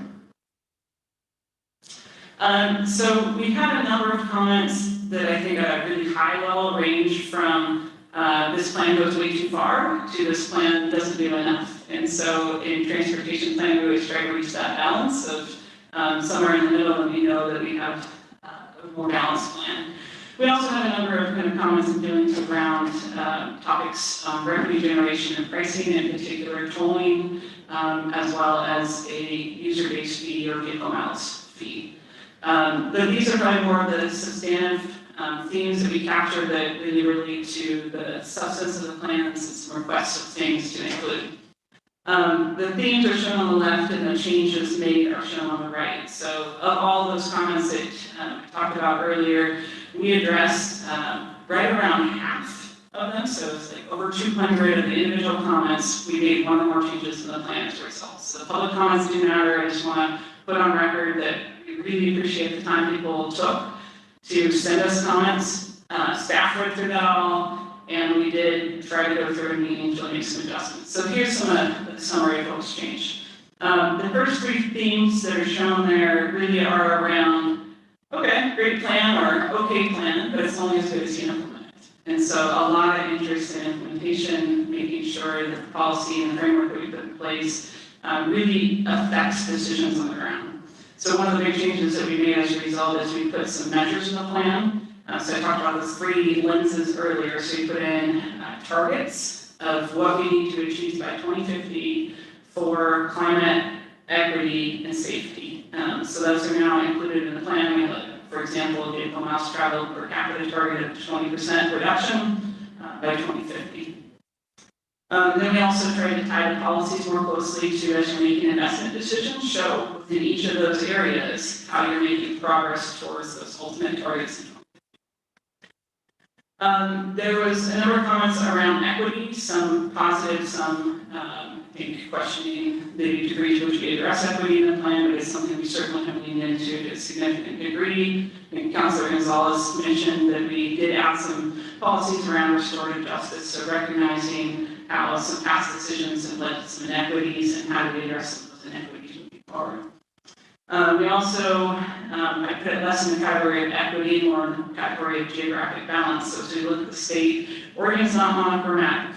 We have very different regions, we have very different areas and very different needs. So one thing we worked on a little bit more is differentiating some of the rural needs from some of the more urban strategies and policies. And then we also had a number of comments from individuals, from organizations around lighting, wildlife corridor movement, and others. And so we tried to address that more in the policy language in terms of what things we consider as we're moving forward and touching on those topics. Next slide. Just as supplemental materials, in the packet, we have what's called our disposition matrix, and that does take, as I mentioned, every single kind of sentiment that's included in any public comment, pulls it over into a comment matrix and says, repeats the language that was in the comment, and then has a staff response. So even in those instances where the change was not made, we've gone to the effort to, again, in appreciation of people writing the comments saying why the change was not made, and provide an explanation there, and then we've notified the folks who left their contact information that this is there, so they can see that ahead of time as well. Next slide. Prior to bringing the plan for you today for adoption, we did review kind of all our proposed approaches with our advisory committee one last time. This is a step we hadn't taken necessarily in previous plans, but we want to have a really transparent process of once the public comments, what happens to your comment? Doesn't just go into a black box. We had a public meeting, have the committee deliberate on it, go through, help adjust any of our responses to that, and that's reflected in the document before you today. So the committee as a whole recommended adoption, and we didn't have the document before. Next slide. So before I can pause on the final requested action today, I do want to thank the members of the team that worked really hard on this. Adam Argo is our project manager, principal planner. Stacy Goldstein is a senior transportation planner within the group, and Michael Rock, the transportation planning manager. So that staff was instrumental in getting us to where we are today. I really want to thank all of our policy coordinating committee members and anyone that commented or contributed to the plan along the way. It's really through collective efforts that we have what we have before you here today. So the requested action is adoption of the 2023 Oregon Transportation Plan. It also is adopting the findings of statewide compliance. That's kind of that legal piece that shows that it's compliant, and the other materials included in the packet are really supplementary. There's just one note at the bottom that copy edits will be made post-adoption, so that if we're finding some text errors or issues or things that we didn't address and missed, we will update those. And with that, I will turn it over to the commission for questions and deliberation. Thank you. You stole some of what I was going to say, but at this point, I do want to open up for discussion with the commissioners and see if they have any questions for Amanda before I ask for a motion. So, do any of the commissioners like to speak? I have, Chair Brown, a concern that I would like to bring forward. And this may be a little much to ask for Commissioner, but I'd like to see us get a bigger soapbox for Commissioner Smith, because I'm going to jump right up on that soapbox as it relates to roads and bridges. And this is really where my comments are coming in. There's an inconsistency in the language in the OTP relative to the conditions of the roads that we're going to maintain, roads and bridges. And it creates this ambiguity where our goals and our KPMs related to the stewardship of our assets don't match up. So in the text of the OTP, when we're talking about the resiliency focus areas of concern, we call out a state in good repair. But then when we get into the Appendix C, stewardship, there's 2 comments there. The percentage of payment, so these are the KPMs, the percentage of payment lane miles rated fair, not good, but fair, in the state highway system. And the second, as it relates to bridges, state highway bridges that are not in distress. Now, these 2 concern me a great deal. I don't think that, personally, that having a fair standard is in the best interest of our transportation in the state. And I don't think that having a KPM that looks at bridges in distress is also the proper measurement for the bridges. In the exhibit that was included in the OTP, looking at the condition of our roads, 57% of our current interstate is in good condition. 63.9% of the current non-interstate is in good condition. And this is a little frightening. 12.4% of our bridges are in good condition. Now, these are worrisome numbers to me. And I fear that by having a standard of fare, that we're going to see further deterioration in our roads and bridges. And I think that would be a mistake in our. Thank you for your comments. Cindy and the commission want to respond to his concern. Sure, I would agree with that. And some of it may just be semantics, but I think we should be striving for road conditions at least that are better. And that should be the standard we're trying to get to. Not fair. Bridges, I recognize the comment. I share the concern about that. The cost of that is, I'm not sure what the right standard that we should be looking at there. Maybe we should be differentiating between kinds of bridges, where they're located in terms of, certainly if we were looking at the primary freight routes, we ought to make sure that those are in standards that should be in excellent condition. Maybe some of the rural ones, that doesn't make as much sense. Probably can't get into that today, but I think that's something we should look at. I want to move to a different item. We talk a lot about reducing VMT, and it's tied to an environmental standard. I think that's a mistake. I frankly think we're kidding ourselves thinking that we have enough control that we can reduce VMT, particularly with the increasing population in the state and more of the building that you're seeing, particularly in the urbanized areas, is out on the fringe that is not particularly conducive to transit. And frankly, when we look at our transit numbers, particularly coming out of the pandemic, where our rate share is really low. That's a hard standard. We need to look at ways to increase that, but I think we want to be realistic about that. Frankly, on the VMT side, the issue is reduce climate pollution and that sort of thing. Maybe we should be looking at a standard that looks directly at that. What can we do? And particularly, I believe the most effective thing we're doing towards that is conversion to electric vehicles and other sources. So I just think that's the wrong standard. Not that I'm opposed to what we're trying to do, I think that's not the most standard.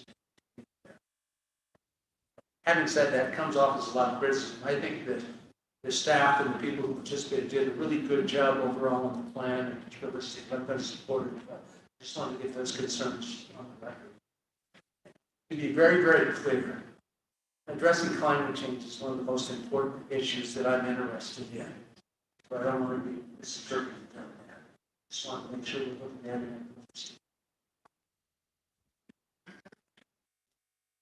Sure.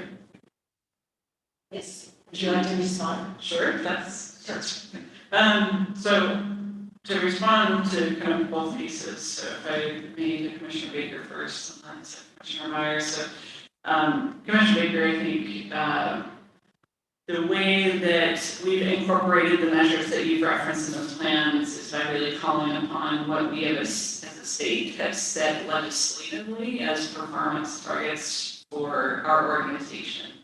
And I think that is trying to balance the fiscal reality of what we're able to keep up with in a system condition standpoint across the state and try to kind of set expectations where we have some, as we noted in the plan, priority routes where we want to keep good conditions on those routes. And we can try to keep a higher level of standard as we look at kind of how that plays out across the entire transportation system and its average.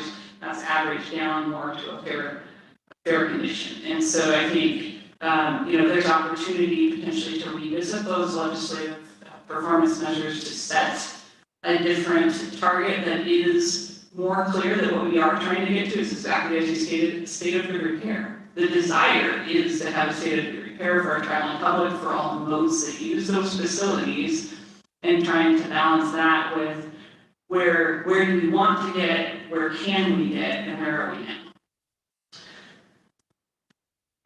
I think, thank you for that. And I understand that these are set by the legislature, but something as important as this, clarity of goal is extremely important, because the condition of our roads is a piece of the fabric that runs through all of the elements that we have in the OTP. Everything that is in there, the condition of the roads and bridges somehow will tie back through it.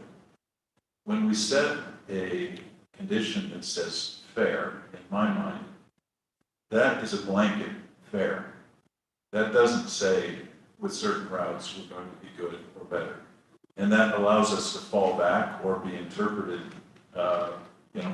improperly in my mind, because the standard is fair, that the standard is not good in a certain percentage for certain critical routes. So I think this is probably one that becomes really important in terms of our legislative agenda, in my view, to get these standards and these KPMs dialed into the point where we've got a well-maintained system, because we know it's cheaper in the long run to maintain it and keep it in good condition than it is to replace it. So we don't want to make a mistake here and not get the kind of funding. And I understand, we've got financial constraints, but I would opt to see more in the maintenance and operations and the condition of our roads and bridges than we currently have, and at least some clarity too in terms of what the funding mechanisms are there. So the idea of going back and putting this on our legislative agenda, I would recommend that be something we do. Thank you. Thank you. So relative to Commissioner Byer's point about the vehicle miles traveled, so that is a per capita reduction, so it is taking into account population growth. In policy, it is tied to the goal around mobility and not the goal around environment. And that was purposeful in the plan layout, in that from a climate perspective, there are two main pieces of the pie. The biggest which is vehicles and fuels. So getting us to be more fuel efficient, as you point out, Vice Chair Byer, electric vehicles is a game changer in reducing emissions overall. But it is a combination to get to our climate goals of those changes in vehicles and fuels, as well as vehicle miles traveled, until the point of which every single mile driven is clean. And so that's why we didn't tie VMT just to climate. It was more around also recognizing that there's some existing capacity in other modes that we should be taking more advantage of, kind of spreading that capacity and demand out across the system, and also recognizing some of the other benefits to health and other things around vehicle mile travel reduction.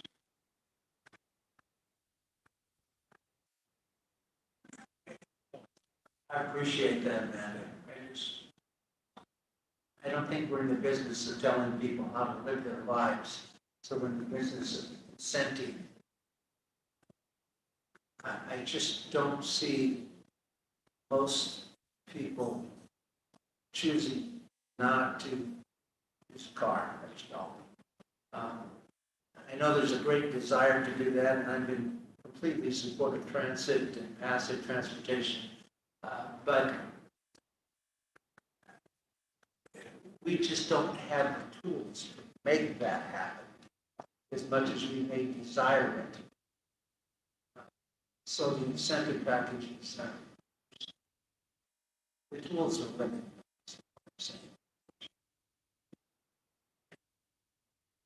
Great comments. We'll be there, Commissioner said.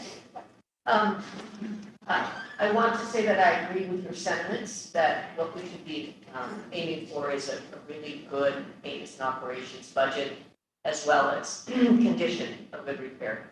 And I think maybe there is a little bit of some wordsmithing, or I like your idea of, if we don't like the word fair condition, I think we all need to understand what that means on the ground, but also if we bring it back to the commission for further consideration, to go to the legislature and change some of that language so that we can highlight that what we really want isn't just an okay system. What we want is a really good state of repair for our entire system. And so I'm supportive of your desire and urge, while still thinking I think this plan could go forward as we have it drafted now, knowing that we can maybe revisit the APMs and maybe make some adjustments going forward. Thank you for that comment, because it's going to follow my closing comments and asking the director kind of a timeframe that we think we would approach the legislators about the language that exists in our KPN, and trying to figure out the timeline. This is a living document. We know that we will revisit it many times, hopefully more than we did the last plan. Last plan kind of got shoved on the shelf and left there for many years, and all of us kept saying we need to update this. We know this has to happen. Hopefully we will, keep the strategic action plan tied to this, so that we can go back and make these adjustments as we go forward with policy or even changes in what the plan says. But for sure, Jackie, did you have anything you'd like to say? Yeah, I think I would echo some of the other commissioners' comments about how thoughtful this plan is and the really massive lift to engage a broad group of stakeholders. And during my vetting process before I was confirmed, I had an opportunity to speak to many of the stakeholder groups that were involved in some of this very broad perspectives on what the priorities should be and how to reconcile some of those really tough trade-offs. So I think given the especially financial constraints and the really sometimes competing priorities of our whole state, this is a very excellent plan. I have mentioned to you I'd like to get into some of the nerdiness of our causal framework and thinking about how we link our goals to our actions, objectives, and then the actual KPIs and how we're measuring to hold ourselves accountable, and also to make those iterative changes we talked about where we're not meeting the standards that we intended to make sure that we can actually be successful. Maybe we need to change the plan to be successful and what that looks like and how we fund it. Any other comments? None. I would entertain a motion to adopt our organ transportation plan. It's presented. So you would like to make that motion? I move that we adopt the organ transportation plan as presented and not just put it on the shelf, but look at it from time to time and make changes as needed. Second. I have a second. Okay, is there any other discussion? All those in favor of adopting our organ transportation plan, say aye. Aye. Opposed? None? Have a plan. Thank you. Now you have some work to do. Nice job. Thank you very much.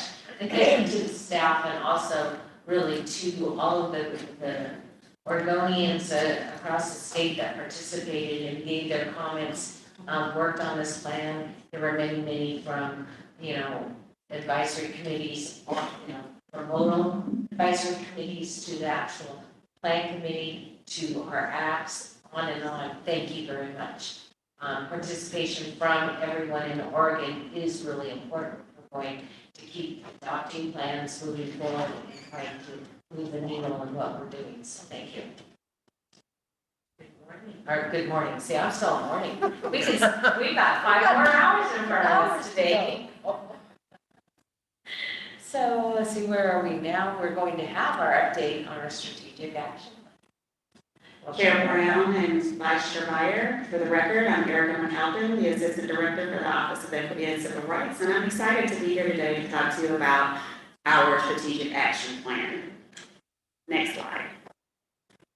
So what we will be talking about today is just giving you a review and providing feedback on the July Strategic Action Plan Progress Report.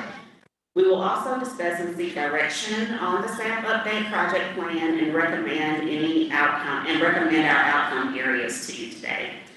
And we'd be looking to you to provide direction on your desired level of engagement in the staff update Next slide.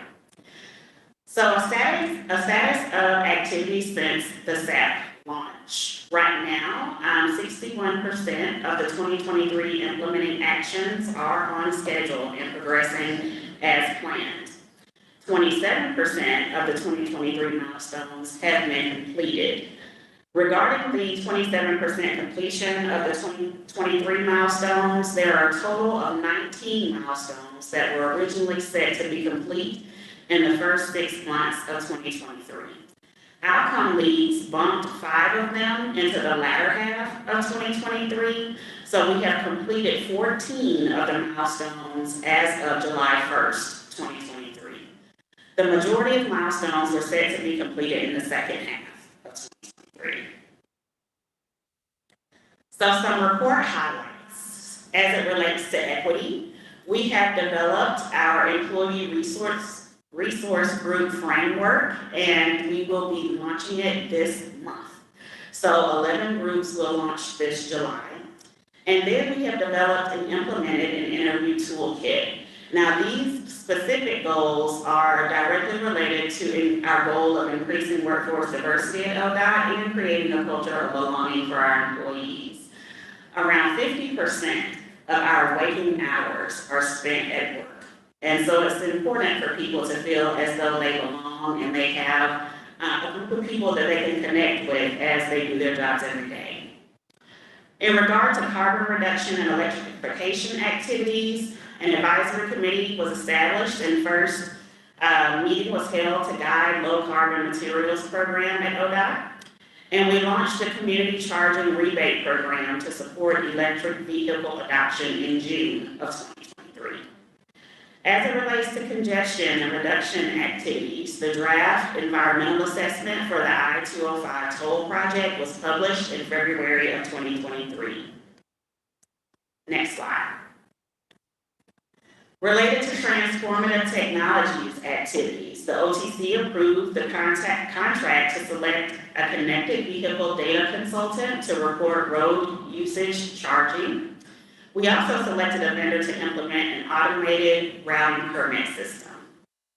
As in regards to sufficient funding activities, tasks have been completed to close ODOT's operations and management budget gap through 2027. We've identified an additional 5% potential reduction for the 23-25 and 25-27 biennium, and we've increased project charging. The DMV fee bill also passed in the legislature, which we heard that good news earlier today. Next slide. So we're providing some updates on changes in the delivery schedule for the proposed following outcomes: reducing congestion in the Portland region, implementing large-scale road usage charging, and then achieving sufficient funding. So as it relates to reducing congestion, the Corridor Bottleneck Operations Study, or CBOS, has a new implementing action to be completed by the end of 2024. The UMO included a new implementing action to reflect a new stage of work to implement a statewide program for CBOS, and this work is beyond the original scope for the I-5 and I-205. This work is set to be complete by the end of 2024. The milestones include revising the OAR and updating traffic guidelines. Due to the number of steering committee meetings needed to come to a final amendment for the OAR revisions and the public comment period, the work is set to be completed by November of 2023. As it relates to the I-5 Rose Quarter, the Urban Mobility Strategy and Finance Plan was presented to you all last month in a June 2023 special meeting, and we identified the available funding for the Rose Quarter. Project work will continue to progress the project design toward construction readiness, including confirming the final project scope through the supplemental environmental assessment process, with a decision document from FHWA expected by early 2024. However, as construction funding is not available at this time, project construction is delayed. In regards to road usage charging, the Stream point of sale enrollment at dealerships is delayed until July of 2024 due to the limited resources within the Office of Innovative Financing and Procurement, with several conflicting priority procurements going through OIF. The point of sale project was pushed to 2024. OIF and procurement are finalizing scoring criteria with an expected RFP published date of late June to early July. Efforts are underway to educate the newly hired communications officer to effectively execute project deliverables. In regard to deploying a connected vehicle ecosystem that supports the RUC, that's delayed until July of 2024. The price agreement was approved at the May 11th OTC meeting, and notice to proceed will be announced, or was announced in June, with a kickoff to follow. And then our goals as it relates to achieving sufficient funding to close the ODOT's O&M budget gap through 2027 was delayed until the end of 2023. We need a little bit more time to implement federalization of O&M functions, and it's pushed back to the end of the year. Next slide. So now we're going to look forward to the next strategic action plan. Moving forward, in coordination and compliance with Governor Kotek's strategic planning expectations, and elements of the staff will be leveraged with the DAS strategic action plan. We also want to align project timelines and estimated completion by the end of 2023 for the new plan. So next slide, sorry. What did we learn from our last SAP, the 21 to 23 SAP? What went well was we identified clear actions to move work forward. We created visibility for the work that we're doing for all Oregonians. This work was endorsed by leadership, which led to results. And the structure of the plan was effective to communicate messaging. What we learned that we could improve was engaging the outcome area leads in development.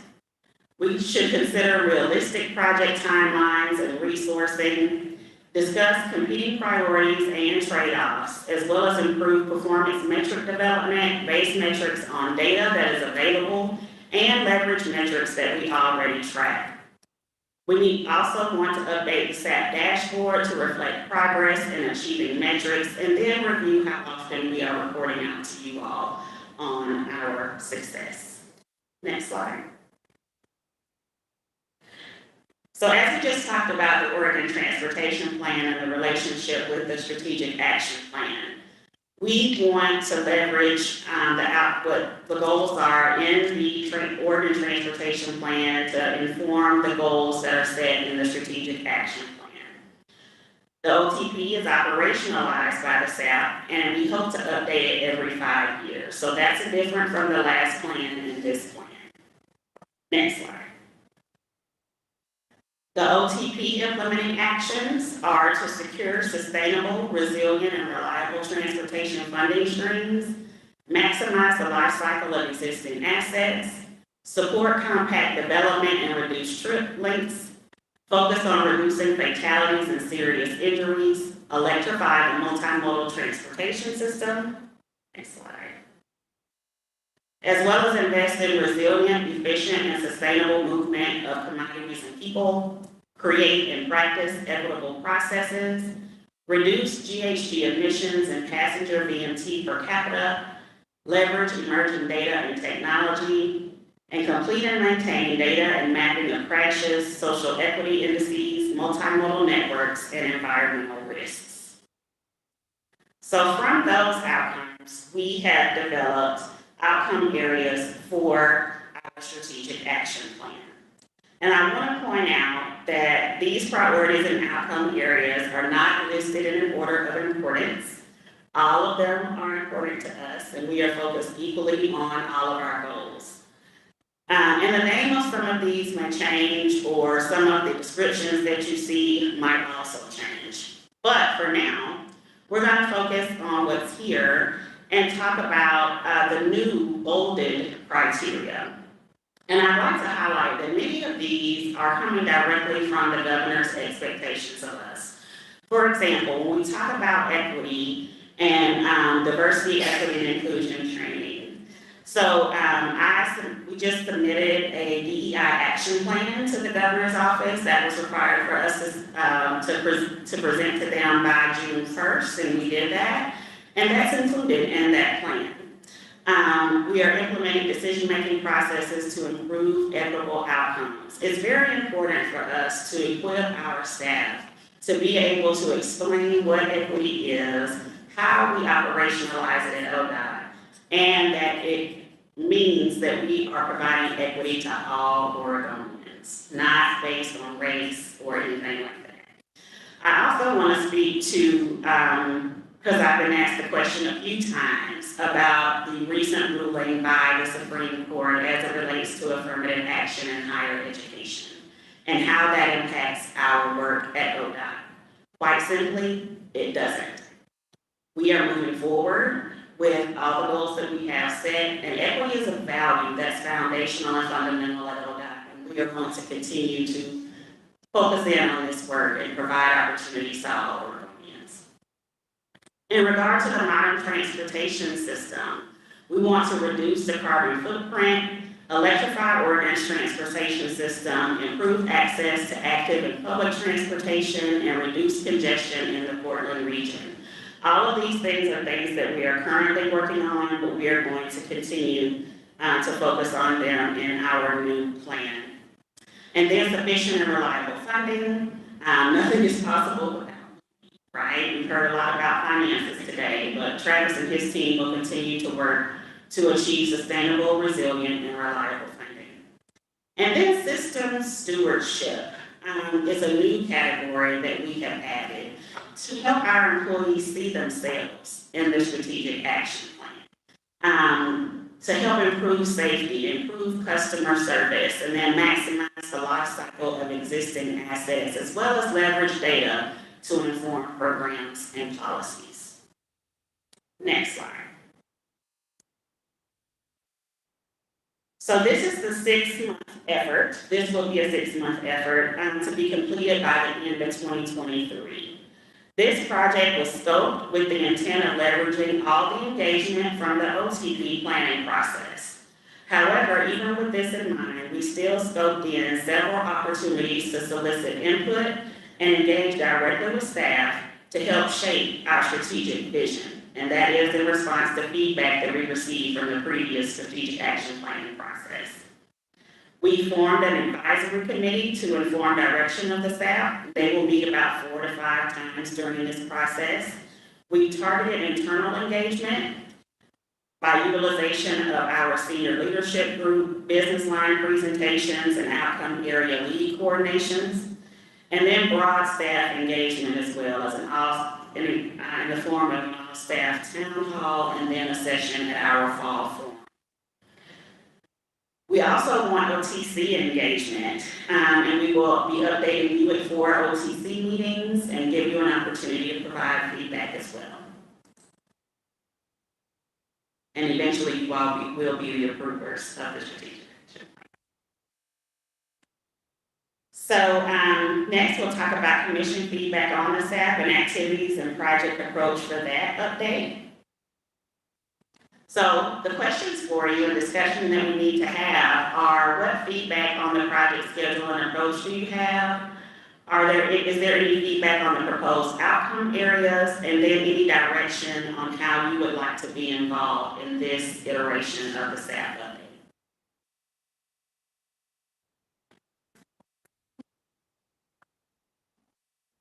Thank you, Erica.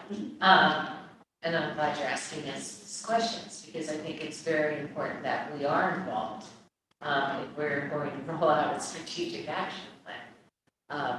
One of my comments I want to make to you is I know at our last chair meeting, a lot of questions and people are confused about equity and inclusion, including myself, I'll be honest.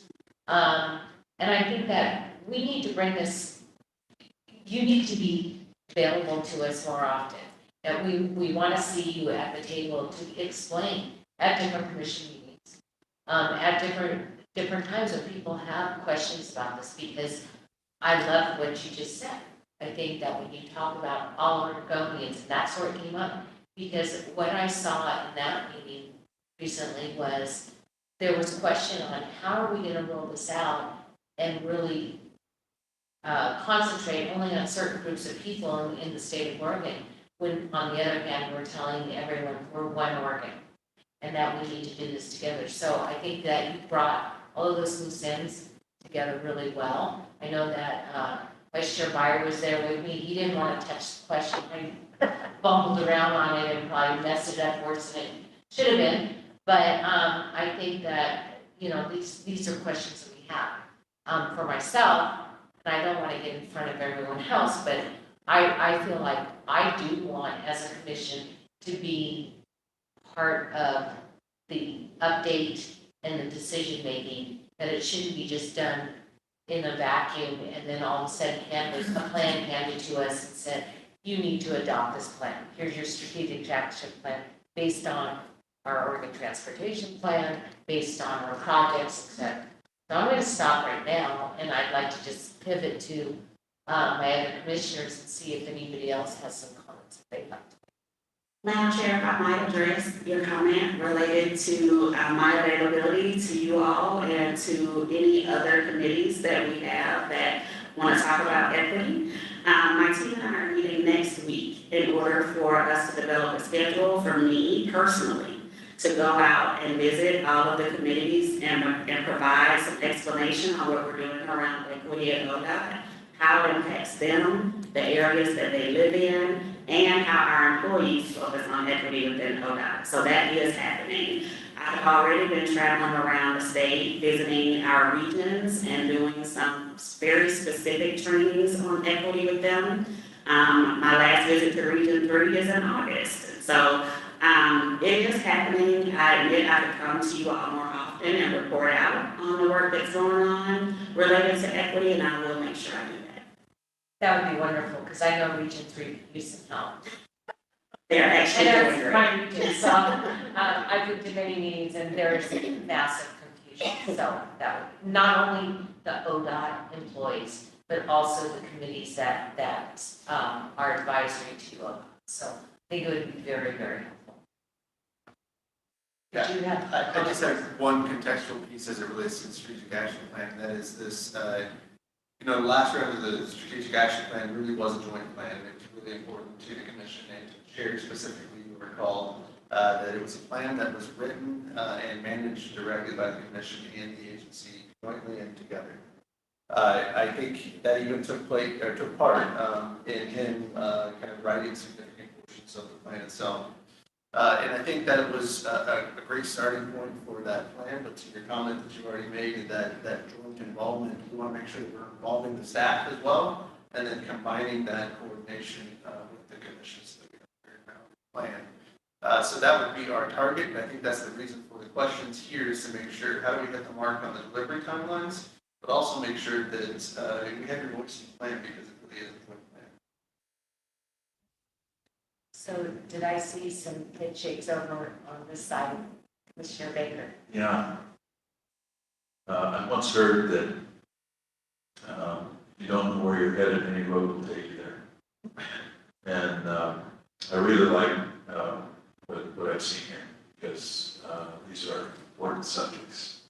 There's names attached to the subjects. There's timelines that are attached to subjects. There's accountability. And it's easy to write a plan. It's really hard to execute a plan. But if we as an agency are going to move forward in a quick, resilient, responsive way, there is nothing like a strategic action plan that has accountability, time frames that are attached to it. And when you put a plan like this into place, it also increases morale, because it becomes really clear what the agency stands for and where we're moving. So I really enjoyed the presentation. I know this is it's a new way of thinking and operating, but make it part of the culture and embed it, and you'll love it. You'll love it going forward. So thank you. I concur with those remarks, and thank you again for the report and all the hard work you've been doing. A couple of thoughts, observations. The last strategic action plan, I think, was maybe a little bit too heavily waited for the commissions to weigh in, and I'd really like to see it be a partnership between the commission and the agency, because I think you guys have great ideas, we have great ideas, and together they'll be better. So my preferred approach would be we would work on it collectively and together, and so that's my personal opinion. I also note that the last one was very ambitious, and I think we put in some milestones in there that were maybe unrealistic, given staffing, given workload, given all of the crises that we've had to go through for the last 3 years, COVID, budget, leadership transition in government. I mean, it's just been a lot. Oh, fires. Yeah, wildfires, floods, locusts. No, we didn't have those. So I think thinking going forward, to me, it's more important to get the key strategic outcomes that we want identified and prioritized, and maybe fewer actions, but more meaningful actions would help us all achieve those goals.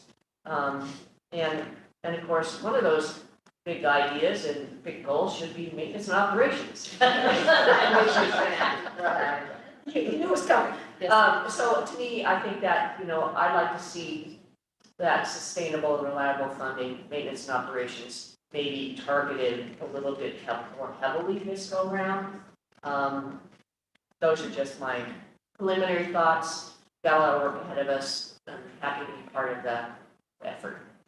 And thank you for that comment, because I think one of the things too that happened with the strategic action plan was we didn't really prioritize. We did put a lot on the staff. And with that comes, I think, a level of depression because we couldn't achieve what we were trying to do.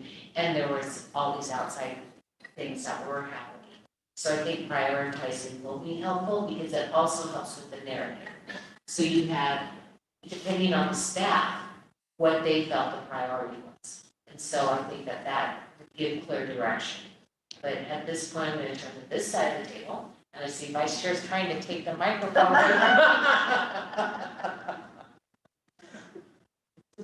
Well, I like the process. I wasn't involved in the first one, but I like this. I think we've hit the outcomes well. The only one that I was thinking is what Commissioner Smith says. We've talked a lot about the importance of addressing the operations, and that seems to be missing there. But I see the partnership between the staff and commissioners. We set the outcomes that we're looking for, and then look to the staff to come back and suggest the actions that we can get there. And then I think once we have that, then we can make some decisions about realistic priorities and such. So I like the process. You're doing good work. Look forward to the next step. Thank you. I do have to thank Mayor McGowan and Jake Easter, members of Amanda's team that are engaged heavily in this work. They do a great job, and it's easy for me to sit here and they make me look good. But they are doing some very hard work as it relates to this. And our next steps are to engage with staff. We have an SLG, a senior leadership group meeting next week where we will be engaging about the strategic action plan, and then I will be back before you in September to provide another update and get some more feedback. Commissioner Chapman, do you have anything that you'd like to add, or you don't have to, but Yeah. I really feel like I was thinking you did that. I know, I would love to be involved in a collaborative process to prioritize the goals. I think there's also some confusion when we talk about equity access, making sure that there's connections for all Oregonians, especially those who have been historically marginalized, included in the reorganization process, equity of opportunities, we're thinking about who's going to actually perform these projects. We have some very ambitious goals about supporting small businesses and baby businesses like mine, so that's something dear to my heart. But then also thinking about just broadly what is equity for our very large ODOT staff and workforce, providing opportunities for people to support these projects out on the roads. Those are all very related but distinct goals. I think that's where a lot of the confusion comes from. So I'm looking for that conversation and engaging the community so they feel like they have buy-in and clarity on what that means. Absolutely. Thank you, Commissioner Kennedy. With that said, thank you so much, and I just have to say this. Let's throw one more thing out there. Every time you come up here and speak to us, I feel so much better. I don't know what you bring common sense to our chaos, so thank you, Erica. Thank you so much. Thank you. All right, moving on, now we get to another. I don't feel so good. Well, you guys now, can we bring Erica back up and let her do your presentation, please? Sunshine and unicorns. That's right, okay, is that what we're doing? We're now gonna talk about the 24-27 STIP adoption, so, welcome. I'm sorry if I said that. I'm stage for you. Chair Brown, Vice Chair Byer, members of the commission, I feel a little attacked now, a little hurt maybe, especially because we actually come to you now with the sort of the good news side of the finance, which is the culmination of 3 years of work by the commission and ODOT and our stakeholders and partners who have collectively worked together to put together a more than $3 billion transportation program. I should note that while this is the culmination of that 3 years of work, it's not really the end, because the STIP is a living document. It is something that you will regularly bring up and amend, and there are even opportunities for major amendments. You may recall a year and a half ago, 2 years ago now, you received the additional funding from the Infrastructure Investment and Jobs Act, and we did a major process for working through how to spend that additional money. So we make our best estimates of how much state federal money will be available, and then oftentimes we have good news when additional money falls from the sky, and we come back and re-engage the commission on how to bring that into the STIP. There are also other adjustments made. So this is the end of the process, and then we can just continue to write a new chapter in the STIP as it is a living document. So I'm going to turn it over to Jeff, since apparently you guys don't like me that much, and let him walk through the program. Commissioner Brown, members of the commission, for the record, Jeff Flowers, Statewide Investments Manager. Kind of run through some of the history here in the context of what's gone on over the last 3 years in particular to get us to this point, and then we're going to talk about a couple of the forward items that still do occur. So back in 2020, the commission chose the funding allocations in the investment areas of which the STIP is built. Once that has been approved, the 21-22 time period results in project selection and scoping, where all the programs go through, decide, kind of start drawing lines in the sand about what we can actually afford.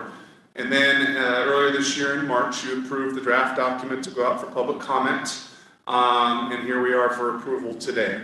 Your approval will give me permission to send a letter to the director, who will sign that, and then I send it to Federal Highway and Federal Transit Agency, and they will submit their approval, we suspect, sometime in September for an October 1st start date. Next slide, please. So a quick rundown of the history here. Here's the 7 categories, the 8 categories that we funded through your direction.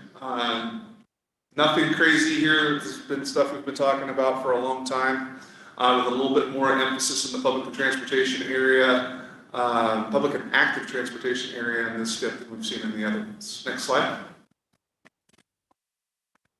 Major investments, this is a STIP that we had to go back and kind of redo to some degree when IIJA came around, because we already had the funding allocation based on our initial assumptions. So back to Travis's point earlier, where this is a living document, we come back to the commission for multiple decisions along the way.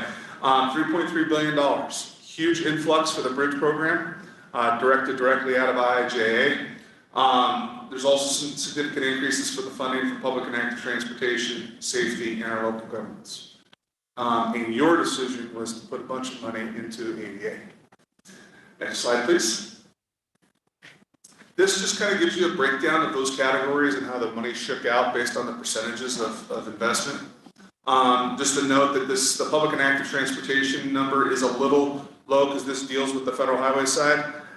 Because FTA has their set of programs which very restrictive in how FTA operates as we move forward, and some of the learning lessons that we always look back on as STIP development is, because as you know, we're going to start talking about the 2730, we're going to be including the whole picture, which includes the FTA numbers in the next round as we learn how to better present and better bring this information to the commission. So, next slide. Like I already mentioned, these are the 3 completed items. that we've already just talked about. Next slide. Next steps is today, September, the FHWA FTA approval, and then October 1st is when we expect it to officially start. There's a lot more in here that we don't have dates yet for, because we don't know the schedule or the timing and the cadence that we need to come back to see you on. You already approved earlier today through the consent is the annual STIP amendment, which we have turned that into an annual process. Given our market conditions, you're going to have an annual amendment that's going to turn into probably something like a quarterly amendment, because we've chosen to bucket our construction money on a lot of our programs given the market conditions. Instead of trying to rob Peter to pay Paul type of situation where we're always moving stuff around, we're going to pause, regroup, have a conversation, figure out what's the right timing to bring the construction in, and we're going to bring those in batches to you as much as we possibly can to make things a little bit easier, so it'll be more of a live process and more of a quarterly update as long as over the next few years. Hopefully the market conditions change and we can get back to normal business where projects can actually be funded and we're not throwing a dart at the dartboard and hoping that we hit the target. Next slide. With that, any questions? You guys I want I'm just thinking about looking at the ADA grants program. I don't know if we covered that or not with the new members and why we're doing, other than we should do it, but why we're doing it because of consent. Sure, Chair Brown, Vice Chair Byer, members of the commission. Yes, so we have not, I believe, been in front of the commission on the ADA program since last September when you approved an updated program and funding strategy. We believe, I believe it will be back probably in November with the annual update on that. And we're having conversations on how we meet the goals and requirements in the ADA plan in order to ensure that we're constructing those ramps on the timeline we have committed to.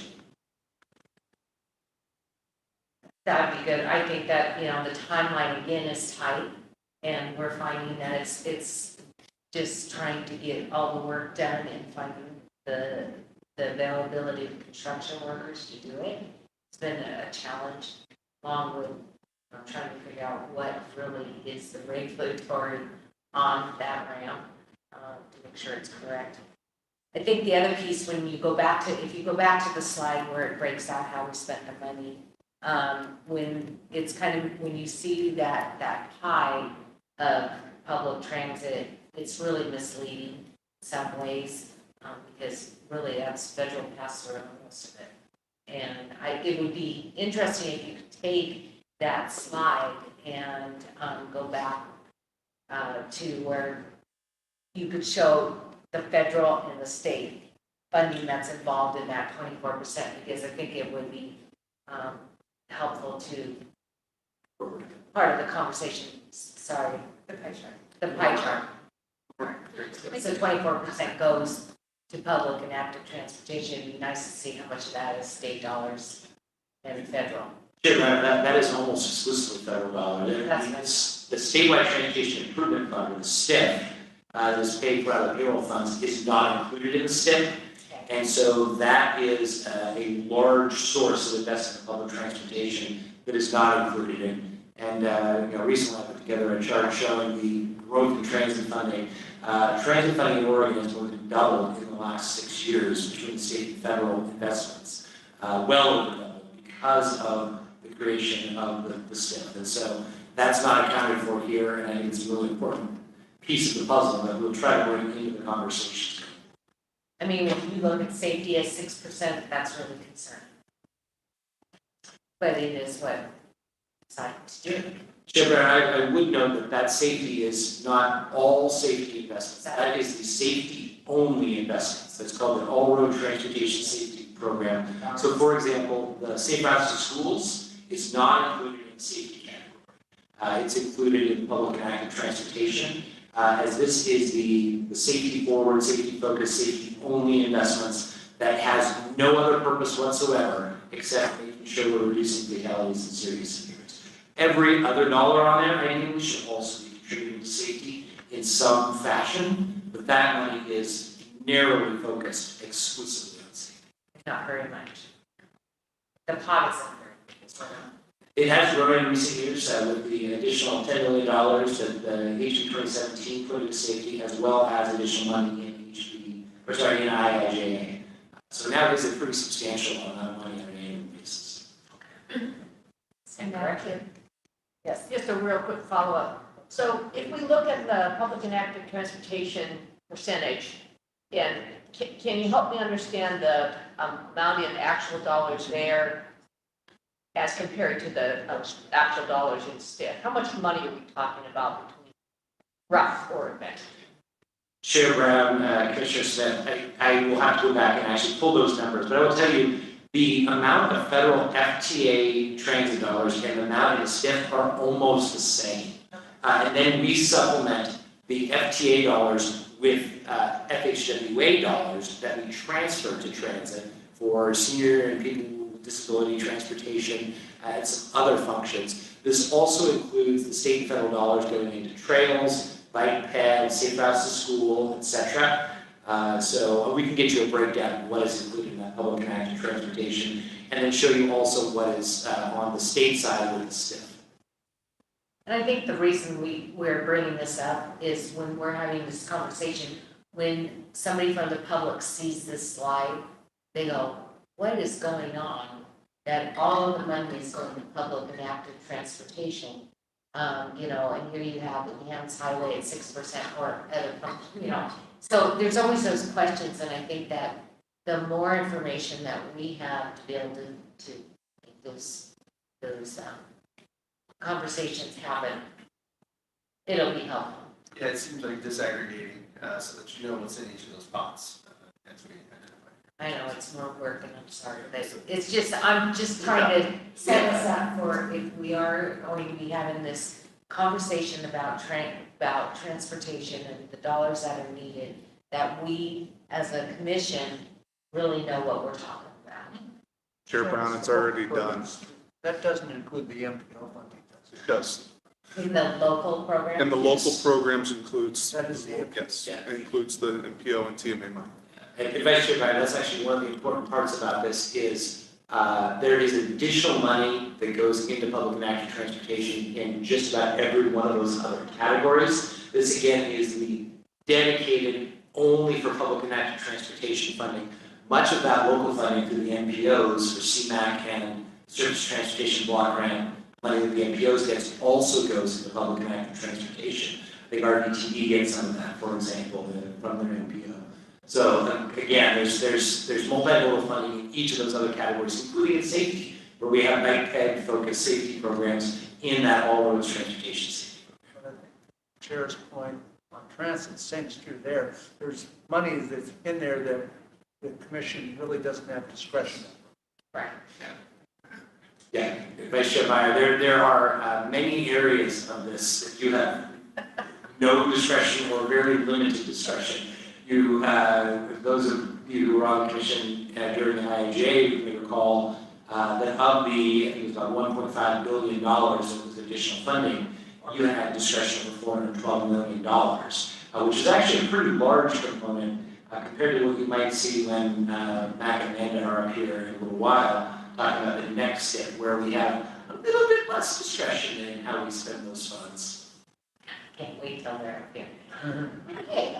So, all right, so is there any more discussion amongst the commission or questions for Travis before I ask for a motion to adopt this? Chair, I would move to adopt the statements presented. Second. Meyer? Yes, I'm sorry. Let me do it again. Sorry, I was holding on to the mic. You guys need to be separate. I move that we adopt the STIP as presented. Second. We have a motion on the table. Any more discussion? All those in favor say aye. Aye. Opposed? It carries. Really made you sweat a little there. Next time we'll give you a picture of Erica's head that you can hold up on a stick. I'll try your face.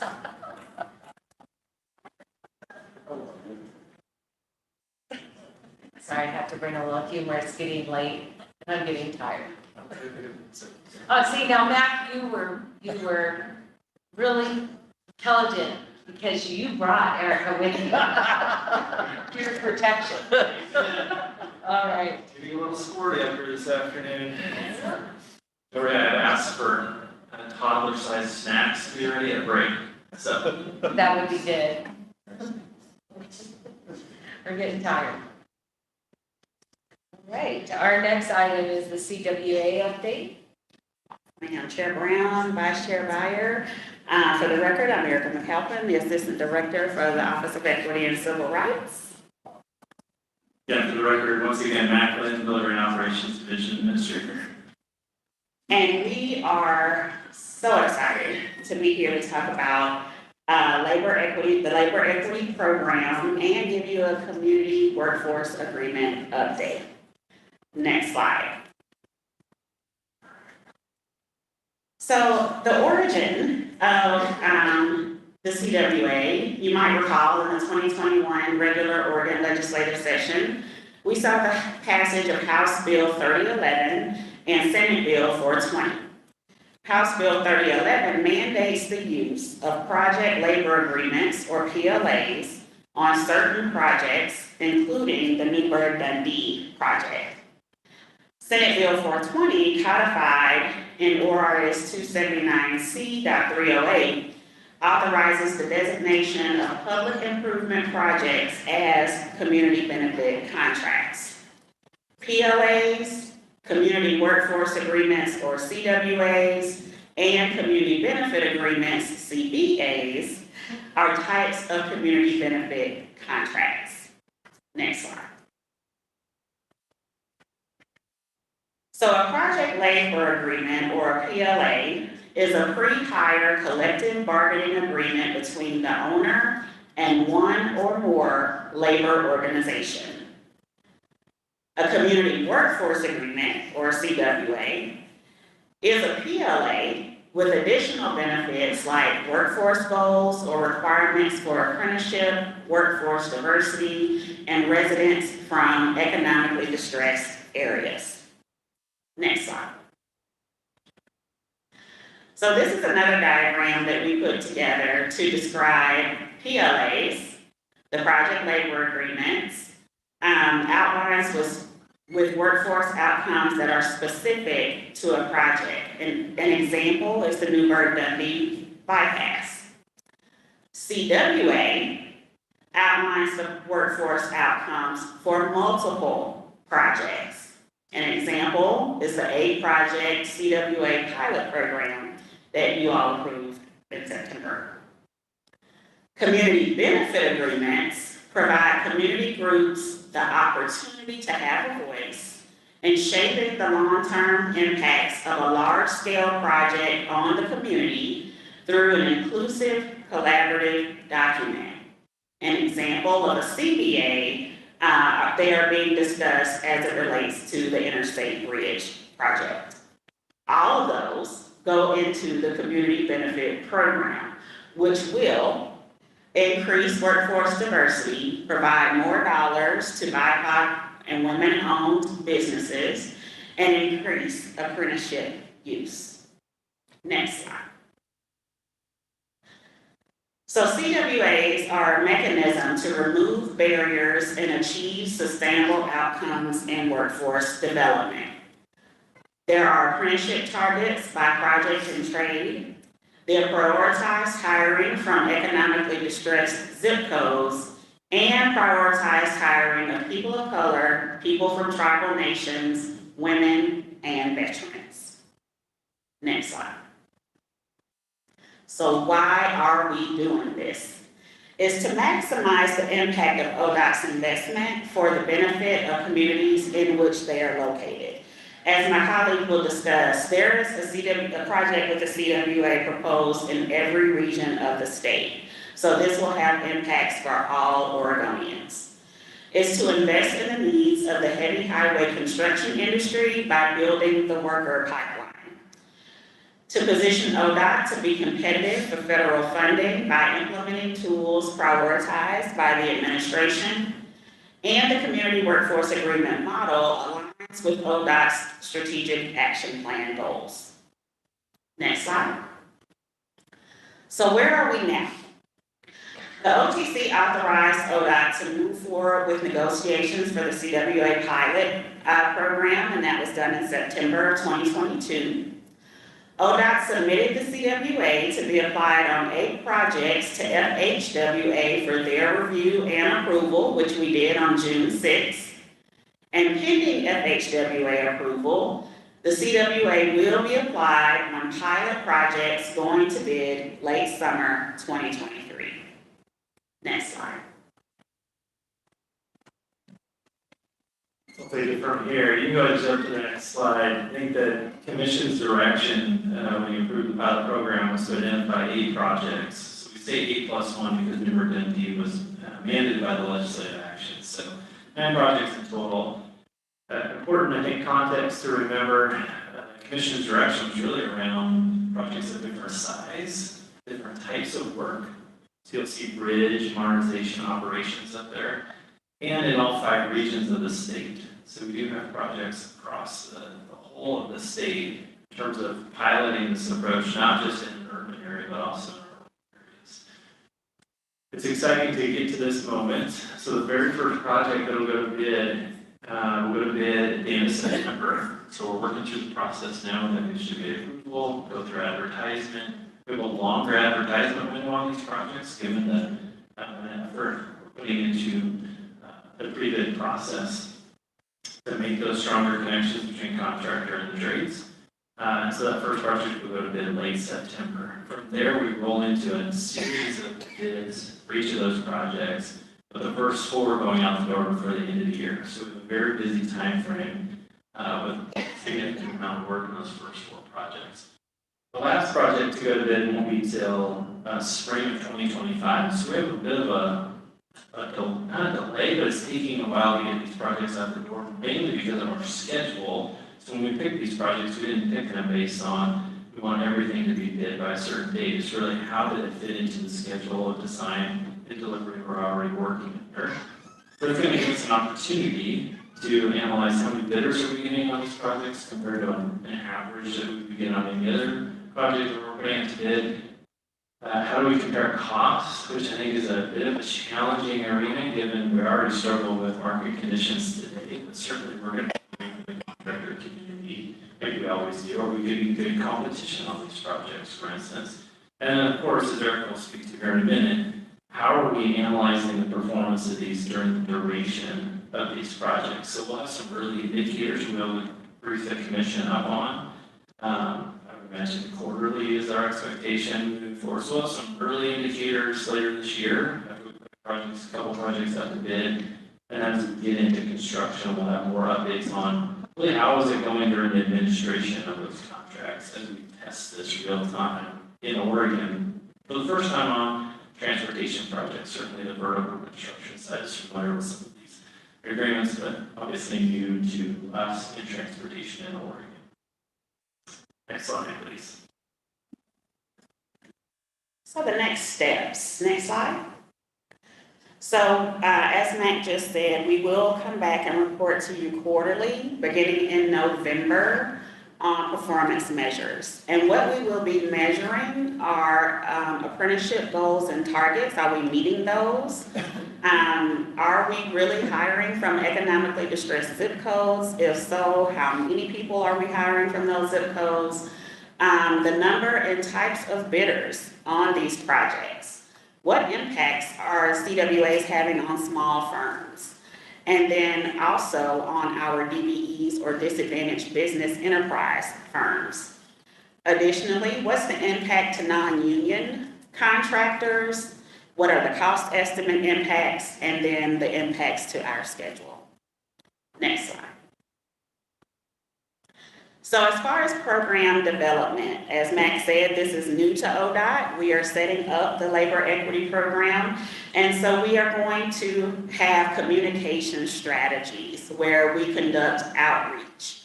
In August, we'll be having a Meet the Trades event, and we will be doing presentations, developing fact sheets, and getting as much information out there as possible. We will have an external website that reflects the CBAs, all the forms that are required. We will give guidance as well as provide training on the process.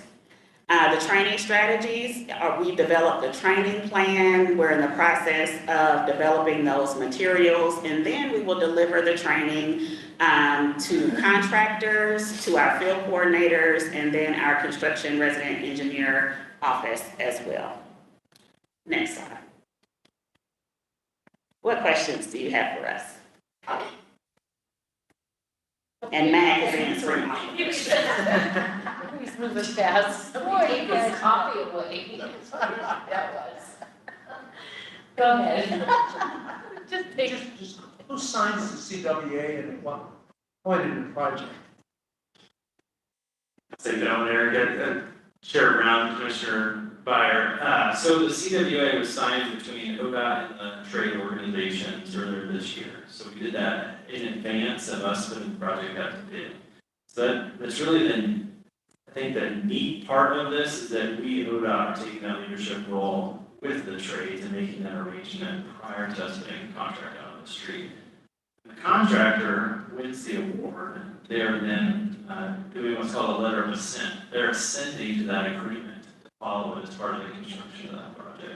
So we've put everything in place before we put it out to bid, so that the contracting community also knows what the expectations are and that we have done that work, so they're not negotiating it on their own. That is a practice, just so you know, in project labor agreement. Contractors and trade organizations do that today without, I'll say, ODOT's influence in that, depending on their business relationship. And I want to thank the staff because I know that was a hard struggle to get to where they had that agreement. It took a long time and a lot of sweat to do that. And the one question I had was on when we get to the point where they're putting it out to bid and the contractors, you were talking about, there was a slide where you were saying that you'll do the announcement and kind of talk about what the projects are. Are you going to do it one place for all the projects, or are you going to go into that community where that project is going to, as you're working on that contract? Chair Brown, it'll be regional, right? So that's, I think, the power of that relationship with the trades. So they have trade organization offices, if you will, in all these local areas. So we're relying on them to really house that relation, house that opportunity, help coordinate it, help bring those partners together, especially the workforce offices. Terrell partners that we just heard from earlier today, our DV community, right? We are constantly engaging in those conversations on our project with us.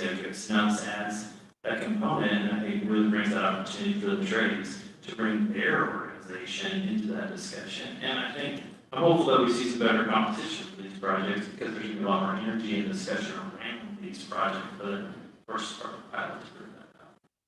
Well, and one of my frustrations has been over the years is the DVEs are not being used to the potential they could be used. People don't know they exist, they don't know, and then there's a lot of small businesses in the area that don't know how to become a DVE and what needs to happen, and so that to me was where the state fell apart over the years, because we all set goals in government to use DVEs, and yet we could never get a list of people that were certified to do our work. So I think that this brings a good piece to it. Questions from Simon? I want to just applaud that some of your performance metrics are looking at the impact on DVPs, owner businesses and small businesses. I agree with you, Chair Brown, that there have been some challenges engaging businesses that are eligible for those business organ COVID certifications. And I think that the COVID office I've seen has done a really great outreach job, especially post-pandemic. So hopefully that won't be as big of an issue. But I also know that the vast majority of those businesses are non-union. And there are a lot of concerns that these could be conflicting goals for their workforce, but we also want to support generational wealth and Black and brown and women business owners may not necessarily also be eligible for these contracts, or they may not have the same opportunities to engage in these projects if there are labor agreements. So I realize with these 9 projects, it's a done deal, and I'm really looking forward to seeing the outcomes. because I think there could be exemptions for DVDs or businesses that are still bringing a diverse workforce, but may not necessarily be for the labor organization. And I also recognize that we have a dearth of skilled labor in all trades, so I think we need a yes and approach, where we're looking at bringing in every possible source to fill out this workforce. Right. Well, thank you very much for the information. We've got the two thumbs there now. Aaron Baker, you come up for the last one too. No. Okay. Or Travis. Oh, I guess you're Matt, are you on the last week? Get a break. We do get a break. How far off are we? Wow. 5 minutes. All right, we have a little bit longer break. So we're gonna take a break for, until three, let's see, our break's at 3 o'clock for 3:10. We'll adjourn back in. Okay, we're almost done. 2 minutes. We have, transportation system needs. The next, is that's 2017. The next step, yeah. That's smart. Solar. Then evaluate.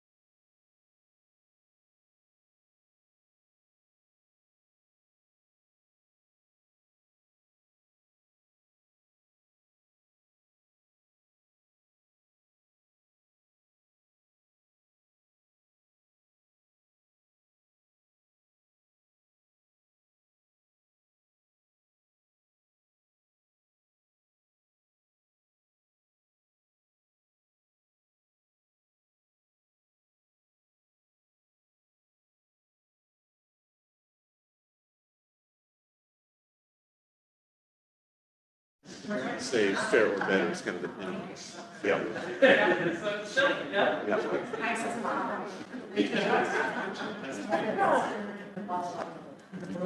I think the history of it is that's what they use their experiences.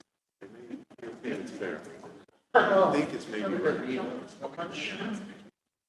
It's one style fun. Well, I'm not sure. You scared me there for a second when you went for the microphone. I'm sorry. That's all right. I jumped.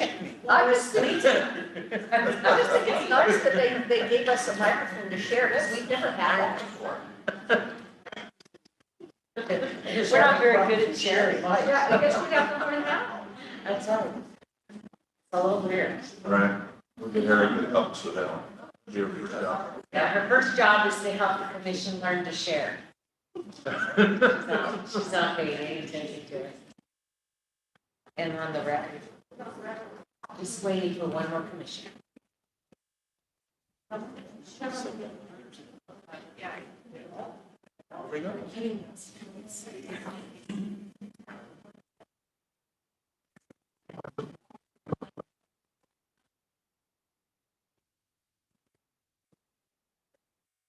not sure if we're hauling these spices or if we are, what was it, the Brady Bunch? The Brady Bunch. The Brady Bunch? There's a whole lot of technology right there.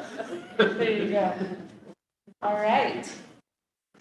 Well, good afternoon, we're back in and off of our break, and I believe we're almost to the end of our meeting, getting close. But we're now at our transportation system needs 27 to 30 STIP. Welcome. Where's Erica? Good afternoon, Chair Brown. I brought him in with me this time. Okay, gun protection. So we'll do introductions real quick. Matt Lynn, Delivery and Operations Division Administrator for the agency. The well-liked Erica Kaplan, sorry, Amanda Leeds, Administrator for Policy Data and Analysis. I'm Justin Madre, I'm the State Construction Materials Engineer, and I also do a role of Fix-It Program Coordinator around our assets. Well, welcome, and Justin, you haven't been on the hot seat yet, so welcome. Thank you. So we've got, we started with 128 slides for this presentation, and we boiled it down to 39. So, I'm really glad that the commission got to take a little break. I got some fuel in ya. We want to try to keep this at the right level, but it's really important for us in this conversation to ground all of you in the big decision that you have coming up around funding allocation for the next 27-30 STIP. And of course, we could spend 2 hours on any one of these topics, any one of these program areas, any one of these needs. We want to hit kind of the broad level of it. I'm going to kick it off with a little context, which you've already started to dive into a little bit today, but we'll hit a few points. When Jeff and Travis were up here, you guys were starting to go down the path that we've got a slide to talk about around discretionary funding and the flexibility you have or don't have as a commission. We're going to turn to Amanda to talk, of course, around the connection to the OTP. Some of the other areas we've already been talking about, but how do we think about this from a policy perspective?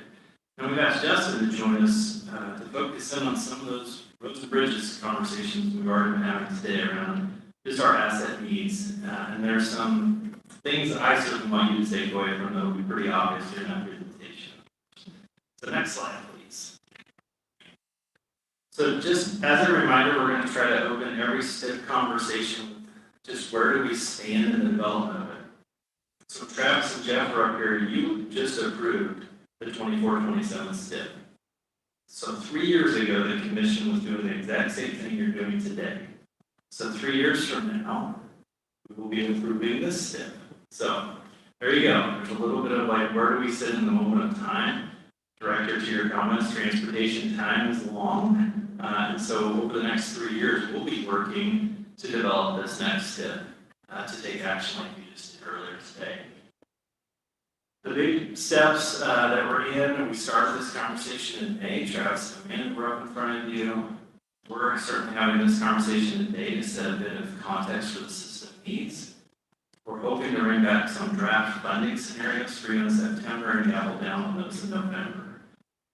And then we'll move into scoping throughout 2024 and 2025, and then, like I said, 3 years from now, we'll move to adoption. Next slide, please. Next slide. Thank you. That's okay. So here's what we're planning to cover today. What is the context of the STIP? So what is in, what's out? What do we think we have in terms of available funds? Remember, we're talking 2027, so there's a lot of assumptions we're having about that. Should return to Amanda to talk about OTP goals and priorities as they help guide these decisions. Amanda, myself, and Justin will each take a part in describing some of those needs that we're seeing across the system. And then Amanda will close us out in terms of how we take your feedback as we move into scenario development. Next slide, please.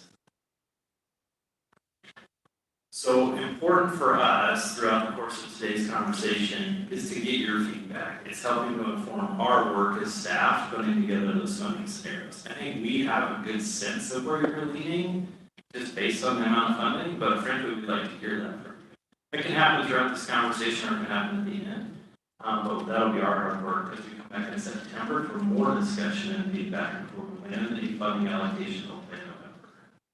Next slide, please. So what's the STIP? Always start with this, left side, right side. So I think Chair Brown, to your conversation earlier today around where does the STIP fit? Where does all that investment of state funding in transit fit? So that's on the right-hand side and on that bottom right-hand box. That's where our connectivity program fits. Our revenue and administrative functions, right? Our maintenance and operations functions of the agency. All the funding that we collect through DMV and Commerce Compliance Division and allocate out to cities and counties. That's all not in the STIP. So what is included is on the left side. All the federal highway dollars that come through the agency, the FTA funds that generally we redistribute to transit districts, our construction projects, both on state and local systems, and then of course our public and active transportation projects and programs. So it's important to ground that. We spent so much time, Commissioner Smith, you were pointing earlier today, on maintenance and operations lately. Very limited opportunity to use federal funds to pay for maintenance and operations activities. We do have some gray area there. We certainly leverage however we can, but generally there's a firewall between these two sides of our budgeting process. Next slide, please. So there's certainly a lot that is challenging us in the development of this next step, especially when we think about what funding predictions or projections should we be basing this decision on. So as context, the IHA I call super important and powerful and a game changer. Inflation certainly is having an impact on that. We are contemplating a STIP without that level of investment. So in past practice, when Congress has failed to take on the next transportation package, we see this declining revenue or stable revenue. So certainly Travis and Jeff have to spend quite a bit of time on what assumptions should we be using in that prediction funding that may be coming to us. In the past, we've been a little conservative. I think now we're being a little optimistic about that coming in because it looks that dire on into the future. We also know our state highway fund revenues are flat. We certainly talk about that in terms of maintenance and operations, but that impacts the project side as well when we think about the investments in House Bill 2017, especially for roads, bridges, pavements, culverts, and safety, and the matching funds for all these federal dollars. That's having an impact on it. We have done some things to help offset our operations and maintenance costs where possible. So that's having an impact on how much money is available for the construction side of the house. We'll talk a bit more about ADA. Certainly already got into that a little bit earlier today. That is a financial cost. I appreciate the Commission's direction last year to put us on stable ground with that funding strategy. And then we know construction costs continue to go up. We keep chasing that rate of inflation, if you will. So what is our expectation or assumption on what inflation is going to be when we get to 2027 in terms of what we can buy with the STIP? That's a pretty big unknown question. Next slide, please. So here's our construction cost index. We use this a lot when we just talk about what does inflation mean. I decided to do something here. So I'll give you 2 examples. If you bid a project in 2003 compared to last year, it would be 2.5 times the cost. So the project we saw yesterday on the tour in Pendleton, that bridge project, that was a $7 million project that we did in 2019, or finished construction in 2019. Conceivably, that'd be about a $9 or $10 million project today, only 3 or 4 years ago. Might even be more than that. So just frame of reference as we think about what we're able to buy with this STIP. Not only in terms of how much funding we have, but also the buying power. Next slide, please. So here's the impact of just the federal highway funds. I'm not talking transit dollars here. I'm talking just the federal highway funds. What I want you to take away from this is the impact of IIJA, which is easy to see in this chart with those little gray bars at the top. That was the special bridge funding that we got. So that's the bulk of IIJA, is that 22 to 2026 timeframe. So you can see what happens when we don't contemplate an IIJA funding package. You can see it's pretty flat, 27 through 30, based on what we think may occur, but of course we don't know until Congress takes an action. So planning for this STIP with a bit of uncertainty in what level of funding should we be accounting. Next slide, please. This is my last slide. It's a bit of a cartoon version, I'll say that right now. I would ask you to add up the numbers in the orange. The orange is really speculative at this point. I'll draw out a comparison for you. What you just approved today are the blue bars. So when Jeff had up there the categories of investment that were in the 24-27 STIP, it's the blue bars here on this chart. If we think about what funding we may or may not have for the 27-30, that's our representation in orange. You can see the impact of our Fix-It program with just less federal dollars coming in. Those are all dedicated funds, if you will, through federal and state highway fund dollars. You can see we're already down from what we were last STIP cycle. Certainly that plays out across the spectrum. ADA is out there. We now know far more about what it's going to take to deliver that commitment through 2032 and delivering 27,000 curb ramps. The final column on the far right is the unallocated. That's really the amount of funding that is not, that is discretionary for the commission to play with. We know that bar is not going to get any bigger. Dr. Van and I were talking earlier this morning. We think that number might continue to get smaller as we estimate, predict what we think is going to happen with federal funds, state highway funds, how much money is going to be coming into this STIP. So really I want to draw that point. Think about the commission's decision in terms of how you want to spread the funding across, or where do you want to make a policy decision on where to invest. For IIJA, as mentioned earlier, you have about $412 million of discretionary funding to play with. We think your ceiling right now is more like 200 to less than 200, 3 years. So pretty important context setting as we think about the priorities of this next STIP cycle, and then what it may mean as we determine how to allocate those funds, as the commission does. Last thing I mentioned before I turn it to Amanda, we're talking a lot about funding package. So if we talk about 2017 and the funding package that happened, it also got approved mid-cycle of a STIP. So we can certainly play this out if we get a 2025 funding package, get an investment in preservation of bridges, or really anything for that matter, infuse it into the STIP at that time. So I just wanted to give that context. It's a living document, but this is an important decision the commission will make later this year about how to allocate these funds so we can start the project selection process. I'll turn it over to Amanda now to talk about goals and policies. Great, thanks, Matt. So this super exciting thing happened earlier today. You may remember. You all adopted the OTP. Woo woo! So that was very exciting. And I think this is really the start to showing how do we implement. I think Commissioner Baker, we talked about implementation is the hard work, right? So this is our opportunity where we're going to kind of point back to the plan a couple different times as we have this conversation and start to say how do we operationalize it, how do we realize some of these goals and objectives that we're trying to realize. But I think one of the important framing pieces in our transportation plan is really the insufficiency of our existing funding structure. So if we look at a combination of state and federal funding, we need twice as much as what we get today in the future. And as we kind of predict out how our funds federally and statewide may grow over time, we're talking about $5 billion more by 2050. So I can't underestimate when you see here doubling, it doesn't sound like a lot, but $5 billion more. So to realize the goals and the objectives that we have. Next slide.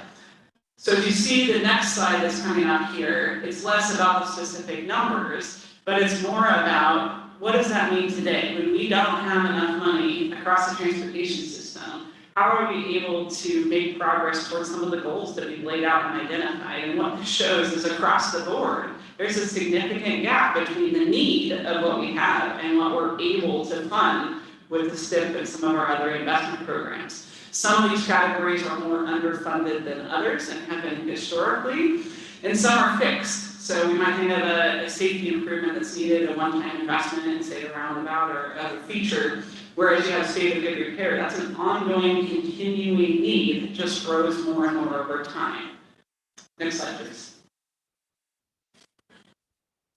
And when we talk about the Oregon Transportation Plan, we talk about those kind of three lenses of things by which to make decisions through. And so in this last STIP cycle, this was a slide that was shared earlier on before adopting STIP to really show what are the impacts of climate from some of these investment decisions. And so what this chart shows is in previous STIPs, in 21 through 24, how much of the projects or investments were neutral, didn't have a negative or a positive impact on climate, and how much really helped to advance greenhouse gas emission reduction, how much kind of might increase emissions. And so what we've seen in recent years with applying some of this discipline is that we have fewer projects that challenge the goals and more that advance the goals. And that's something we'll need to pay attention to and look at in the future. Next slide, please. And so then as we move into looking at what are some of our priorities, and I think back to one of the pieces in the transportation plan is establishing tiers. Because without a lot of funding and all that we need to make tough trade-off choices. And so the tiers really call for addressing fatalities and serious injuries as a key safety item. Maintaining some of our priority routes. So you'll hear Justin talk about that a little bit in a minute of like, what are some of our priority routes, but we can't do it all. So how do we try to maintain a better state of good repair on some of those routes and prioritize those in some of our lifeline facilities. And then recognizing the biking and walking system that we have today is incomplete. We have gaps in our sidewalks and our bike lanes. And so trying to fill those gaps in high priority locations, and those are defined in policy as around transit stops, to schools, to job centers. And so again, there is some policy structures we start to think about with limited funds, where do we put those to have the greatest benefit of the outcomes that we're trying to achieve. Next slide, please. So I'll talk a little bit about some of the system needs on the public and active transportation side of things. There's a number of policy documents that help to guide decisions here within some of those things, but also some key legislations that date back to the 1970s. One of those is called the Oregon Bike Bill. It's ORS 366-514, and that really requires that any time a street is built, rebuilt, rehabilitated, you're adding sidewalks and bike lanes when you're using public dollars on those facilities. So that's helped us to start to fill in gaps over time, but not necessarily the most crucial gaps. And so that's where some of the other policy direction comes in to say, like, where are those higher need locations that we need to be making sure that we're getting to first. Next slide. And as we look at things, we've talked a lot about safety. Safety is one of those other key lenses in the Oregon Transportation Plan. And unfortunately, we're seeing a significant national trend of increasing fatalities and serious injuries. Unfortunately, Oregon is mirroring that trend, and we're seeing an increase in fatalities and serious injuries statewide. As we kind of drill down on that data and we look at something like people that bike or walk, well, they might be fewer in numbers as you look at fatalities and serious injuries. You look at how much travel they're doing compared to how much cars, and the risk is much higher. And you drill down even further than that, and you start to look at who are the people that are involved in fatalities and serious injuries. And what we see is a much higher risk for Black, Indigenous, and people of color communities to be killed or seriously injured by people walking. So these are key data points that we need to think about and kind of recognize some disparities that exist as we think about addressing and pinpointing them. Next slide, please. So these, we'll share a couple key performance measures as we go throughout this presentation. What these are set by the Oregon legislature to track some of our conditions on different pieces. This one in particular talks about fair or better condition on sidewalks and bike lanes. So it's a little bit different of a context than you hear Justin talk about as he talks about pavement. Because you can see kind of the visible what's fair or not. This is not the same. This is not referring to kind of if there's cracks in the sidewalks or upheaval. It's more about gaps in the sidewalk. So this is looking at the completeness of the system and how many sidewalks we have in urban areas where we should be connecting areas. And what we see is we have significant gaps across the system, 52% complete in urban areas. That's a pretty staggering number. That's changed and varied a little bit over time as we've gotten better data. So we've done some inventory data where we had only information about a quarter mile. Well, you might have a gap in a sidewalk for 1 block, but that matters to somebody walking. So we were able to get more detailed data. That's brought that number down a little bit. Jurisdictional transfers, when we build out a facility and then transfer that to local jurisdiction, that doesn't count in our data anymore. So there's some fluctuations that kind of happen as we look at this. But we have made some progress with some investments in Safe Routes to School, our Bike Ped Strategic Fund, and some other pieces as well. Next slide, please. For public transportation, you'll see a pretty stark change here in ridership. So I think we all know that public transportation has many important things that it does. It's not only about butts in the seat or ridership. It really is about serving and connecting people that aren't able to drive, that can't get to critical destinations other than taking a bus trip. But one way that we do look at it is ridership and just see how that's kind of performing over time. Not surprisingly, we saw a significant gap in 2020, and that dropped because of COVID. Social distancing requirements, needing to move the fleet around as buses were being sanitized and other things. Preliminary data shows that we're starting to kind of uptick again on ridership, not quite to the pre-pandemic levels. There's changes there. Next slide, please.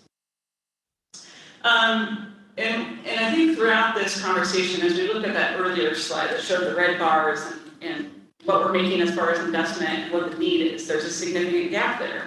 So a fair way to characterize that is we're disinvesting in a transportation system. And I think you'll hear more of that theme from Justin as he speaks. What I characterize in public and active transportation is probably more underinvestment than disinvestment. Disinvestment is where we're not keeping up with the condition, asset, state of good repair.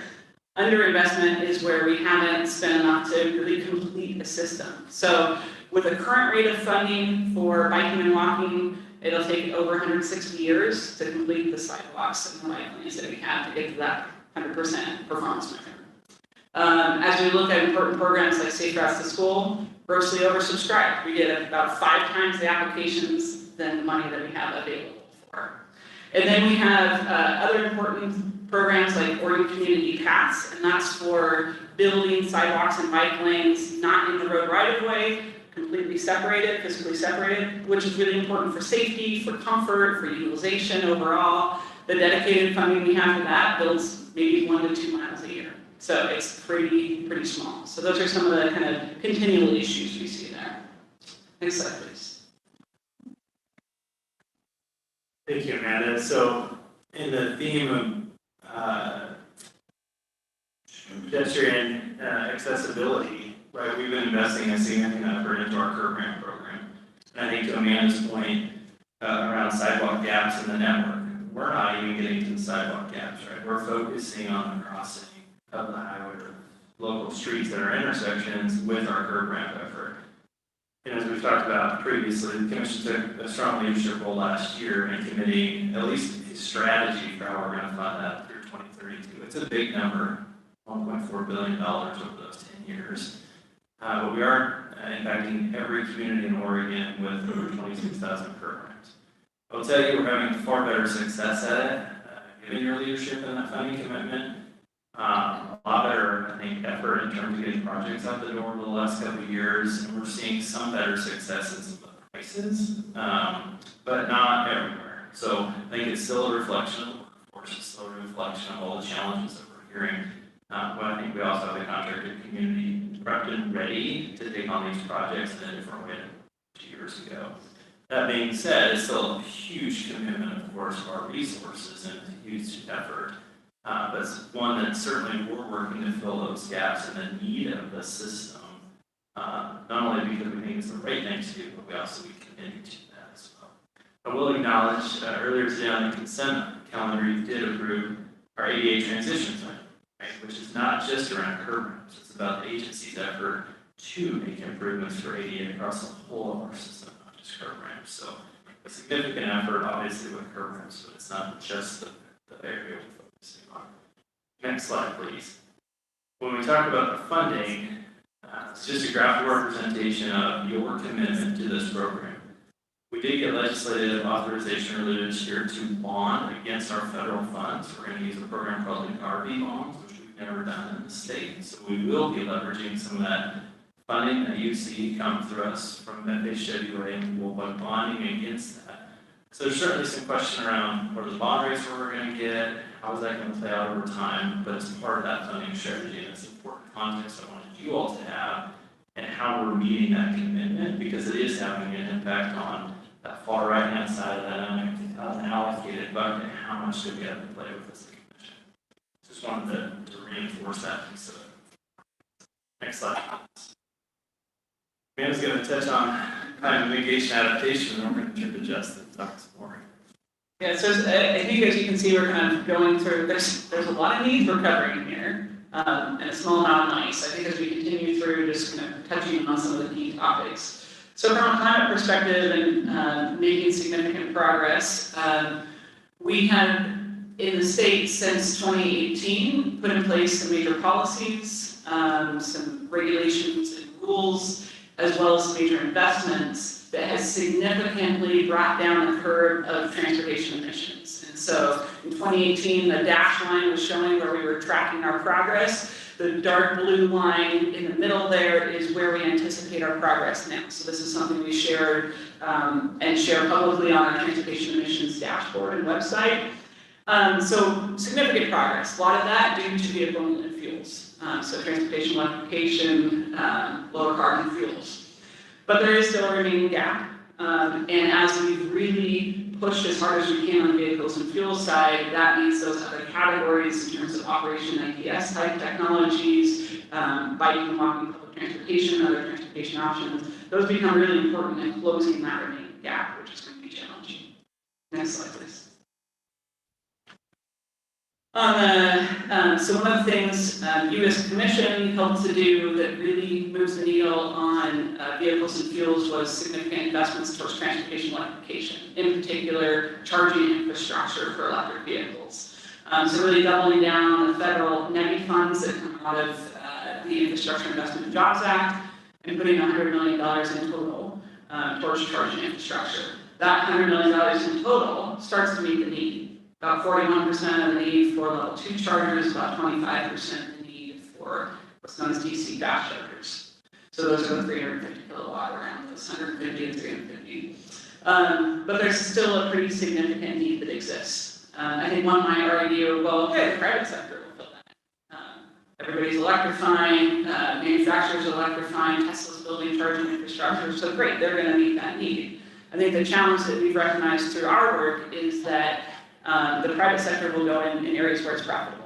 In areas where there's a lot of electric vehicles, not so much in communities that are low income, some of our Black, Indigenous, and people of color communities, and that's really some of the gap that the public charging infrastructure can help to fill, and some of the programs we've structured to start to address that. Next slide, please. On the adaptation side, I think I heard some discussion of this earlier in the day too.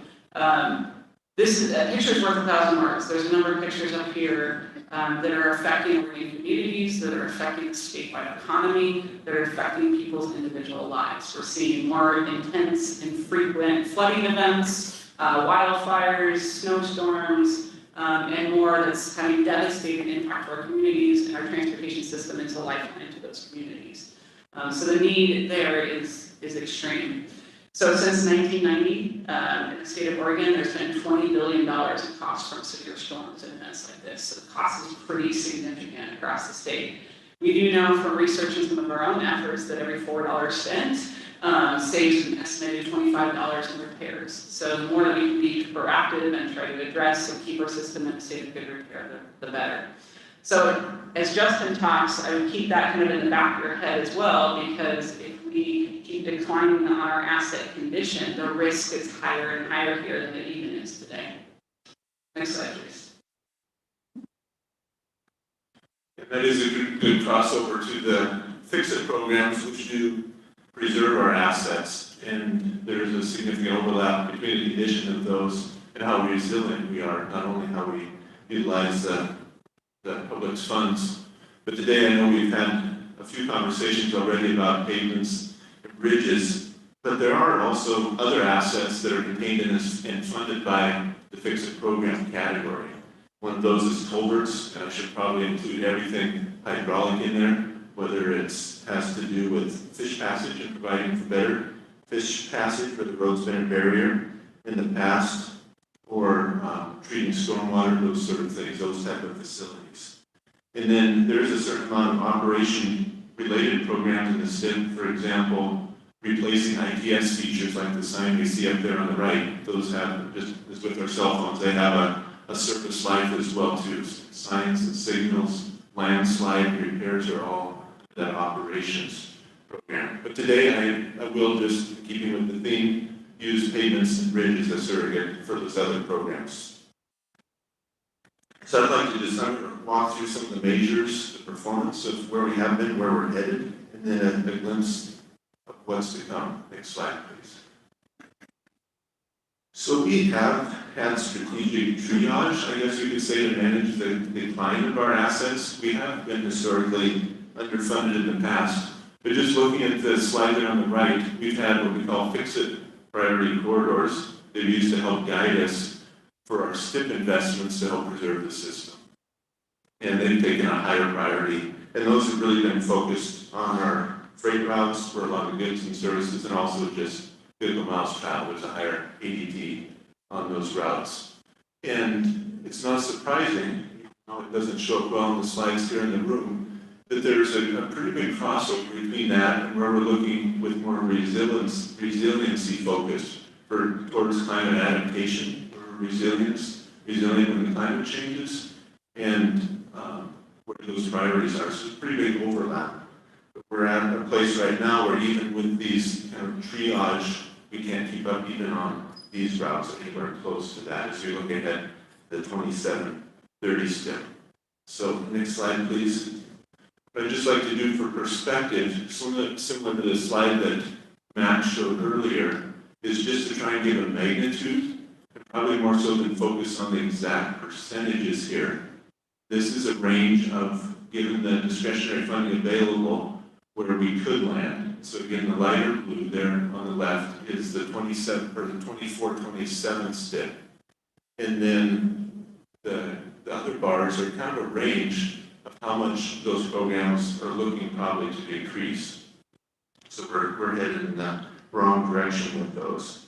And just to note here, within the bridge and funding, and we know IAA and House Bill 2017 have remembered bridges and focused a bit on bridges. A lot of that money is actually seismic related money, where we're going to retrofit bridges quite commonly with that money to improve their seismic resiliency.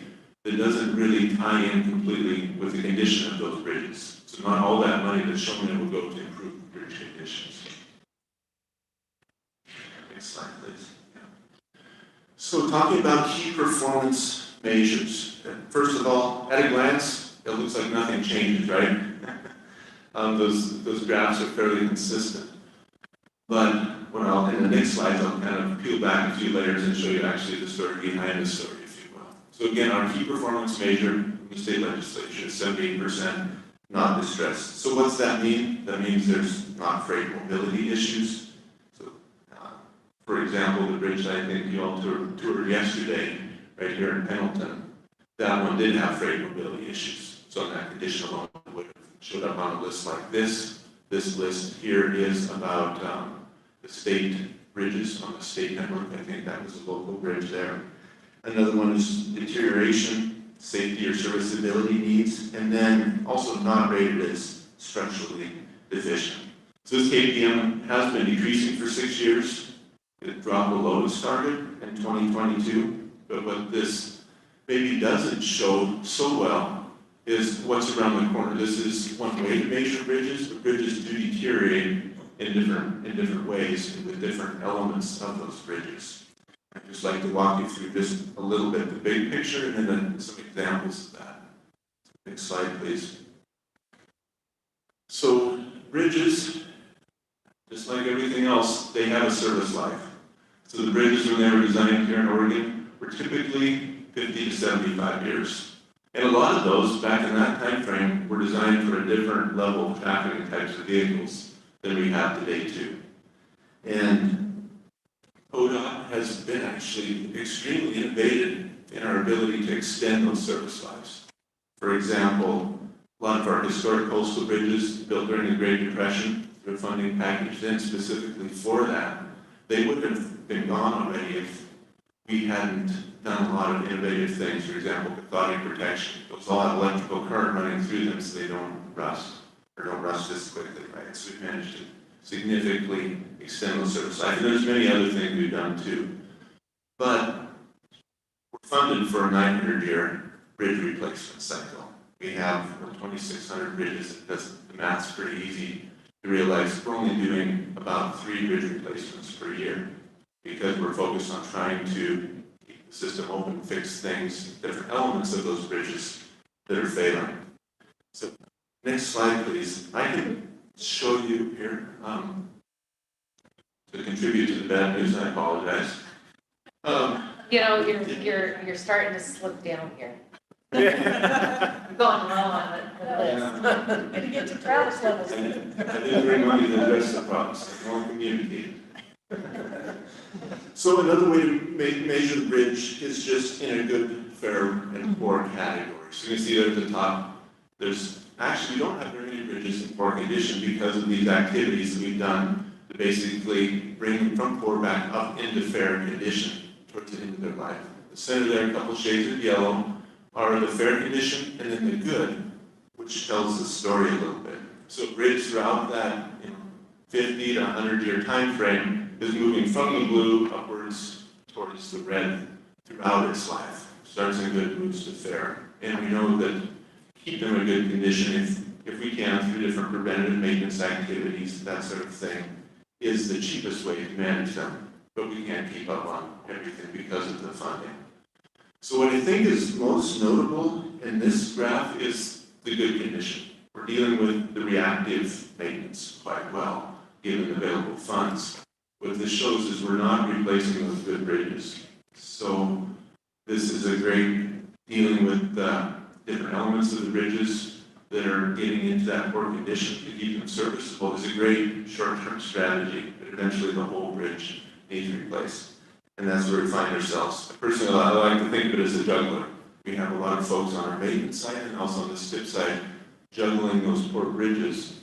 And we keep tossing them higher and more things keep getting added. So you can kind of see where that story heads. What's the difference between fair 5 and 6? Is there, it's like, if you measured it in years, maybe? No? Tell me what that condition is. Okay, just to answer the question, Chair Brown, so you're referring to the 5 and the 6 on fair? Yeah, so there's a numerical rating that the bridge engineers use as well. And recently, they started adding a 5 and 6 just to show and start to track the bridges that were barely in fair condition. So the categories 5 and 6 would both fit into fair condition. Once you're in condition 7, it gets up into good. What they have is they have a rating of many different elements of the bridge, whether it be the foundation, scour critical, the bridge deck, the bridge rail, all those things, and then it compiles into that final rating. So there would be many different ways the bridge should end up in those conditions. Okay, next slide, please. So this is just an example of the challenging reality we're faced with. So I mentioned we replace different elements of the bridges. And this is an example where we use a lot of de-icers, winter chemicals, to keep the pavements as bare as we can, keep ice and snow from collecting on them.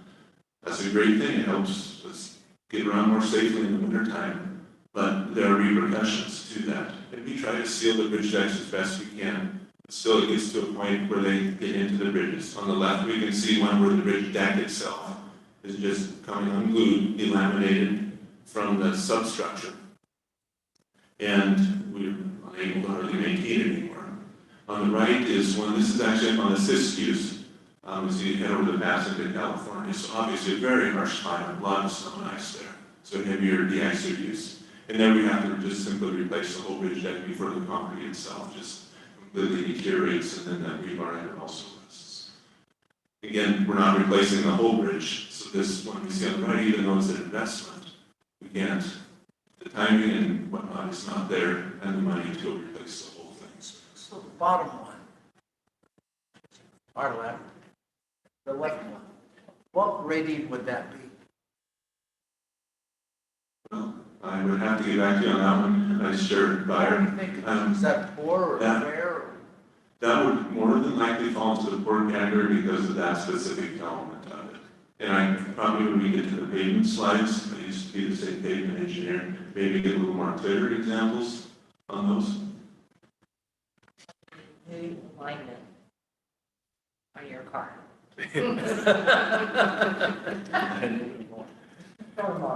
Hey, Justin. Commissioner Brown, actually, I'm glad you made that comment, because this is one of the realities that we're talking about with less maintenance and operations funding and the system condition impact is we're having a conversation around tort claims, right? So we get sued all the time, unfortunately, right? Sometimes erroneously and sometimes with cause, right? You can imagine a snowplow goes by and hits your windshield, right? You can file a claim. That condition that you were just saying up there before is going to get worse. And so as a state, you're going to take on more liability of folks who do have to rely on other person to make a claim with us. So I think to Justin's point of like juggling, so how are we juggling the maintenance and operations issues and a reduction, and how are we pulling this together at the same time the systems, the disinvestment of the systems like compounding that? I'll tell you, starting to hit kind of all parts of the agency in terms of not just the capital side, not just the system, but now also we're seeing an uptick in what are those tort claims going to be. So I wanted to mention it somewhere in this presentation, so thank you for the end. I will say, Commissioner Byer, to your question around the condition of that bridge, Justin, you're going to get into it here in a minute, but when we think about bridges, there's so many elements of bridge, and that's kind of the unseen part of it. So Commissioner Baker, to your question earlier on like fair, good, earlier in the conversation, our bridge engineers put a ton of analysis into how do you analyze the condition of a bridge when it's not just the wearing surface, it's all the other pieces of it. So bridges, in my opinion, get a little more complex. They're also there for a lot longer, but Justin, but you're gonna get to pavements, which I think is a little easier for most people to like see and think about because it's One thing both bridges and pavements have in common is the wearing surface of the bridge or the bridge deck and the pavements. And there have been studies done by ODOT in the past comparing what is the cost of a rough road to a user in terms of their vehicle repair costs. And you pay that to the mechanic or you pay it to the user fees. I'd like to talk also about the KPM around pavement condition. And I think as anyone who's driven around and trying to dodge potholes as they travel in other states is usually happy to come back to the Oregon interstate system. At least I feel that way personally. And as we look at our KPM, the target is 85% fair or better, or at least in fair condition. And I think a lot of the thought behind that in the past has been what a user would experience. And the next slide will show some examples of pictures of pavement conditions and how we rate them. So we've traditionally had good highways. 3 years ago, conditions started to drop. We've been practicing asset management, trying to stretch each dollar as far as we can for quite a few years at all levels, whether it be on the pavement side or the STIP side. But again, there's a story behind the story if we start to look ahead. So next slide, please. So at the top, we have an example of a good pavement. I think everyone knows what that looks like. We also have a picture of a poor pavement. So poor pavement will usually have potholes in it, will have significant cracks. Quite often, people have gotten out there to try to seal those cracks. It's very obvious. It can be quite a bit of patching. And ODOT has done an extremely good job of having smooth patching, so sometimes people don't notice, except that that's a temporary fix without a STIP project coming to last so long. A fair condition pavement is in between those two, and actually, incidentally, we all came here probably from the west on 84, from about Boardman to our exit. Most of that interstate is in fair condition. It's getting some runs from stud tire wear, chain wear, from freight. There's a few areas where it's patched, but it's in poor condition. A few cracks starting to form, a few areas where it's getting rough. So that would be fair condition. Most users don't think too much about that unless they're really deliberate. Once it's poor, everybody knows. I'd also like to draw your attention to the slide here at the, I guess, the bottom left of our screen, which is that percent of pavements in fair or better is that blue line. So the trend is in the dark line, and then the dash is where we anticipated to go in the 24-27 STIP that was just looked at today. And we anticipated going below our KPM during that STIP. And then depending on the range of scenarios, we also have a further projection, which is quite drastic actually compared to how it has been historically. The bar chart is basically flipping the conversation to say, how much poor pavement do we have in terms of pavement miles, as we can see on the right side? And essentially, short of a funding package, that is, the amount of poor pavement doubles in the state. So if you're on the interstate, it might not matter as much because we'll focus on the interstate. But just in terms of the safety risk around that deferred work, people dodging potholes, we have a lot of concern. The folks that I work with on the asset managers, engineers, and maintenance. So that is a doubling, which if we think of a declining ability to do maintenance, that is compounds the problem significantly for those workers. Not only their time being out there so often in traffic, and also just the money for the patching materials. So what's led to that? Well, it's structural budgetary issues, as we've been talking about, and competing needs. There are many needs that the DOT is trying to address, and of course, inflation too. And we probably won't see it on our lowest volume roads first, just because the traffic doesn't deteriorate so much. We'll focus on the interstates. Where we'll probably see it is on these highways like US 97, US 26, Oregon 58, those ones that still carry a lot of freight, but they're not the interstate. So quite significant. We are looking to actually stop paving everything but the interstate in our STIP program in the 27-30 STIP after 2027, only interstate paving. And we must do that for a couple of reasons. One is there's a federal funding penalty if the condition on the interstate drops very much.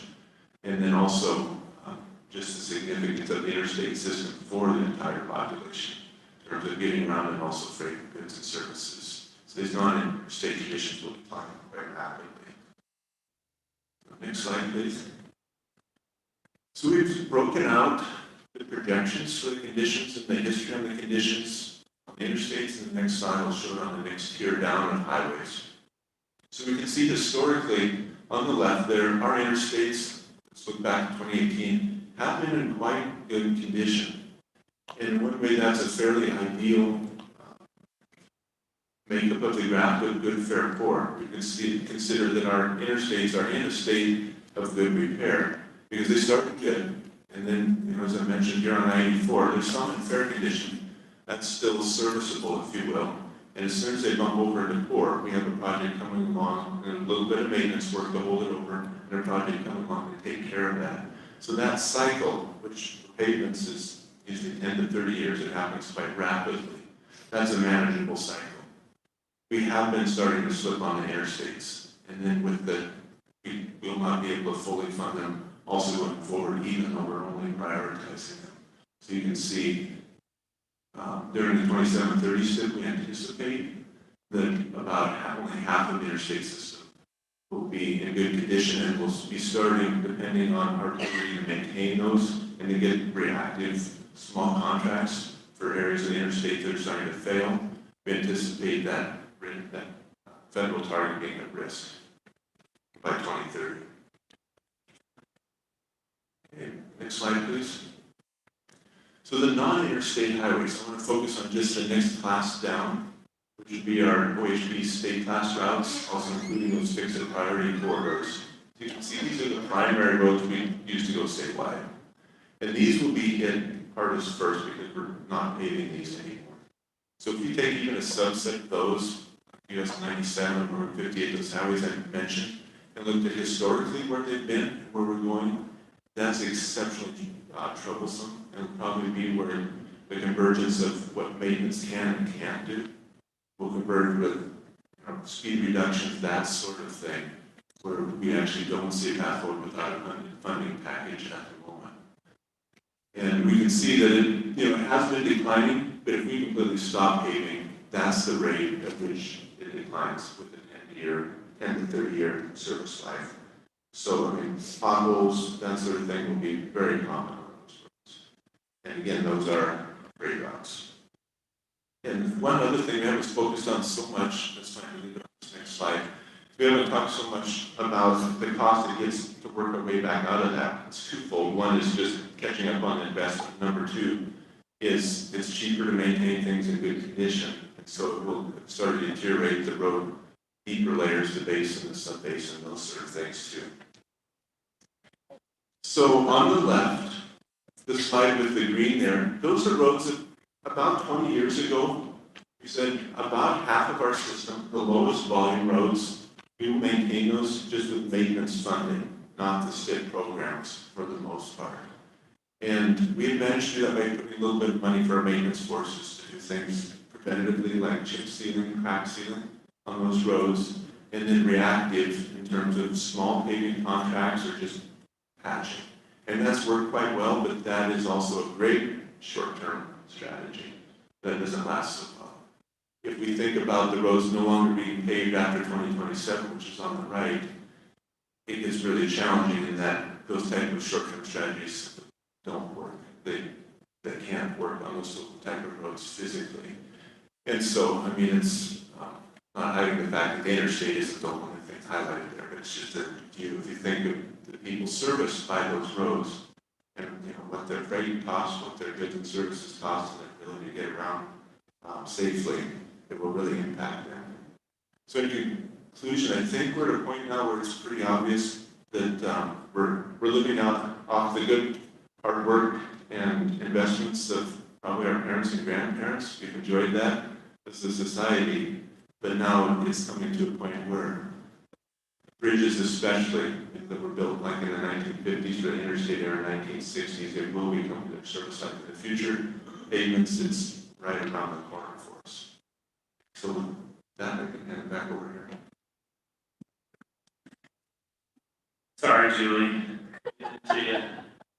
I just wanted to say, Justin, well done. One of the reasons that we wanted to talk about needs, and I'm going to turn it to Amanda here in just a second as we work to get your feedback, but also where do we take this? It's a bit of a daunting conversation, of course.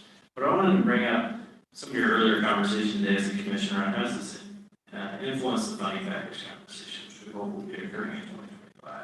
Certainly, we are preparing the same level of information, preparing for how do we tell the story to the legislature. Certainly, Commissioner Meyer will remember that from us in 2017, right? We were talking about some of the same things back then, which led to that package. I think it's gotten worse since that time, largely because of inflation, largely because of, I think, Justin's comment around the same building upon itself, right? In terms of our past decisions not keeping up with just the age of our infrastructure. So I just wanted to reiterate that point as we're so focused on today's conversation, the 2730 STIP. This is the exact same conversation we're having building up to the 2025 funding package. We're talking about this need across all these areas that we've been talking about here today. So I just wanted to make that point before we pivot to how we get some feedback from all of you before we work to bring some stuff back in September. Yes, Commissioner Smith. Yeah. I'm trying to put this lovely news in a bit of context. In talking with other DOTs around the country, I'm assuming that this is not an isolated trend for us. And where are we kind of in comparison with some of the other states and DOTs, and is that conversation happening among? Yeah, I can mention just a little bit about that. It seems to really have to be with which states have passed the state funding package or not. I know we're more or less at a race to the bottom with our partners to the north, our friends to the north in Washington. They have a similar situation, and they did have some hope at one time for funding for their assets, but there were some other higher priorities that came along there, and I think that recently got shifted. So they're in a very similar situation. And I know some of the other DOTs in the Rocky Mountain states, there's a lot less traffic, and so maybe it's a lot less dire at the moment. But my understanding with the several I've talked with is there's a fairly big range. I do know some of them, they're further ahead of us where it's gotten so bad the conversation is more crucial. I don't know the specifics of funding packages there. So I just wanted to say before speaking again that despite the messages, the messenger is a great guy, so don't so a couple of key things I think to summarize before I transition this. And one of the things is, while we've talked about funding packages, it's not where we're at right now. We have this decision at this point of time to make, and it's a really, really challenging one. We have less money than we've had historically. We have less flexible funding than we've had historically. So I think Travis cited a number around $400 million previously. In an optimistic way, we're happy, and we're likely much less than that. And so, as you talk about with Travis in an earlier conversation, how much discretion does the commission have? A lot of the federal funding, and our funding in general, is targeted to very specific uses. So as we talk about categories of fix-it and public and active transportation, a lot of that money is directed into those categories with little ability to change where that moves to. And so with the flexible funding and that flexible funding being limited, we're talking about lose-lose trade-offs here. As you look at these kind of pictures and you see we're not able to make as much progress as we need, as we want, in all areas across all goal and objectives that we have. So it's a pretty challenging place to be. So with that happy news, next slide, please. I think we have to, with the funding that we have, which is again a little bit unknown at this point that is flexible, what's the best way to use it? So in years past where we've had a fair amount of flexible funds, we've talked and done extensive public outreach, we've really talked about what we plus up across many different programs. If we're talking about a very small amount, there may be more opportunities to use that strategically through leveraging. So Matt talked a little bit about the ADA program earlier, where we're making investment in programs. So where might those locations be that we have an intersect of multiple high priorities, right? Walking for safety, for whatever. So it's not opportunistic of just, hey, we're there, let's do a bunch of other stuff anyway. We have to look at where priority areas intersect, but there may be some opportunity to leverage that in some different ways, as opposed to looking at more bucketing funds. So that's one option we want to put before you today. Next slide. I think the other option, and depending on kind of the amount that we're talking about in total, is are there focus areas? Are you wanting to signal priorities towards a certain area? That might be safety. We talked about fatalities and serious injuries earlier. There were some questions on how much of it there. Is that an area that you want to signal priority towards? Or is it climate? Is it some of these other areas? So I think the challenge that we have is, one, to truly understand kind of where the flexible amount is going to land, and then what's the best use of that? Is it towards things that we've historically funded and taken off the top and directed that way? Is it allocating it within certain objective areas? Is it leveraging? And I know it's kind of again, it's a lose-lose trade-off discussion that we're in right now. So we wanted to get some of your feedback to help as we come back at the next commission meeting and kind of share some potential potential and ideas with you or engage in a discussion, but we wanted your feedback in general. I think we might have another slide that lays out questions or just says discussion and feedback, but I think that's the point we're at. So, next slide, please. Yeah, thank you. Well, we're gonna put you at the beginning of the agenda because I really don't want to end commission meeting on this note and have to think about it the rest of the day and be angry. So, Then we get Travis next. that's true. I forgot about Travis. Round it out. I do want us to engage in a conversation, but before we get there, thank you, we're not going to come down hard on the messenger. But it did make me sit and pause and think, well, my head's ready to explode, but we really need to come up with a strategy of how to say this.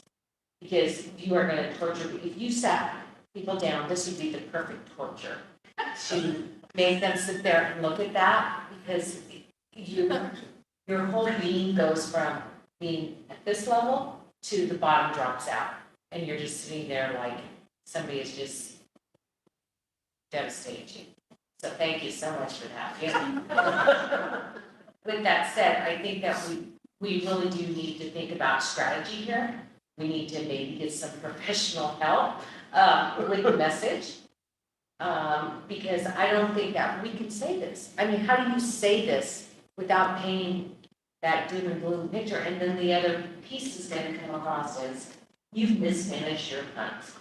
What were you thinking? Oh my goodness, I haven't been on the commission very long. Those other commissioners really messed up.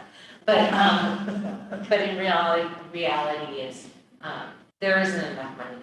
I think that we really need to talk about inflation and where it's put us on construction-wise and costs, but also how do you paint that picture for all of Oregon to understand where we are today? Because I can tell you, as a person who uses this system, I take note of every mile marker that's messed up and I turn it into ODOT. They're so sick of that. I drive all over the state and we can't have roads in this condition. I mean, that is a huge safety. When you look at that bridge, that's a huge safety issue. When I look at the I-5 bridge that they're replacing, I'm like, thank goodness I don't go to California very often. You know, those, and how many of our bridges are like that? And we don't have the money. And then the other thought that was running through my mind is, well, Lord, we could use a Cascadia event at this point because then the federal government would bend saddle because we had a natural disaster and we have to replace our entire road network. And that's a terrible thing to think. But that's really where we're at. Maybe that's the message. Everybody pray for Cascadia? No. So, at this point, I'd like to turn over to the other commissioners for comments, but I mean, this is serious. I know I'm making jokes about this because I don't want to cry. Madam Chair, just to respond to Cascadia, if we don't maintain Highway 97, if we have a Cascadia, we're in deep trouble. Sure. Yeah. Well, you know, Southern Oregon's on their own. Yeah. You know, this is not a new story to us. We've been hearing it. I do think we, to Chair Brown's point, need to be able to develop a message to send to not just the legislature, but to the governor's office and to the rest of the state on how we got here and how we get out of it. And I think we've seen other slides before about kind of the declining revenues, the increasing inflation. I think it's really a key message that we don't have the flexibility in a lot of this funding. It's mandated. Here is what we have, and here's what we need, and here's what we will accomplish with that. You know, we have to tell a little bit of the war story too. Yes. But I think framing it up as to how we got here wasn't through neglect on our part, because otherwise we are going to get criticized for that. We will. And we'll get criticized anyway, but that's okay. But I do think that, you know, the question that you asked of us now is, direction towards the less than $200 million that we have to talk about. And my thoughts are, consistent with our last STIP discussion, is we really need to focus on fix-it and opportunistic funding. Much like the last conversation, very little in enhance. The legislature will tell us what the enhanced projects are anyway. And, you know, we have so much money from various sources that have built up transit and have built up active transportation that we aren't getting the money for fix-it. So that's where my priority would lie. I think there's a couple things that you said that triggered some of the thought, and I want the rest of us to weigh in, but when you showed the slide, you said, well, we have fixed some things, but it doesn't show because of jurisdictional transfer or whatever. So there has been things that have changed that we aren't showing in that. I think when you're talking about this discussion with the public, all of us that live the life on federal, state, you can use these funds, this color money over here, you can leverage this. It gets very confusing to people, and they can't decipher what it is you're telling them. They feel like it's a shell game, that we're not being honest and transparent.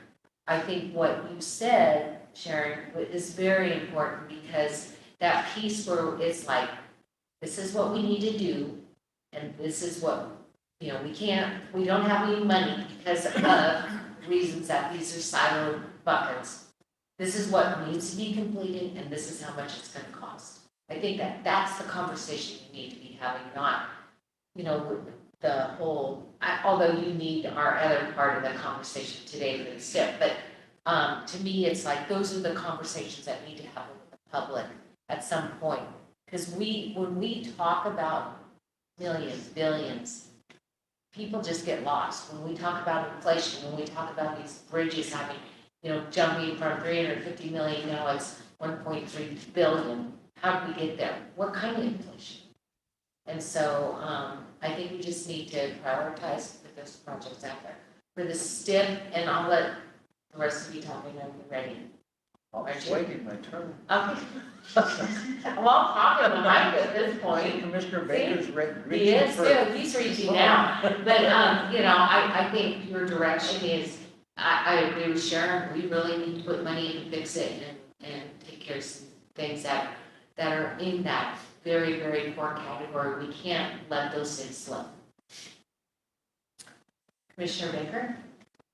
I learned long ago that I try not to worry, because worry is an emotion that zaps my creativity and my energy.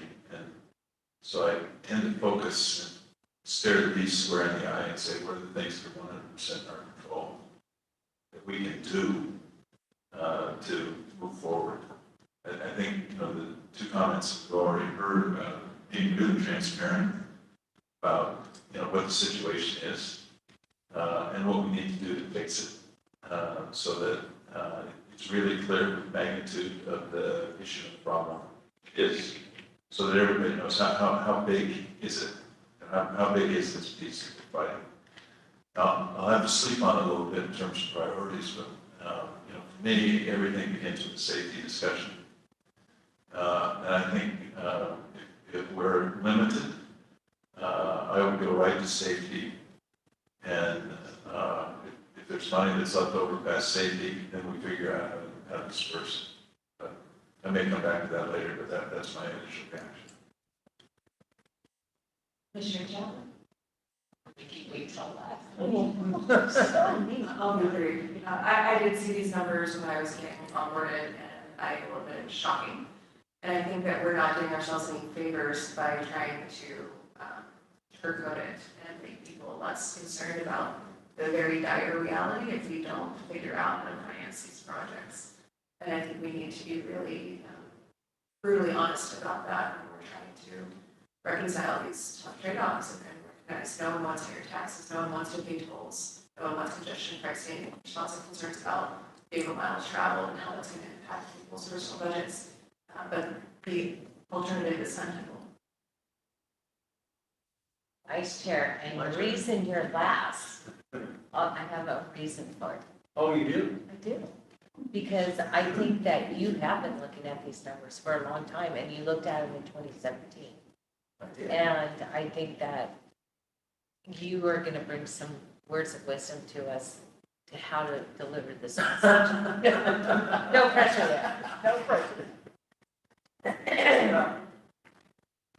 We have been talking about this for a long time, and I know in 2017 we were doing that, and we can't do the big number.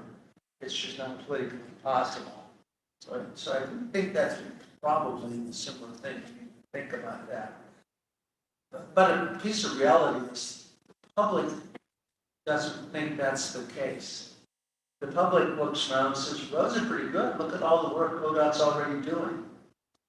They look at 217, or they look at the metro projects, or they look at where we were up on the pass yesterday. They think, well, geez, we're making a lot of progress. So that makes it a harder sell to do that. I do think that I agree with the other commissioners that if you're prioritizing, you have to put safety, and I can fix it to have it list. But I would also add, it's a little different, but we need to be very cognizant of the electrification process. But most of that money's coming from someplace else. That's kind of the big pieces to need to do that. I do think we need to find a way to, when I went through this slide deck before, I thought this is pretty good. It's a good piece. There's a combination there to start telling the story to people as we go around. Putting together, the difference between, Travis's slides and yours, and somehow getting that slimmed down into a sellable package to tell people exactly. I think is important. We have to do that. But until we get funding, and I think that is our priority, as I keep saying that, our priority, to me, our priorities are go at the top of the list is trying to figure out a way to get some more money in the system and educate the public about what they're buying. Secondly, maintain safety. Third is start aggressively going towards the future, which is how do we adjust to electrification. On that last one, I can't get the top, but when the public makes that conversion, they're going to be really unhappy to blame us. They can get their cars charged. So that's kind of my notion. I've been trying to think a lot about how do we structure a discussion like we did in 2016. I don't have the answer to that, but I'm thinking a lot about that, trying to figure out how to do that. So I don't have the answer. My question was maybe just so I'm in commission. No. I don't think we answered your question. So if we go back to the STIP slide and the money that it showed, a lot of the money is already decided, correct? So we're looking at a small pot of 250 million less. Yeah, so Commissioner, that number is still being sorted out. So as Matt talked about when he shared that slide, it's kind of our team, we should put hash lines on that number. But I think at a maximum, we're talking around 210 million, but likely much, much lower. It could be potentially as low as 25 million. So I mean, it's a huge difference in range that we're talking about that the commission has flexibility to allocate. So with that, we get some feedback kind of hearing from you all on fix it kind of priorities, safety priorities, electrification, some of those types of themes, which is helpful, I think, in us kind of going back and saying, depending on what that range actually looks like, what might we propose back as a couple of options for you to consider, and certainly propose whatever else you see fit as. And so we could come up with a couple options where we plus up some of those programs. We can also come up with the option where again, we look at maybe the leveraging opportunity to promote some of those things with other capital investments that are there. I know one of the conversations I've had with Mac, tell me time. You're meeting now. Yeah. We just don't want to talk 4 minutes. We don't want to talk to Travis, so we're going to use them. One of the things, we just left the room, wow.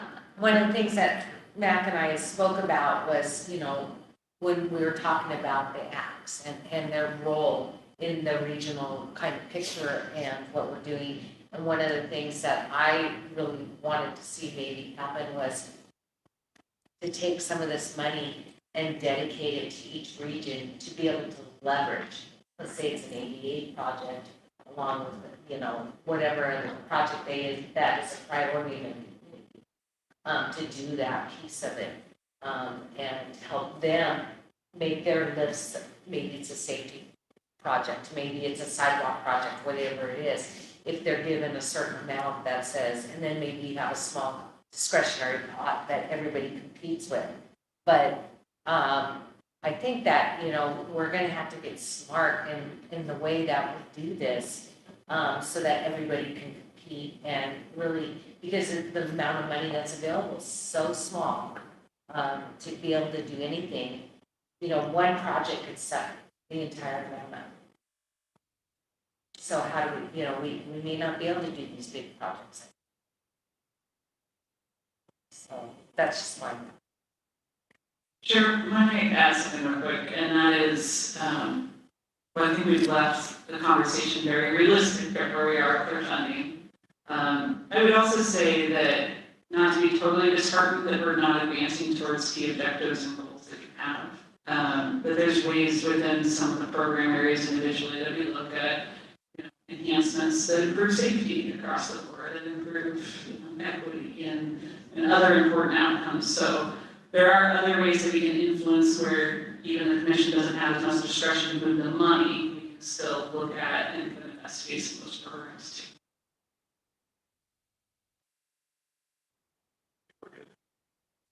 Got a double thumbs up, which means thank you and you did a great job, even though I know this was a hard message. You did not warn me.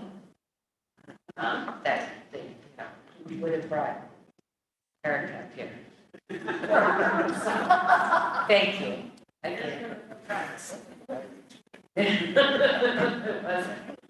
And we're almost done. Ross, it's so wonderful seeing you.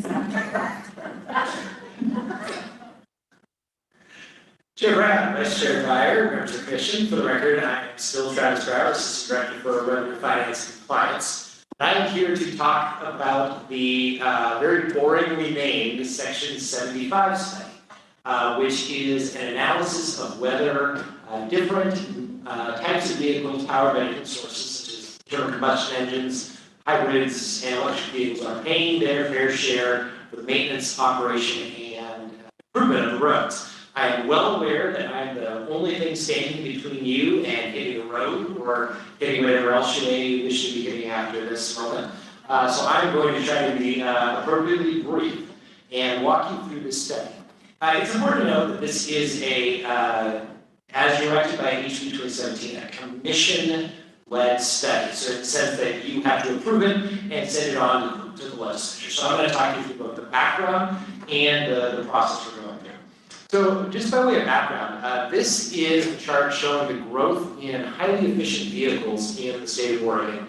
Electric vehicles, the base, plug-in hybrids, and hybrids. As you can see, for all those different classes, that is an upward bending exponential growth curve. And we have a long-term projection for the adoption of these vehicles that shows that growth curve continuing over time. Right now, even though we see that rapid growth, we're still a fairly small portion of the vehicle fleet. And yet we see that will rapidly grow over the near term. So next slide. What that means is we're going to see the gas tax begin to trail away. I shared this with you before. This compares the revenue forecast before we updated our assumptions about growth of highly efficient vehicles, and after in April 2023, where we start seeing that not just a slight downward bend, but a deep downward bend of the curve. Next slide, please.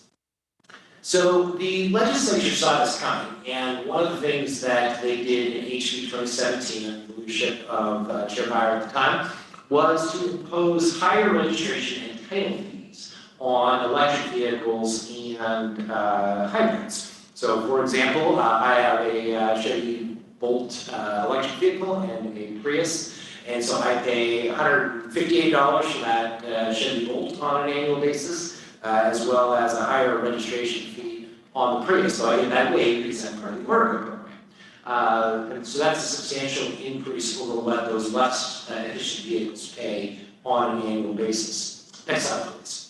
But even with that, when you look at vehicles that drive the same amount, so we'll just say about 10,000 miles per year is about average, what you see is that the more efficient vehicles pay a lot less in total state road taxes, including both registration and title, as well as the gas tax. So your average vehicle that gets, say, 20.2 miles per gallon is just under $300 per year. Whereas, as you can see, when you get up to that, above 30 mpg, most of those vehicles are paying $200 or less. So every time someone trades out for a more efficient vehicle, the state highway fund basically loses revenue compared to the less efficient vehicle. Next slide, please. So the legislature saw this coming and both put in place this higher registration and title fees, and also directed that the commission undertake a study. As you note here, the purpose of the study is to determine basically the appropriate share that users of vehicles powered by different means should pay for maintenance, operation, and improvement of highways in the state, and whether those vehicles are paying that share. The commission is empowered to provide recommendations to the legislature. This session, there was actually a debate in the legislature about not just empowering you, but requiring you to provide recommendations. So I think it would probably be wise for the commission to provide some recommendations coming out of this report. And last but not least, that I wanted to point out, this is due by September 15th, 2023. So it is coming up in the relatively near future. The good news is, this is a relatively simple analysis. The chart I showed previous to this basically is the back of the envelope calculation that shows pretty clearly that more efficient vehicles are not paying their fair share for use of the roads, even with these additional registration and title fees. So, next slide, please. We have stood up a project team that is beginning to work on this. We have hired an independent contractor, that is Echo Northwest. This is a team that is skilled in doing this sort of analysis. In fact, they just finished up the highway cost allocation study, which is one of the reasons why the time frame on this is very compressed. We need to get that work done before we're able to get this study in place. So we have also stood up a technical advisory committee that is made up of the DAS Office of Economic Analysis, basically the same economist, the Legislative Revenue Office, and ODOT will oversee this independent contractor. We wanted to make sure that even though this is work that we could do internally, that we had someone independent doing work so that it is well trusted and understood that this is not just ODOT's analysis. So we are in the process of developing a methodology, calculating that proportionate share that the different passenger vehicle classes should pay, and then calculating how much they actually do pay. And then we'll be working with you over the course of the next couple of months to develop any recommendations for fee changes and or further study. So next slide, please. You can see the timeline. This is very compressed. We have a methodology paper which we recently received. We're going to be having the contractor do the data collection and modeling, followed by a draft report in August, and a final report that will be available before your OTC meeting in Eugene, so that we're able to submit the report on the time frame required by the legislation. Next slide, please. The methodology data is a little bit challenging because, as you can imagine, we don't have all the answers about some of these vehicle classes, particularly EVs and plug-in hybrids. The majority of the EVs on the road have come on the road just in the last few years. So we don't know quite as much about how they're driven, how many miles they're driven. We've done some analysis. We have a marvelous data set from the DMV. The challenge is we don't have enough of a time series to really understand. What we're seeing, though, is it appears increasingly like electric vehicles, which once were fairly limited in range and thus did not drive many miles, now are driving as many or even more miles as internal combustion engine vehicles. So from my own personal experience, and I mentioned I had a Chevy Bolt, We put 18,000 miles on that vehicle last year because it was the car we drove the most, because it is so dang cheap to fill it up with electricity. And so as a result, we're starting to see evidence that electric vehicles are actually driving more than internal combustion engines. But that's still based on very thin data. So there's an element of the study that is going to rely on thin data and it's going to make some assumptions. It's going to be one that we can iterate in the future, reconduct a similar study. But I also think that the analysis is going to be relatively simple and will have fairly self-evident conclusions. So next slide. Not to presuppose some conclusions, but we think we know generally what direction the study will probably come out in terms of the actual proportion of shares that different classes of vehicles are paying. And so what we will want to do with you as we get some of that preliminary analysis is then share thoughts about the potential outcomes. So this is one of the areas that I wanted to make sure you saw today and you provide any feedback on. Assuming that the analysis does show, as all of our preliminary analysis has shown, that those more efficient vehicles are paying less for use of the roads, there are a number of different options that could go forward. And you could choose to recommend all of these or none of these. These would be consistent with the conversations we had around the road user fee task force table that are taking place in legislative committees and in other places. For example, increasing those vehicle registration fees for those more efficient vehicles so that curve doesn't bend downward. It basically flattens out and ensures that those vehicles pay a little bit more. Or perhaps implementing a per mile road usage charge for more efficient vehicles. That was the recommendation that came out of the user fee task force. The last two rounds that was taken up in legislation by the Joint Committee on Transportation. So those are a couple of the potential recommendations that we could see. We would be interested in any further conversations with the Commission about things that you might want to consider as part of those recommendations. With that, I'll stop and be happy to answer any questions or take any comments. So Travis, do you know what the percentage of electric vehicles or hybrid vehicles that are in Florida? Because I know Maureen's not here, but what are people signing up for that program so we are capturing data, or are they not? Chair Brown, the portion of vehicles in that program is extremely low. We still have, last time I looked, about a little over 900 vehicles in. And the reason that people are not joining in general is most people have to pay a little bit more when they join Oregon. My Prius can pay about $5 to $7 more per month. So it's a little bit of a hard set. Now, I think the one thing that we do have going for us is we see more and more electric vehicles joining the program to avoid paying a large upfront cost. Because when you drive up an EV off the lot, you have to pay $115 per year for 4 years, plus a title fee that adds up to about $600. So the rough top bill that was brought forward actually reduced the price of driving an EV off the lot by $542 by putting people in Oregon. So most of our new vehicles during the program are electric vehicles. I think last month we're consistently having about a 3 to 4% monthly increase in enrollment, but the number is still very small. Questions from the Commission? I'm not going to hit you. You act like I was going to strike you. There really aren't a lot of different options. I think the goal is to get those high mileage cars into the Oracle program. I think the basic problem with them is a lot of people are buying those vehicles because they don't want to. They want the savings of not having to pay the gas tax. That's problematic. I like the last part you're saying about that. And my theory had been to deal with the privacy issues, so we're not mandating them to do that, is to set the vehicle registration fee as the requirement and then the option, then, or you do the Oregon or some combination. I think that makes sense. The nice piece about doing that, if we can get the legislature to do it for the next session, is it starts that trend. So we're not fighting the whole battle and pushing everybody into road users all at once.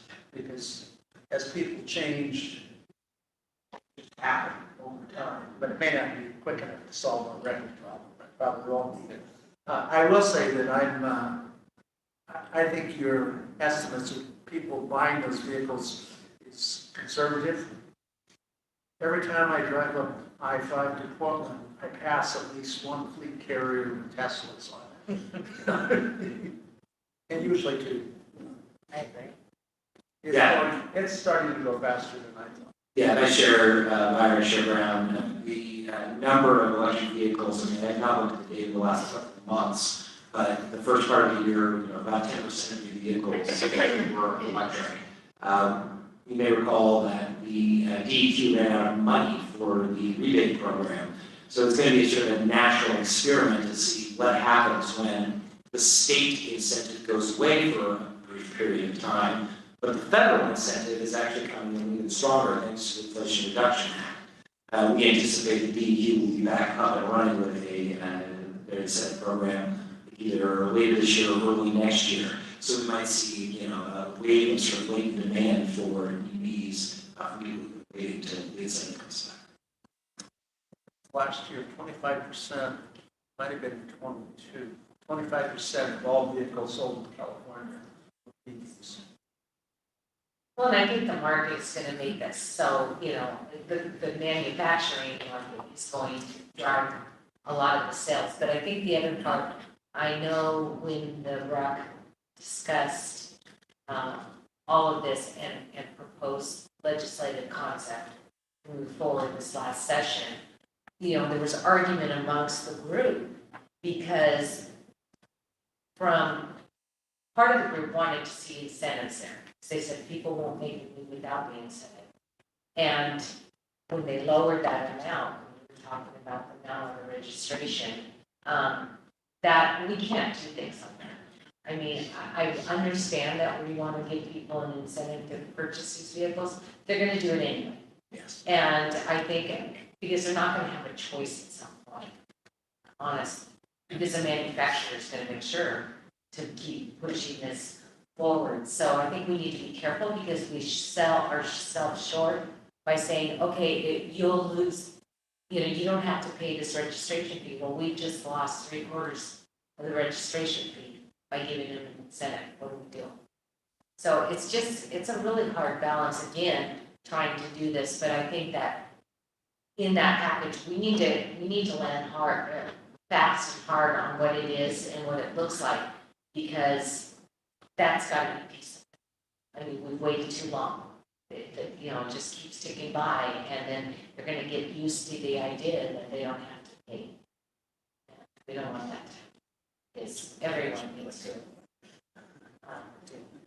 So, any other comments? We want to go home. So, thank you, Travis. Actually, this was very uplifting. So, it was right up my alley. Well done, Travis. With that said, any other comments from the commission? Is there anything that anyone would like to say as we close our day out? It was a very long meeting. I want to thank the staff, and I did put a lot of humor in this, and I did kind of poke fun at some of you, because we're in a hard time right now, and we have really, really big things in front of us that we have to face. And I think putting a little humor to it helps us to kind of laugh and remember that it's not all doom and gloom. We will get to the other side. You do have a commission that cares. And for anyone that's watching the meeting or is in the future, this commission is dedicated to what we're doing. And we have a really big hill in front of us to climb, pretty close to your mountain that you're going to be climbing, Commissioner. But without further ado, I want to go ahead and adjourn the meeting. Thank you. It is, what time is it? Wait a minute. What? Oh, do you have something? No, Oh, sure. I said it? Yeah. Okay. Have fun climbing your mountain. It's 4:44. 1 minute early. 1 minute early, see? How are you climbing? Another month. It's a